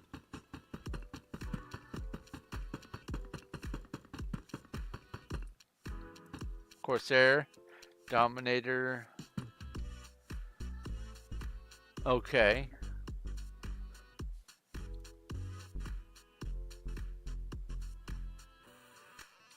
Oh, there's a Shellos. Oh, I missed the Shellos.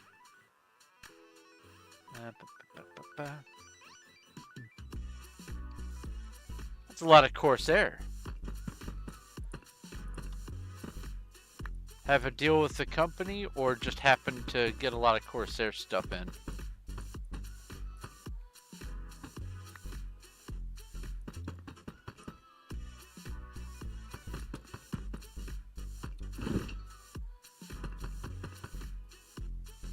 There's a Horde of Wolves. RPG battle. I will say, I don't remember having to return many Corsair products. Everything else had about anywhere between a 3 and a 5% return rate on anything. RAM, motherboards, you name it. Any circuit integrated thing, even mice, had about a 3 to 5% just outright, out of the box, broken, didn't work.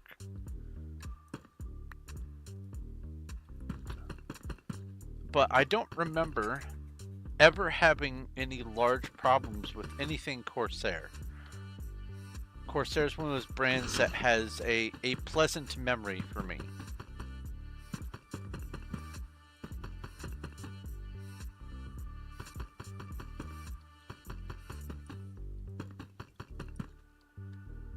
Deal with the company.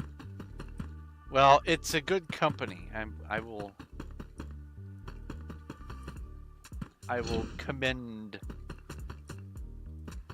the functionality of their stuff. They may not have all of the best and brightest, but what they have, it works.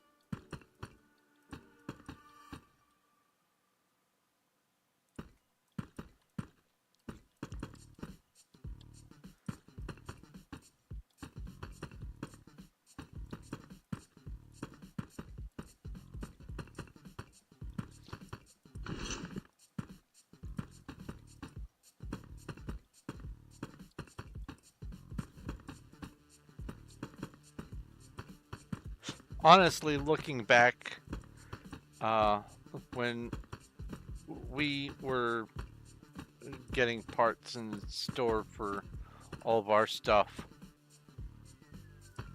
we should have just seen if we could have made a deal with some company or another. That way we didn't have to worry about, okay, well, we're out of this style motherboard now, where are we going to get the next bulk bunch of it? We could just have a supply and not have to worry about it. But water under the bridge, you live, you learn. Or you don't learn, if you're some people, I suppose.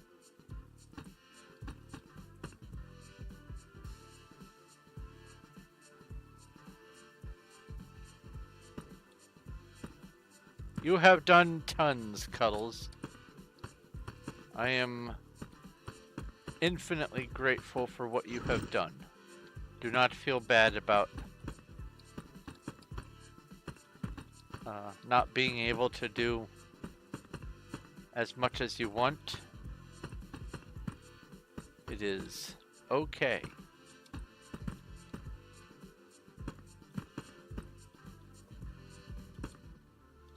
And at this point, no matter what, I'm pretty certain that I can, if it comes down to it, I can just do an extended stream and just grind to get this built in the last few days. So we are on pace for being pretty well at it.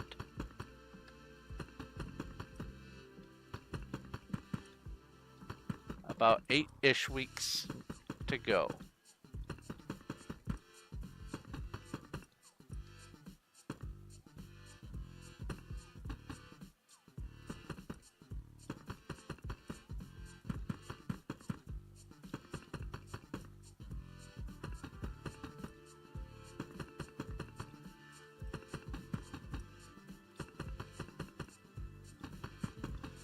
But yeah, when it comes to building and repairing computers, I don't know why, but my favorite thing to replace on laptops was the screen.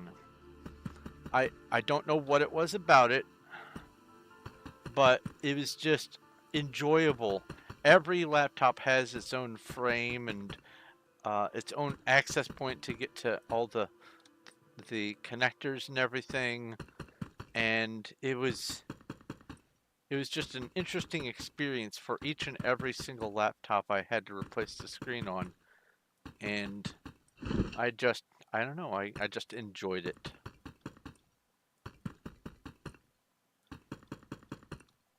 It was very satisfying when, after putting it together, all the screws were used to put it back, and the screen snapped together just right.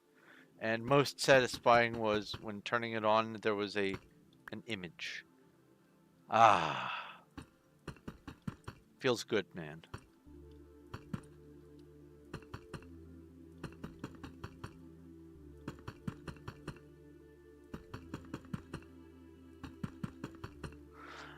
But I have been so out of the loop in PC building that when I went to build this one that I've got now, I discovered that towers just no longer come with a place for optical drives. I guess DVDs and CDs and Blu-rays and all that are out of fashion or something. If I want to watch one of my movies over there, I have to use a USB plug-in optical drive. It feels weird not having bays on the front of my computer. All I've got is 3 red fans spinning at me.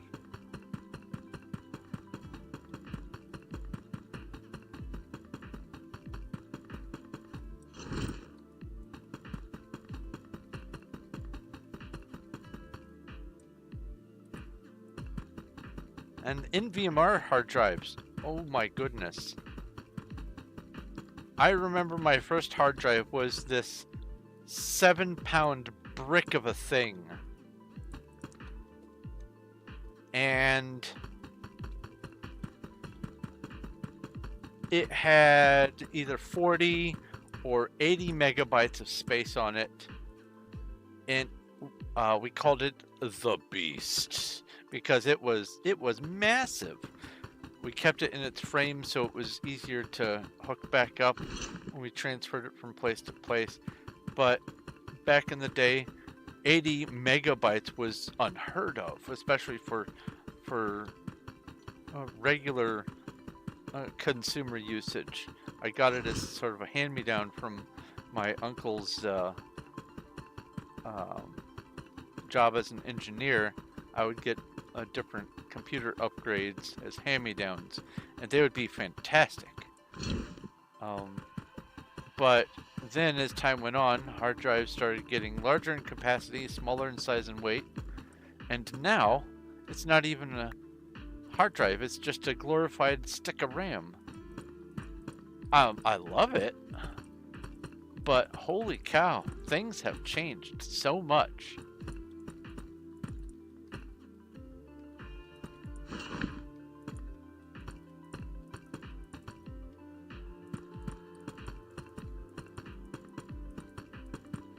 Oops.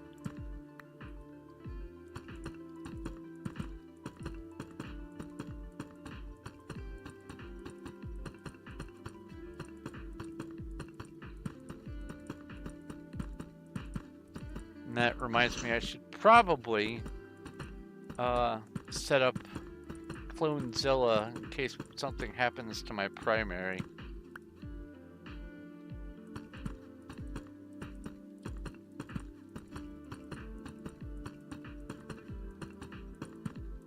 Because the one thing about these stick drives is, unlike hard drives that can get bad sectors and stuff and still generally run for a long time, these, when they go bad all at once, and nothing is retrievable. Oh, there is a horde of spooters. RPG, Cast, Rage, and RPG Battle. 10 spooters. Nice.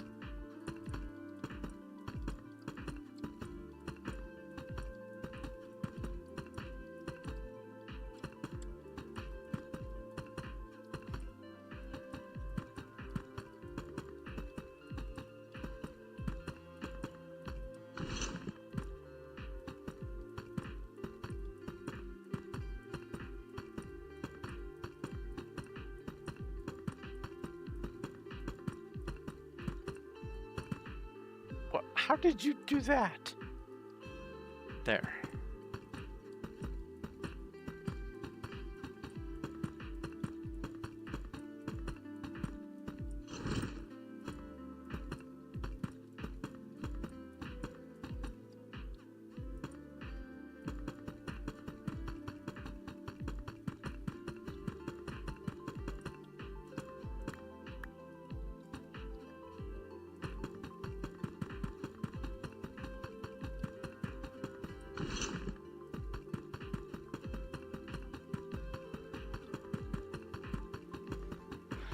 Alright, after this ring, it's just the middle stuff to deal with. Home stretch. Probably will be done before 1. Should be.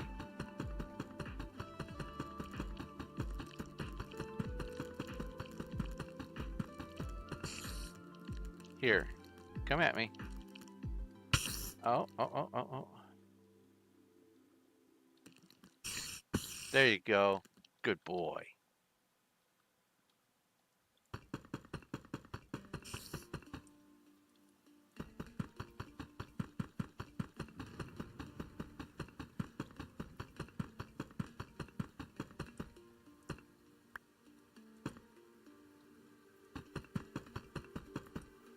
A Puchina.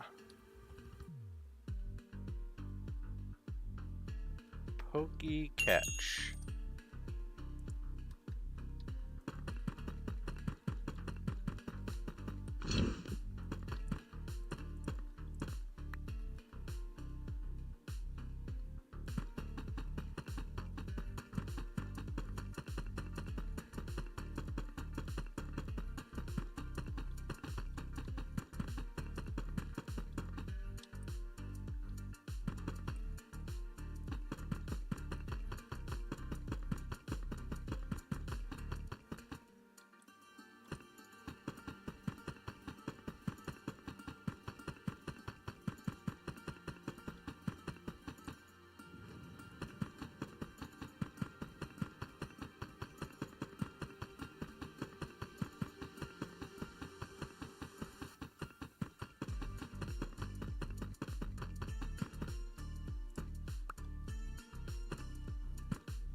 Okay.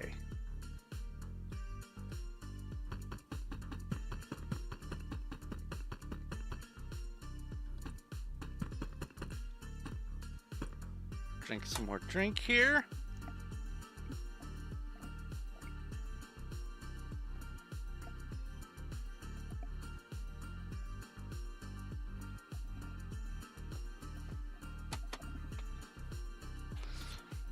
Sit up straight in my seat. In my chair, rather. Difference between a seat and a chair is a seat is basically tied down, whereas a chair can move around. However, the part that you sit on of a chair is called the seat.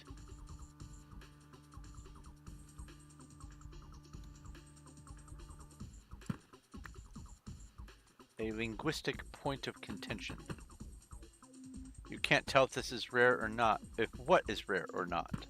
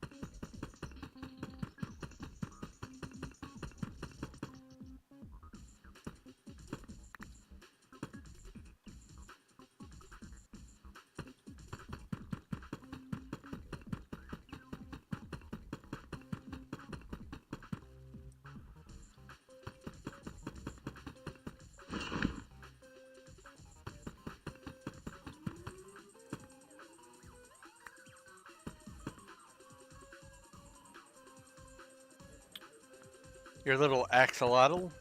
The rarest color is blue. Blue does not exist on its own in Minecraft, you have to breed axolotls to get the blue ones. And they are, I think, 1 in 1,000.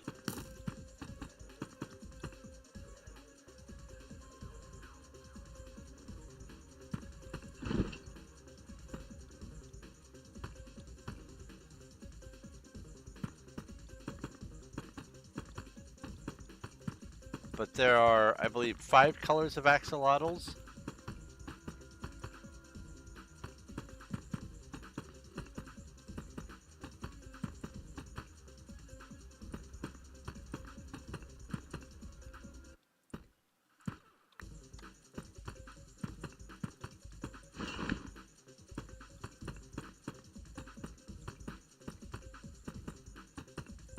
And unfortunately, when you scoop them up with a bucket, it doesn't tell you what color they are.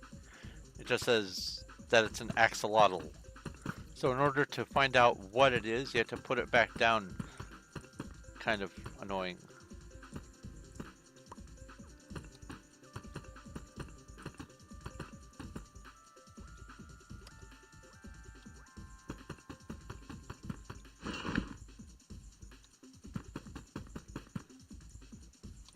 At least with the tropical fish, once you have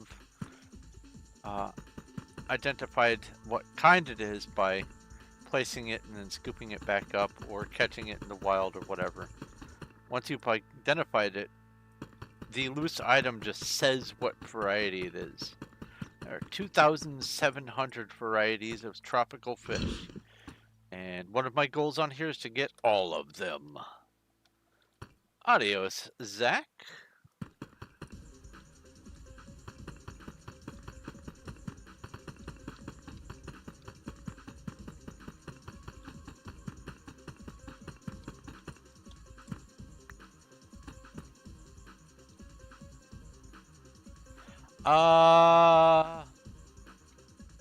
I don't believe it tells entities. Let me see if I can identify it. TPA Sacred.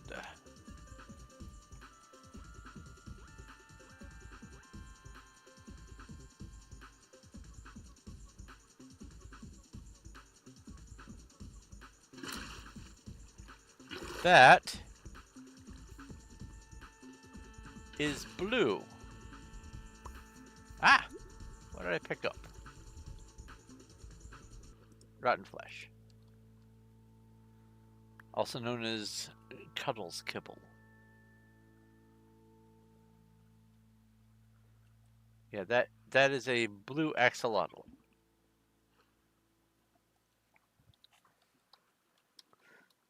Back.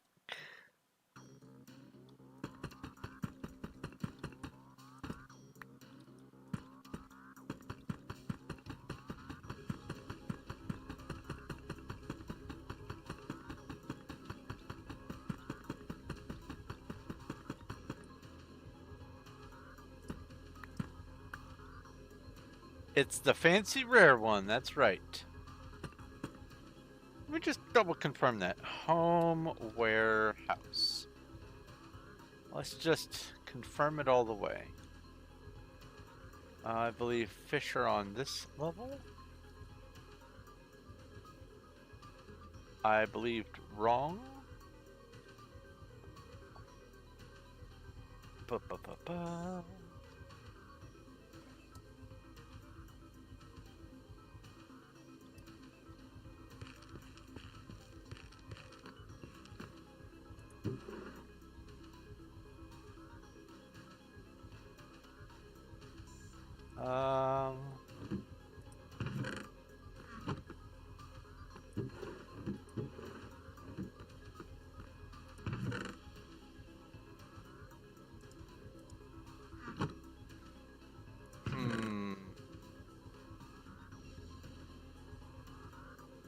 Okay, so there's white, white,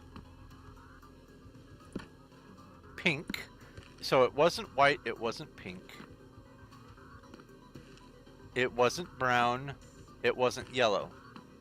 So it was absolutely blue.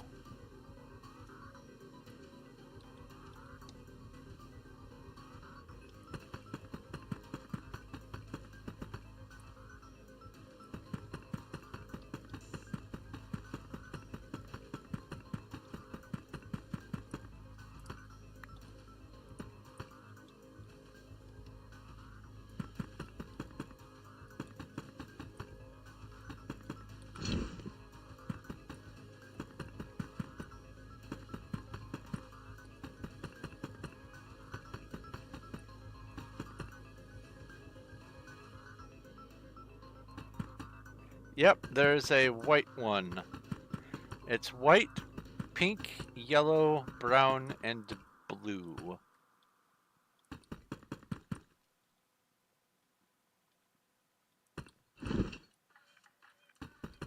The one that you placed was absolutely a blue one.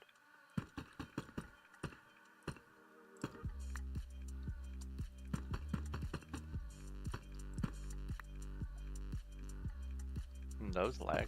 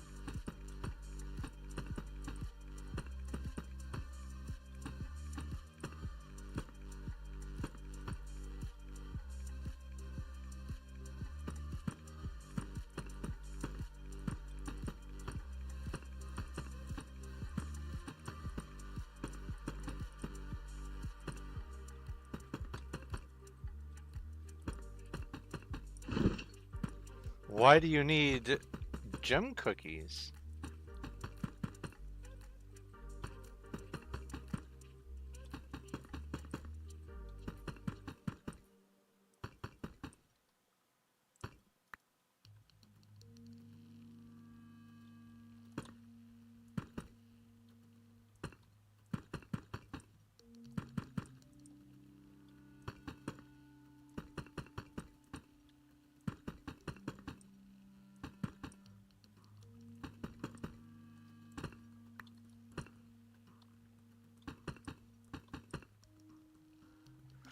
Oh, server transferring.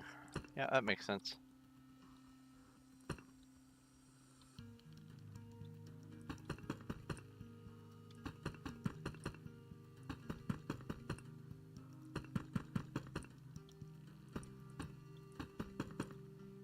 The fun thing is, once you get a blue axolotl, you can just breed blue axolotls for days.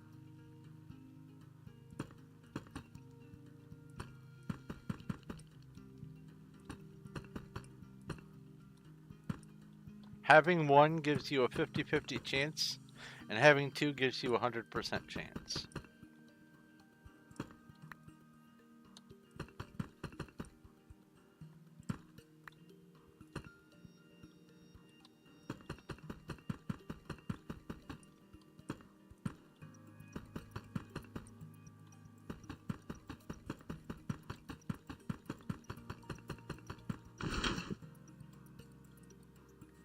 Oh, PB2.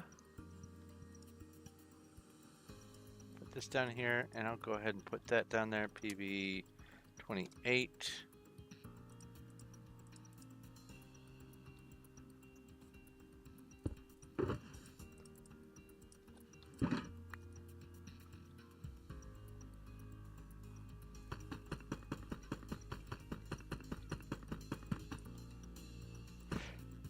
Yeah, you do need two for a 100% chance, but as long as you've got one, that's a 50-50 chance. And that beats 0.1% any day.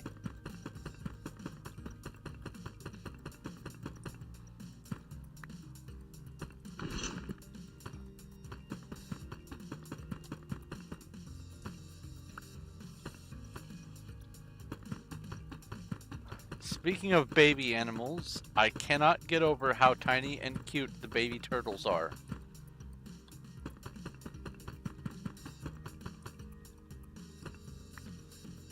There's something with simians called cute aggression, and I think other animals have it too.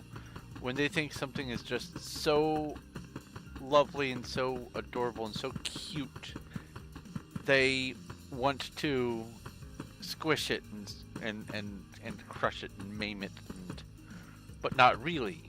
But they don't know what to feel, and so they just respond with chaos. And it's called cute aggression. Something is so adorable that it drives us crazy. I love it.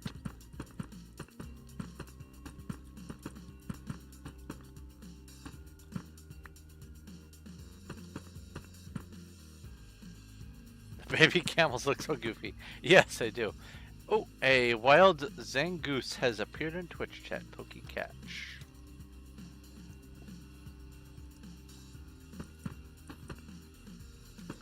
Maybe I'll just stick around on this stream until the torches are done too.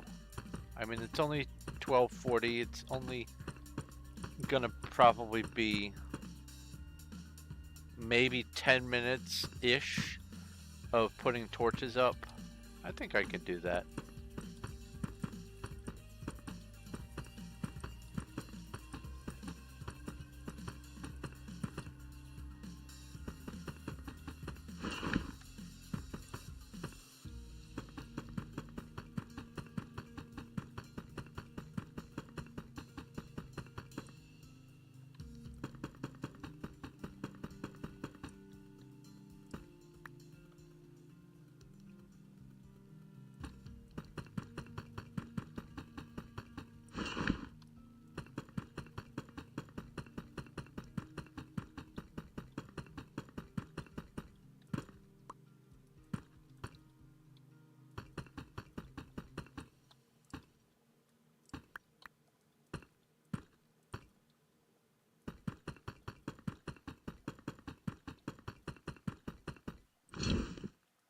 Hey, I cut the zangoose.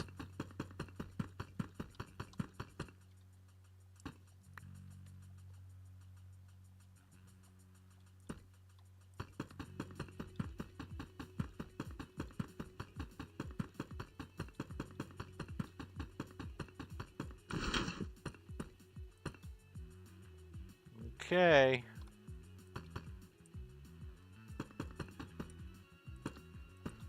One, two, three, four, about 4 more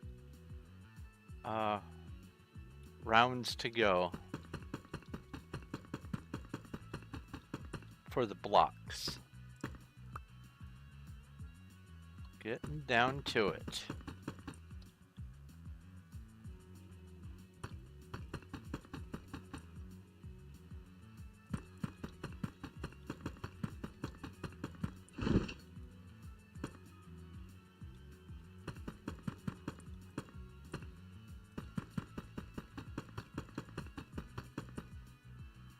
A horde of sand crabs has appeared in Twitch chat. RPG cast Venom. RPG battle.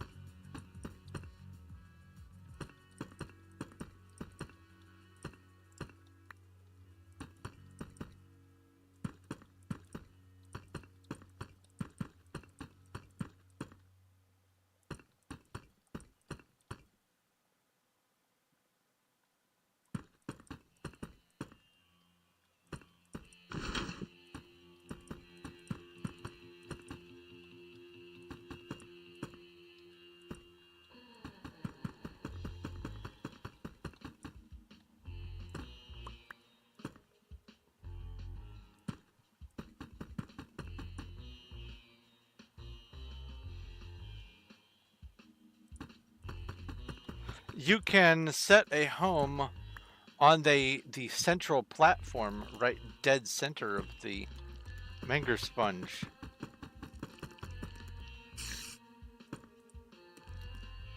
Hey, long time no esquizzle.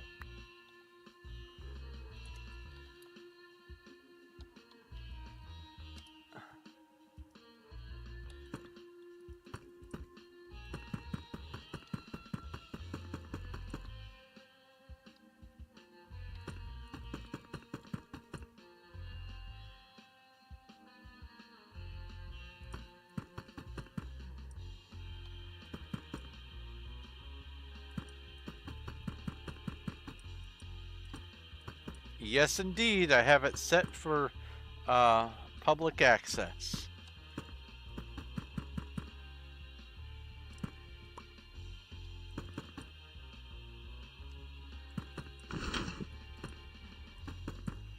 Which means, because it's the platform is not the only thing in that column, as long as you're anywhere within the vertical space of that,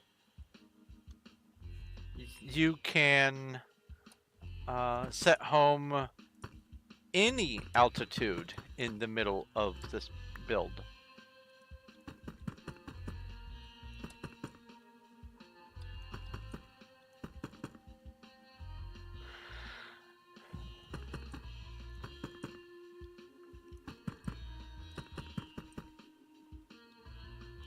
And I would help you find the middle, but that feels like that's a fun adventure. So I'm going to leave you to that.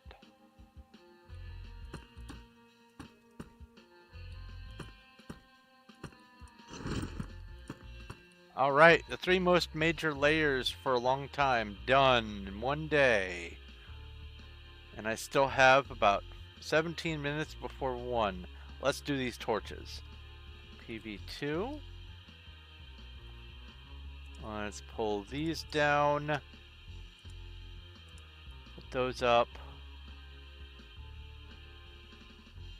And let's make sure that my feet are as close as I can get them. And now we do this.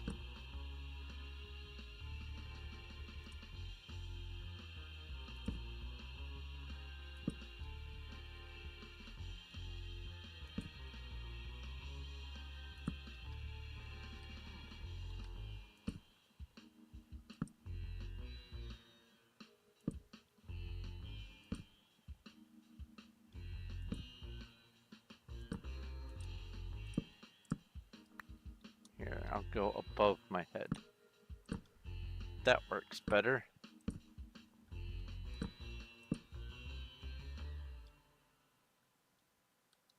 Ah.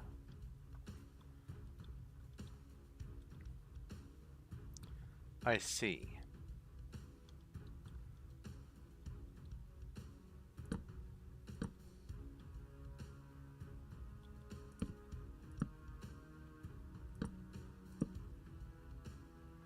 This track, every time I hear it, it makes me want to play Doom.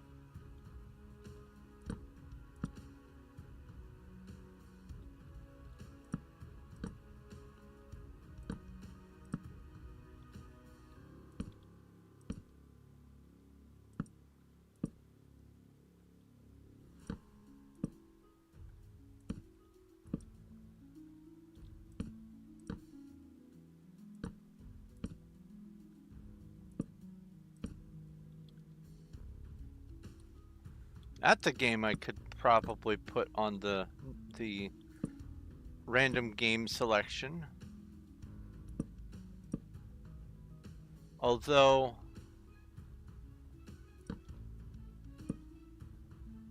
it's hard to just pick back up with Doom.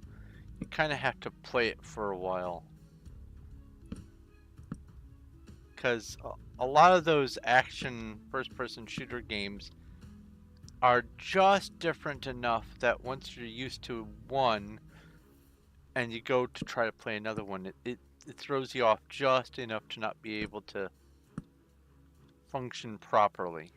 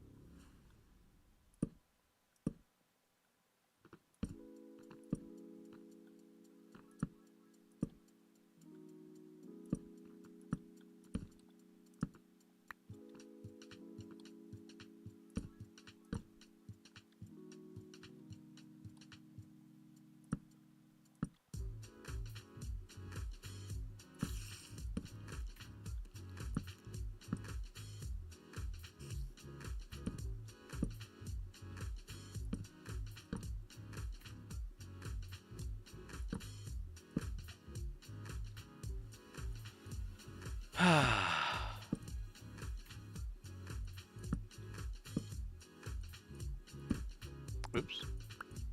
Didn't mean to double place.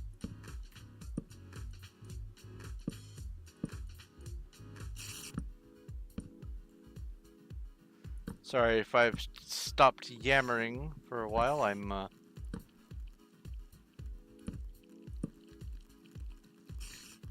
kind of focusing a bit.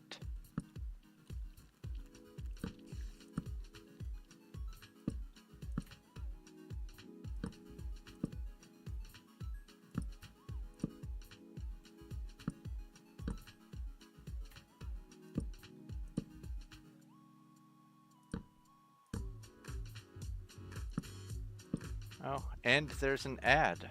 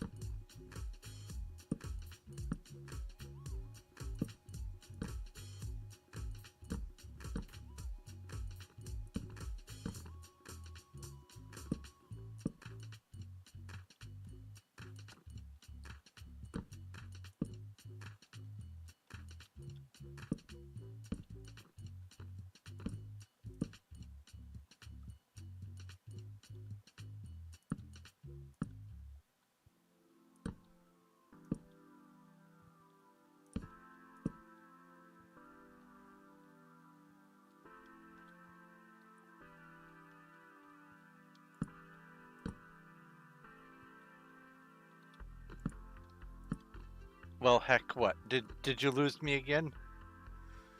Oh, there's a horde of flying harpies. RPG make 100 stone arrow. And RPG battle.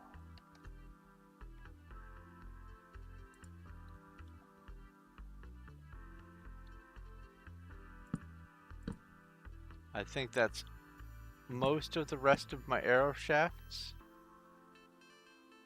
But I should be good for at least a couple more flying hordes.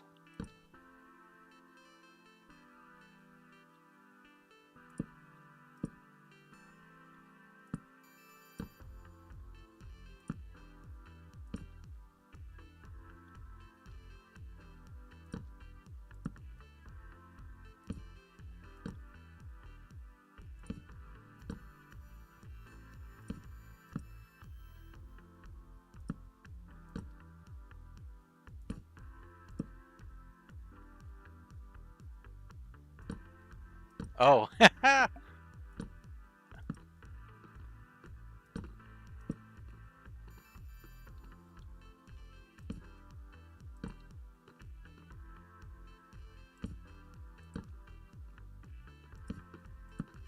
I'm up here, I'm up here. Ah, I'm no longer up there.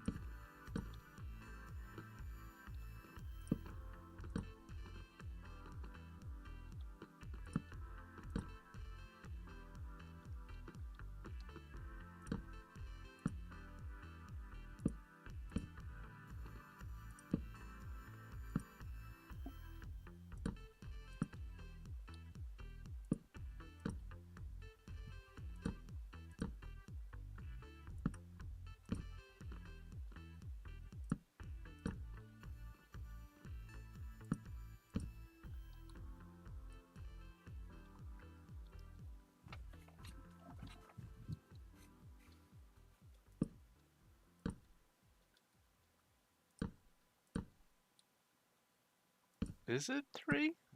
Actually, yeah, I think you might be right.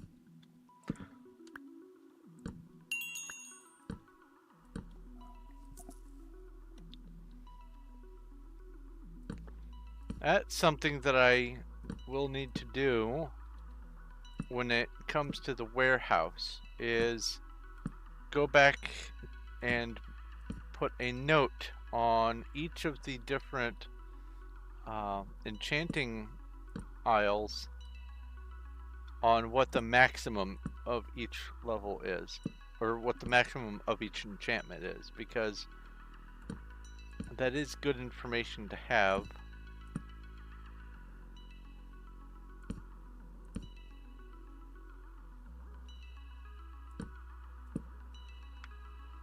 A new Pokemon. Catch.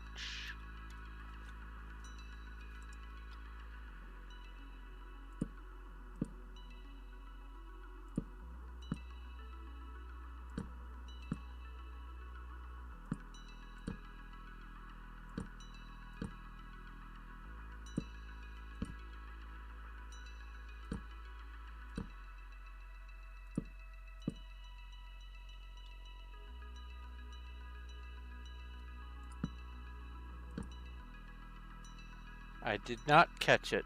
Sad.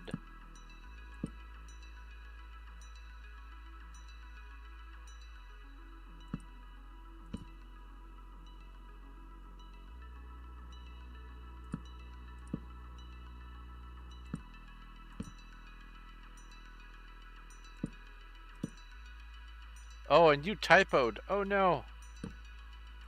Oh, but you typoed after the Pokemon.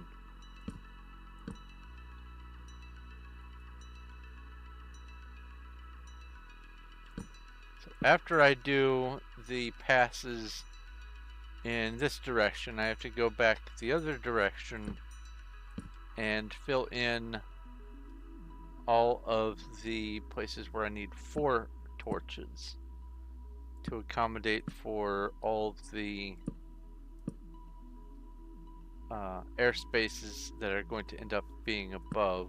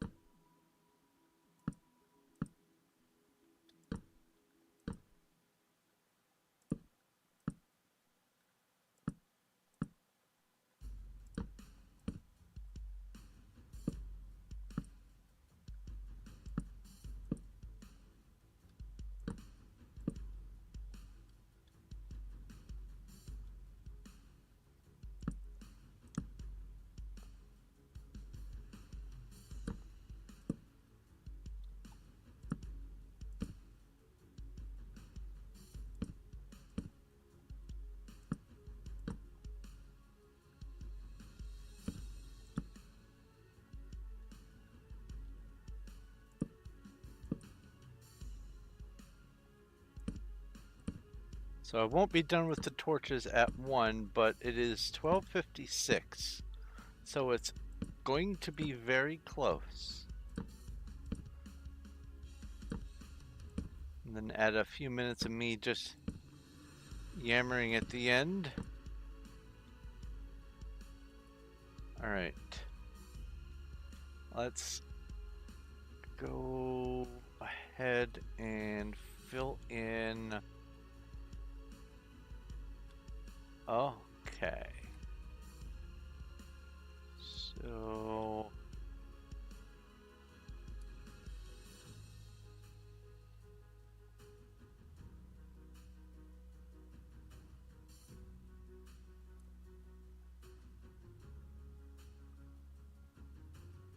all of these get doubled. Time zone buddies, indeed.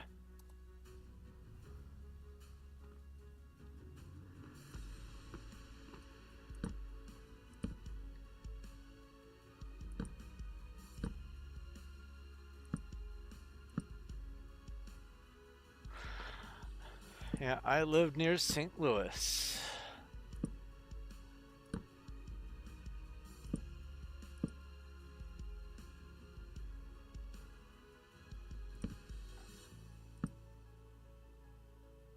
Dripstone.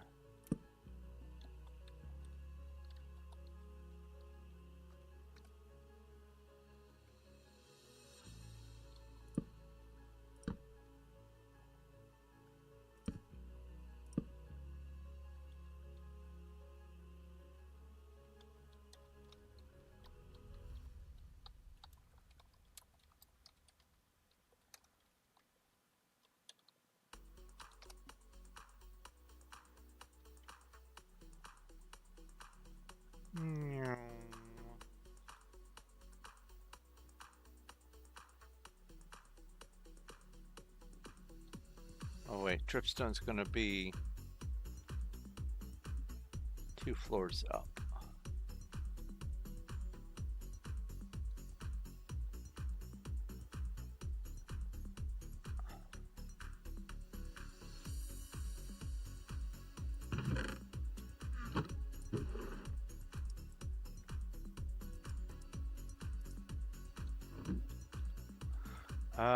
Trade S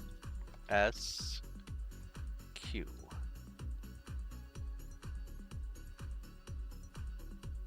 Boop boop and boop.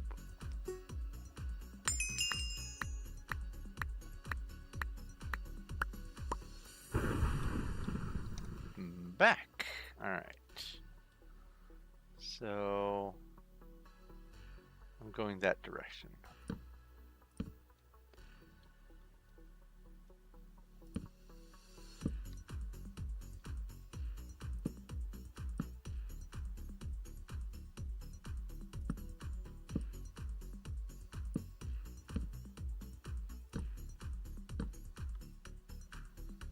Now I do these 3 same way.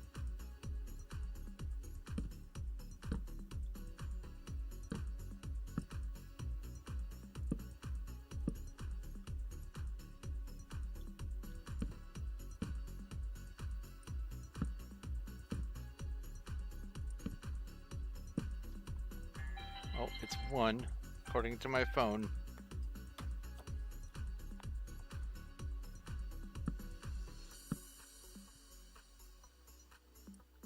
There is a horde of wolves in Twitch chat. RPG battle.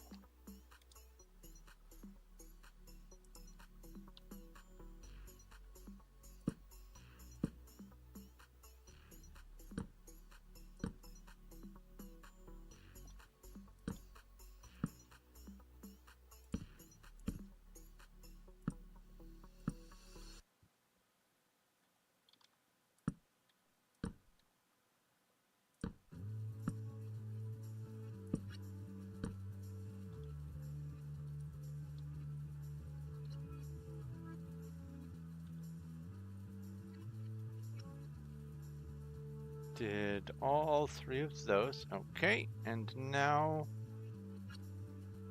it'll be all 3 of these.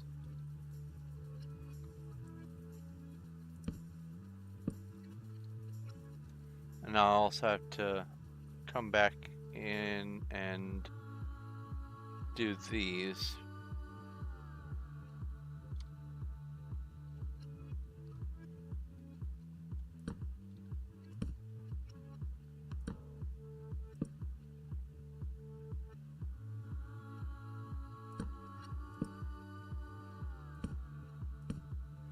And the reason why I have to add 4 torches to some of these areas is I also have to worry about illuminating above, because right above these 8 of the tier 1s, there is going to be... Oh, did I get turned around?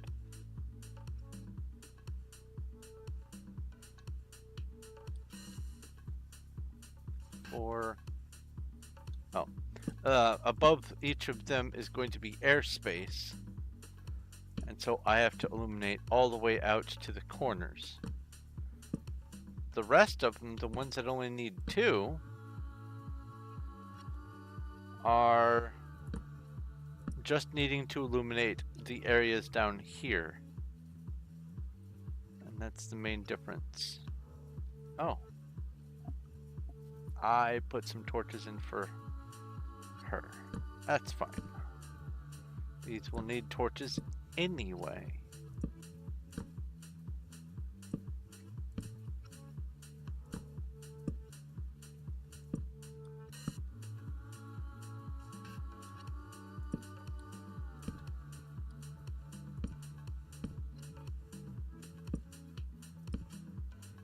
Okay. And now I just have to do all 3 of these long ways, and then I'll be done.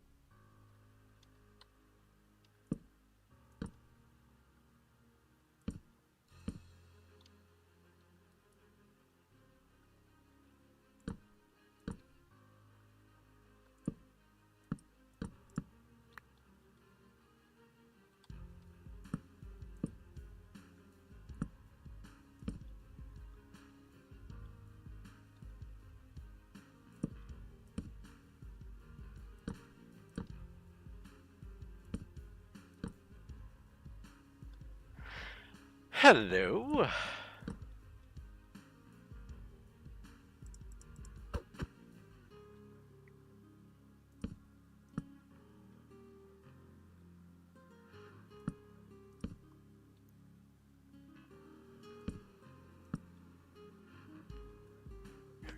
The axolotl, that's cute.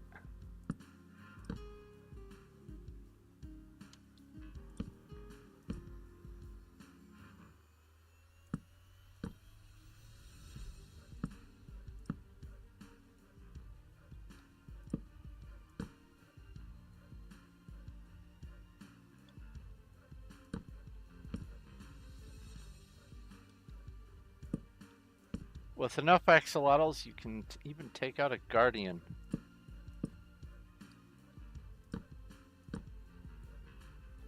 Mostly because when the guardian gets hit, it gets briefly staggered and it has to interrupt its attack.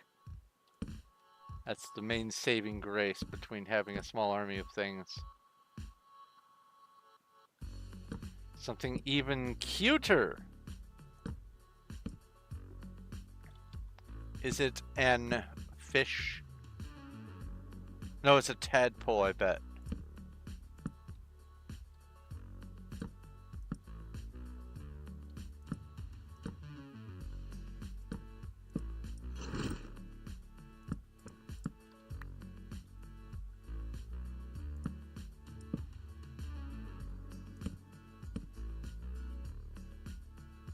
That's one thing I don't understand about this server specifically. You can breed frogs to get a tadpole, and the tadpole is fine, but it will just vanish. It cannot turn into an adult frog. Don't know why.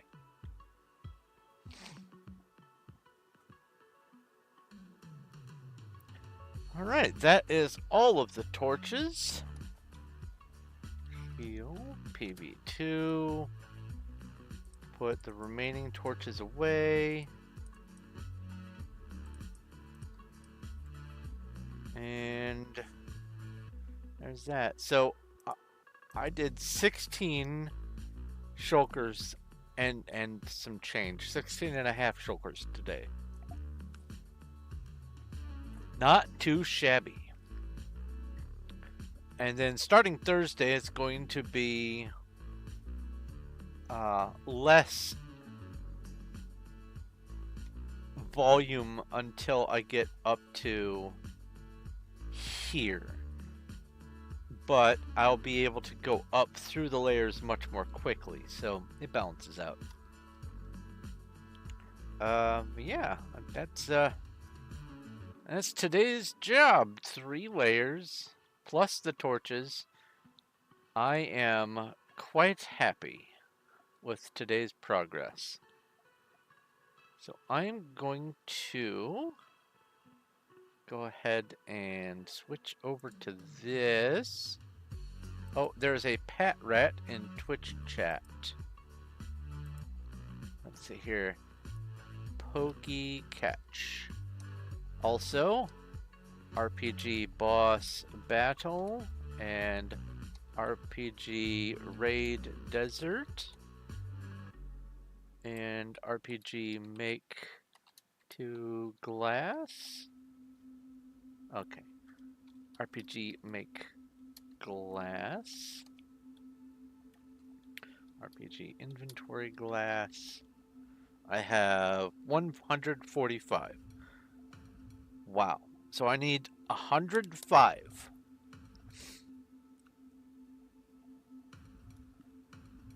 Incroyable. Anyway, let's see what we've got going on over here. Bring this up.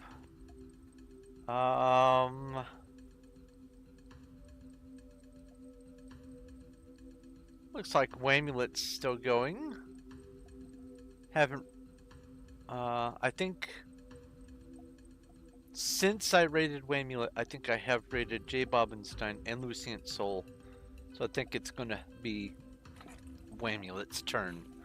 So let me go ahead and preemptively put in the raid message. Or that's not the right place for the keyboard. There we go. RM.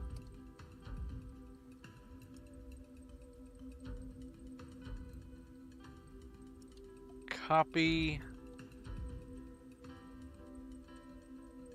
Yeah, it's just one of us raiding over. Well, I guess two of us, but you know what? That's fine. Okay, there we go. And I will just go ahead and go /raid Whamulet in preparation. So anyway, thank you guys very much for watching. If you have any questions, comments, or suggestions, leave them down in the YouTube comment section or over on the Discord. I have a link down below for that. All you have to do is pick a role. Ooh, there's a horde of slimes. RPG battle. If you like this content, please give it a like over on YouTube, obviously. And if you have not yet already, please subscribe on YouTube and follow on Twitch. I'm streaming on both platforms and continuing to grow, and every one of you is important to me. So thank you very much. Oh, let's see here. No, there were no other redemptions on here that showed up. So, okay. Couldn't test that out, but that's all right. Any other business? Tomorrow's going to be Star Explorers. I've decided I want to start just going at it. If I end up with another dud of a planet, or of a map, so be it. But I want to get to the point where I can actually make some progress and get that achievement out of the way. It's a tough achievement, and getting it is a pain in the butt. And I am persistent. So that's what tomorrow's going to be, followed by Starbound on Wednesday. Some more adventures with Illinois Smith, probably some of the questing that is at the Ark. And then after that on Thursday will be more of this, Menger Sponge. And then hopefully, I know I keep saying this, but hopefully this weekend is going to be less hectic for me, and I'll be able to do some streaming over the weekend. It also looks like at least 1 or 2 days this week I'll be able to do maybe an early stream before I do my this main stream from 7:30 to midnight. I might be able to get in a couple of hours earlier in the day. We'll see how that goes. But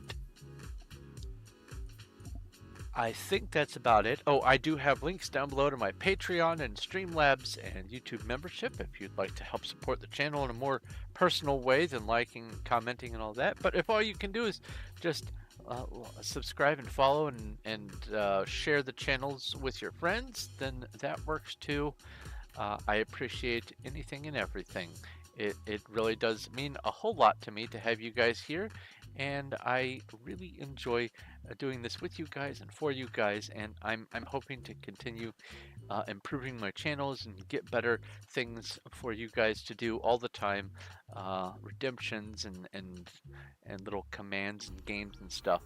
I want to keep you guys entertained, even if I may not be the most riveting person. I want my chat to be at least fun to hang out in. But that is going to be it for me for today. So thank you once again for watching. This has been Thorn of Night playing Minecraft on the... oh wait, Amulet's raid settings do not allow you to raid at this time. What? That threw me off. Okay, I'll do Jay Bobenstein then. No, I'll do Lucient Soul. Lucient Soul only has 4. Lucient is playing Vampire Survivors. Nice. So I'll go raid Lucient Soul. And just in case, I'll go ahead and put that raid message back up. Anyway, this has been Thorn of Night playing Minecraft on the Performium Wild SMP, building a Manker Sponge monument. And I will talk to you later. Let's go raiding.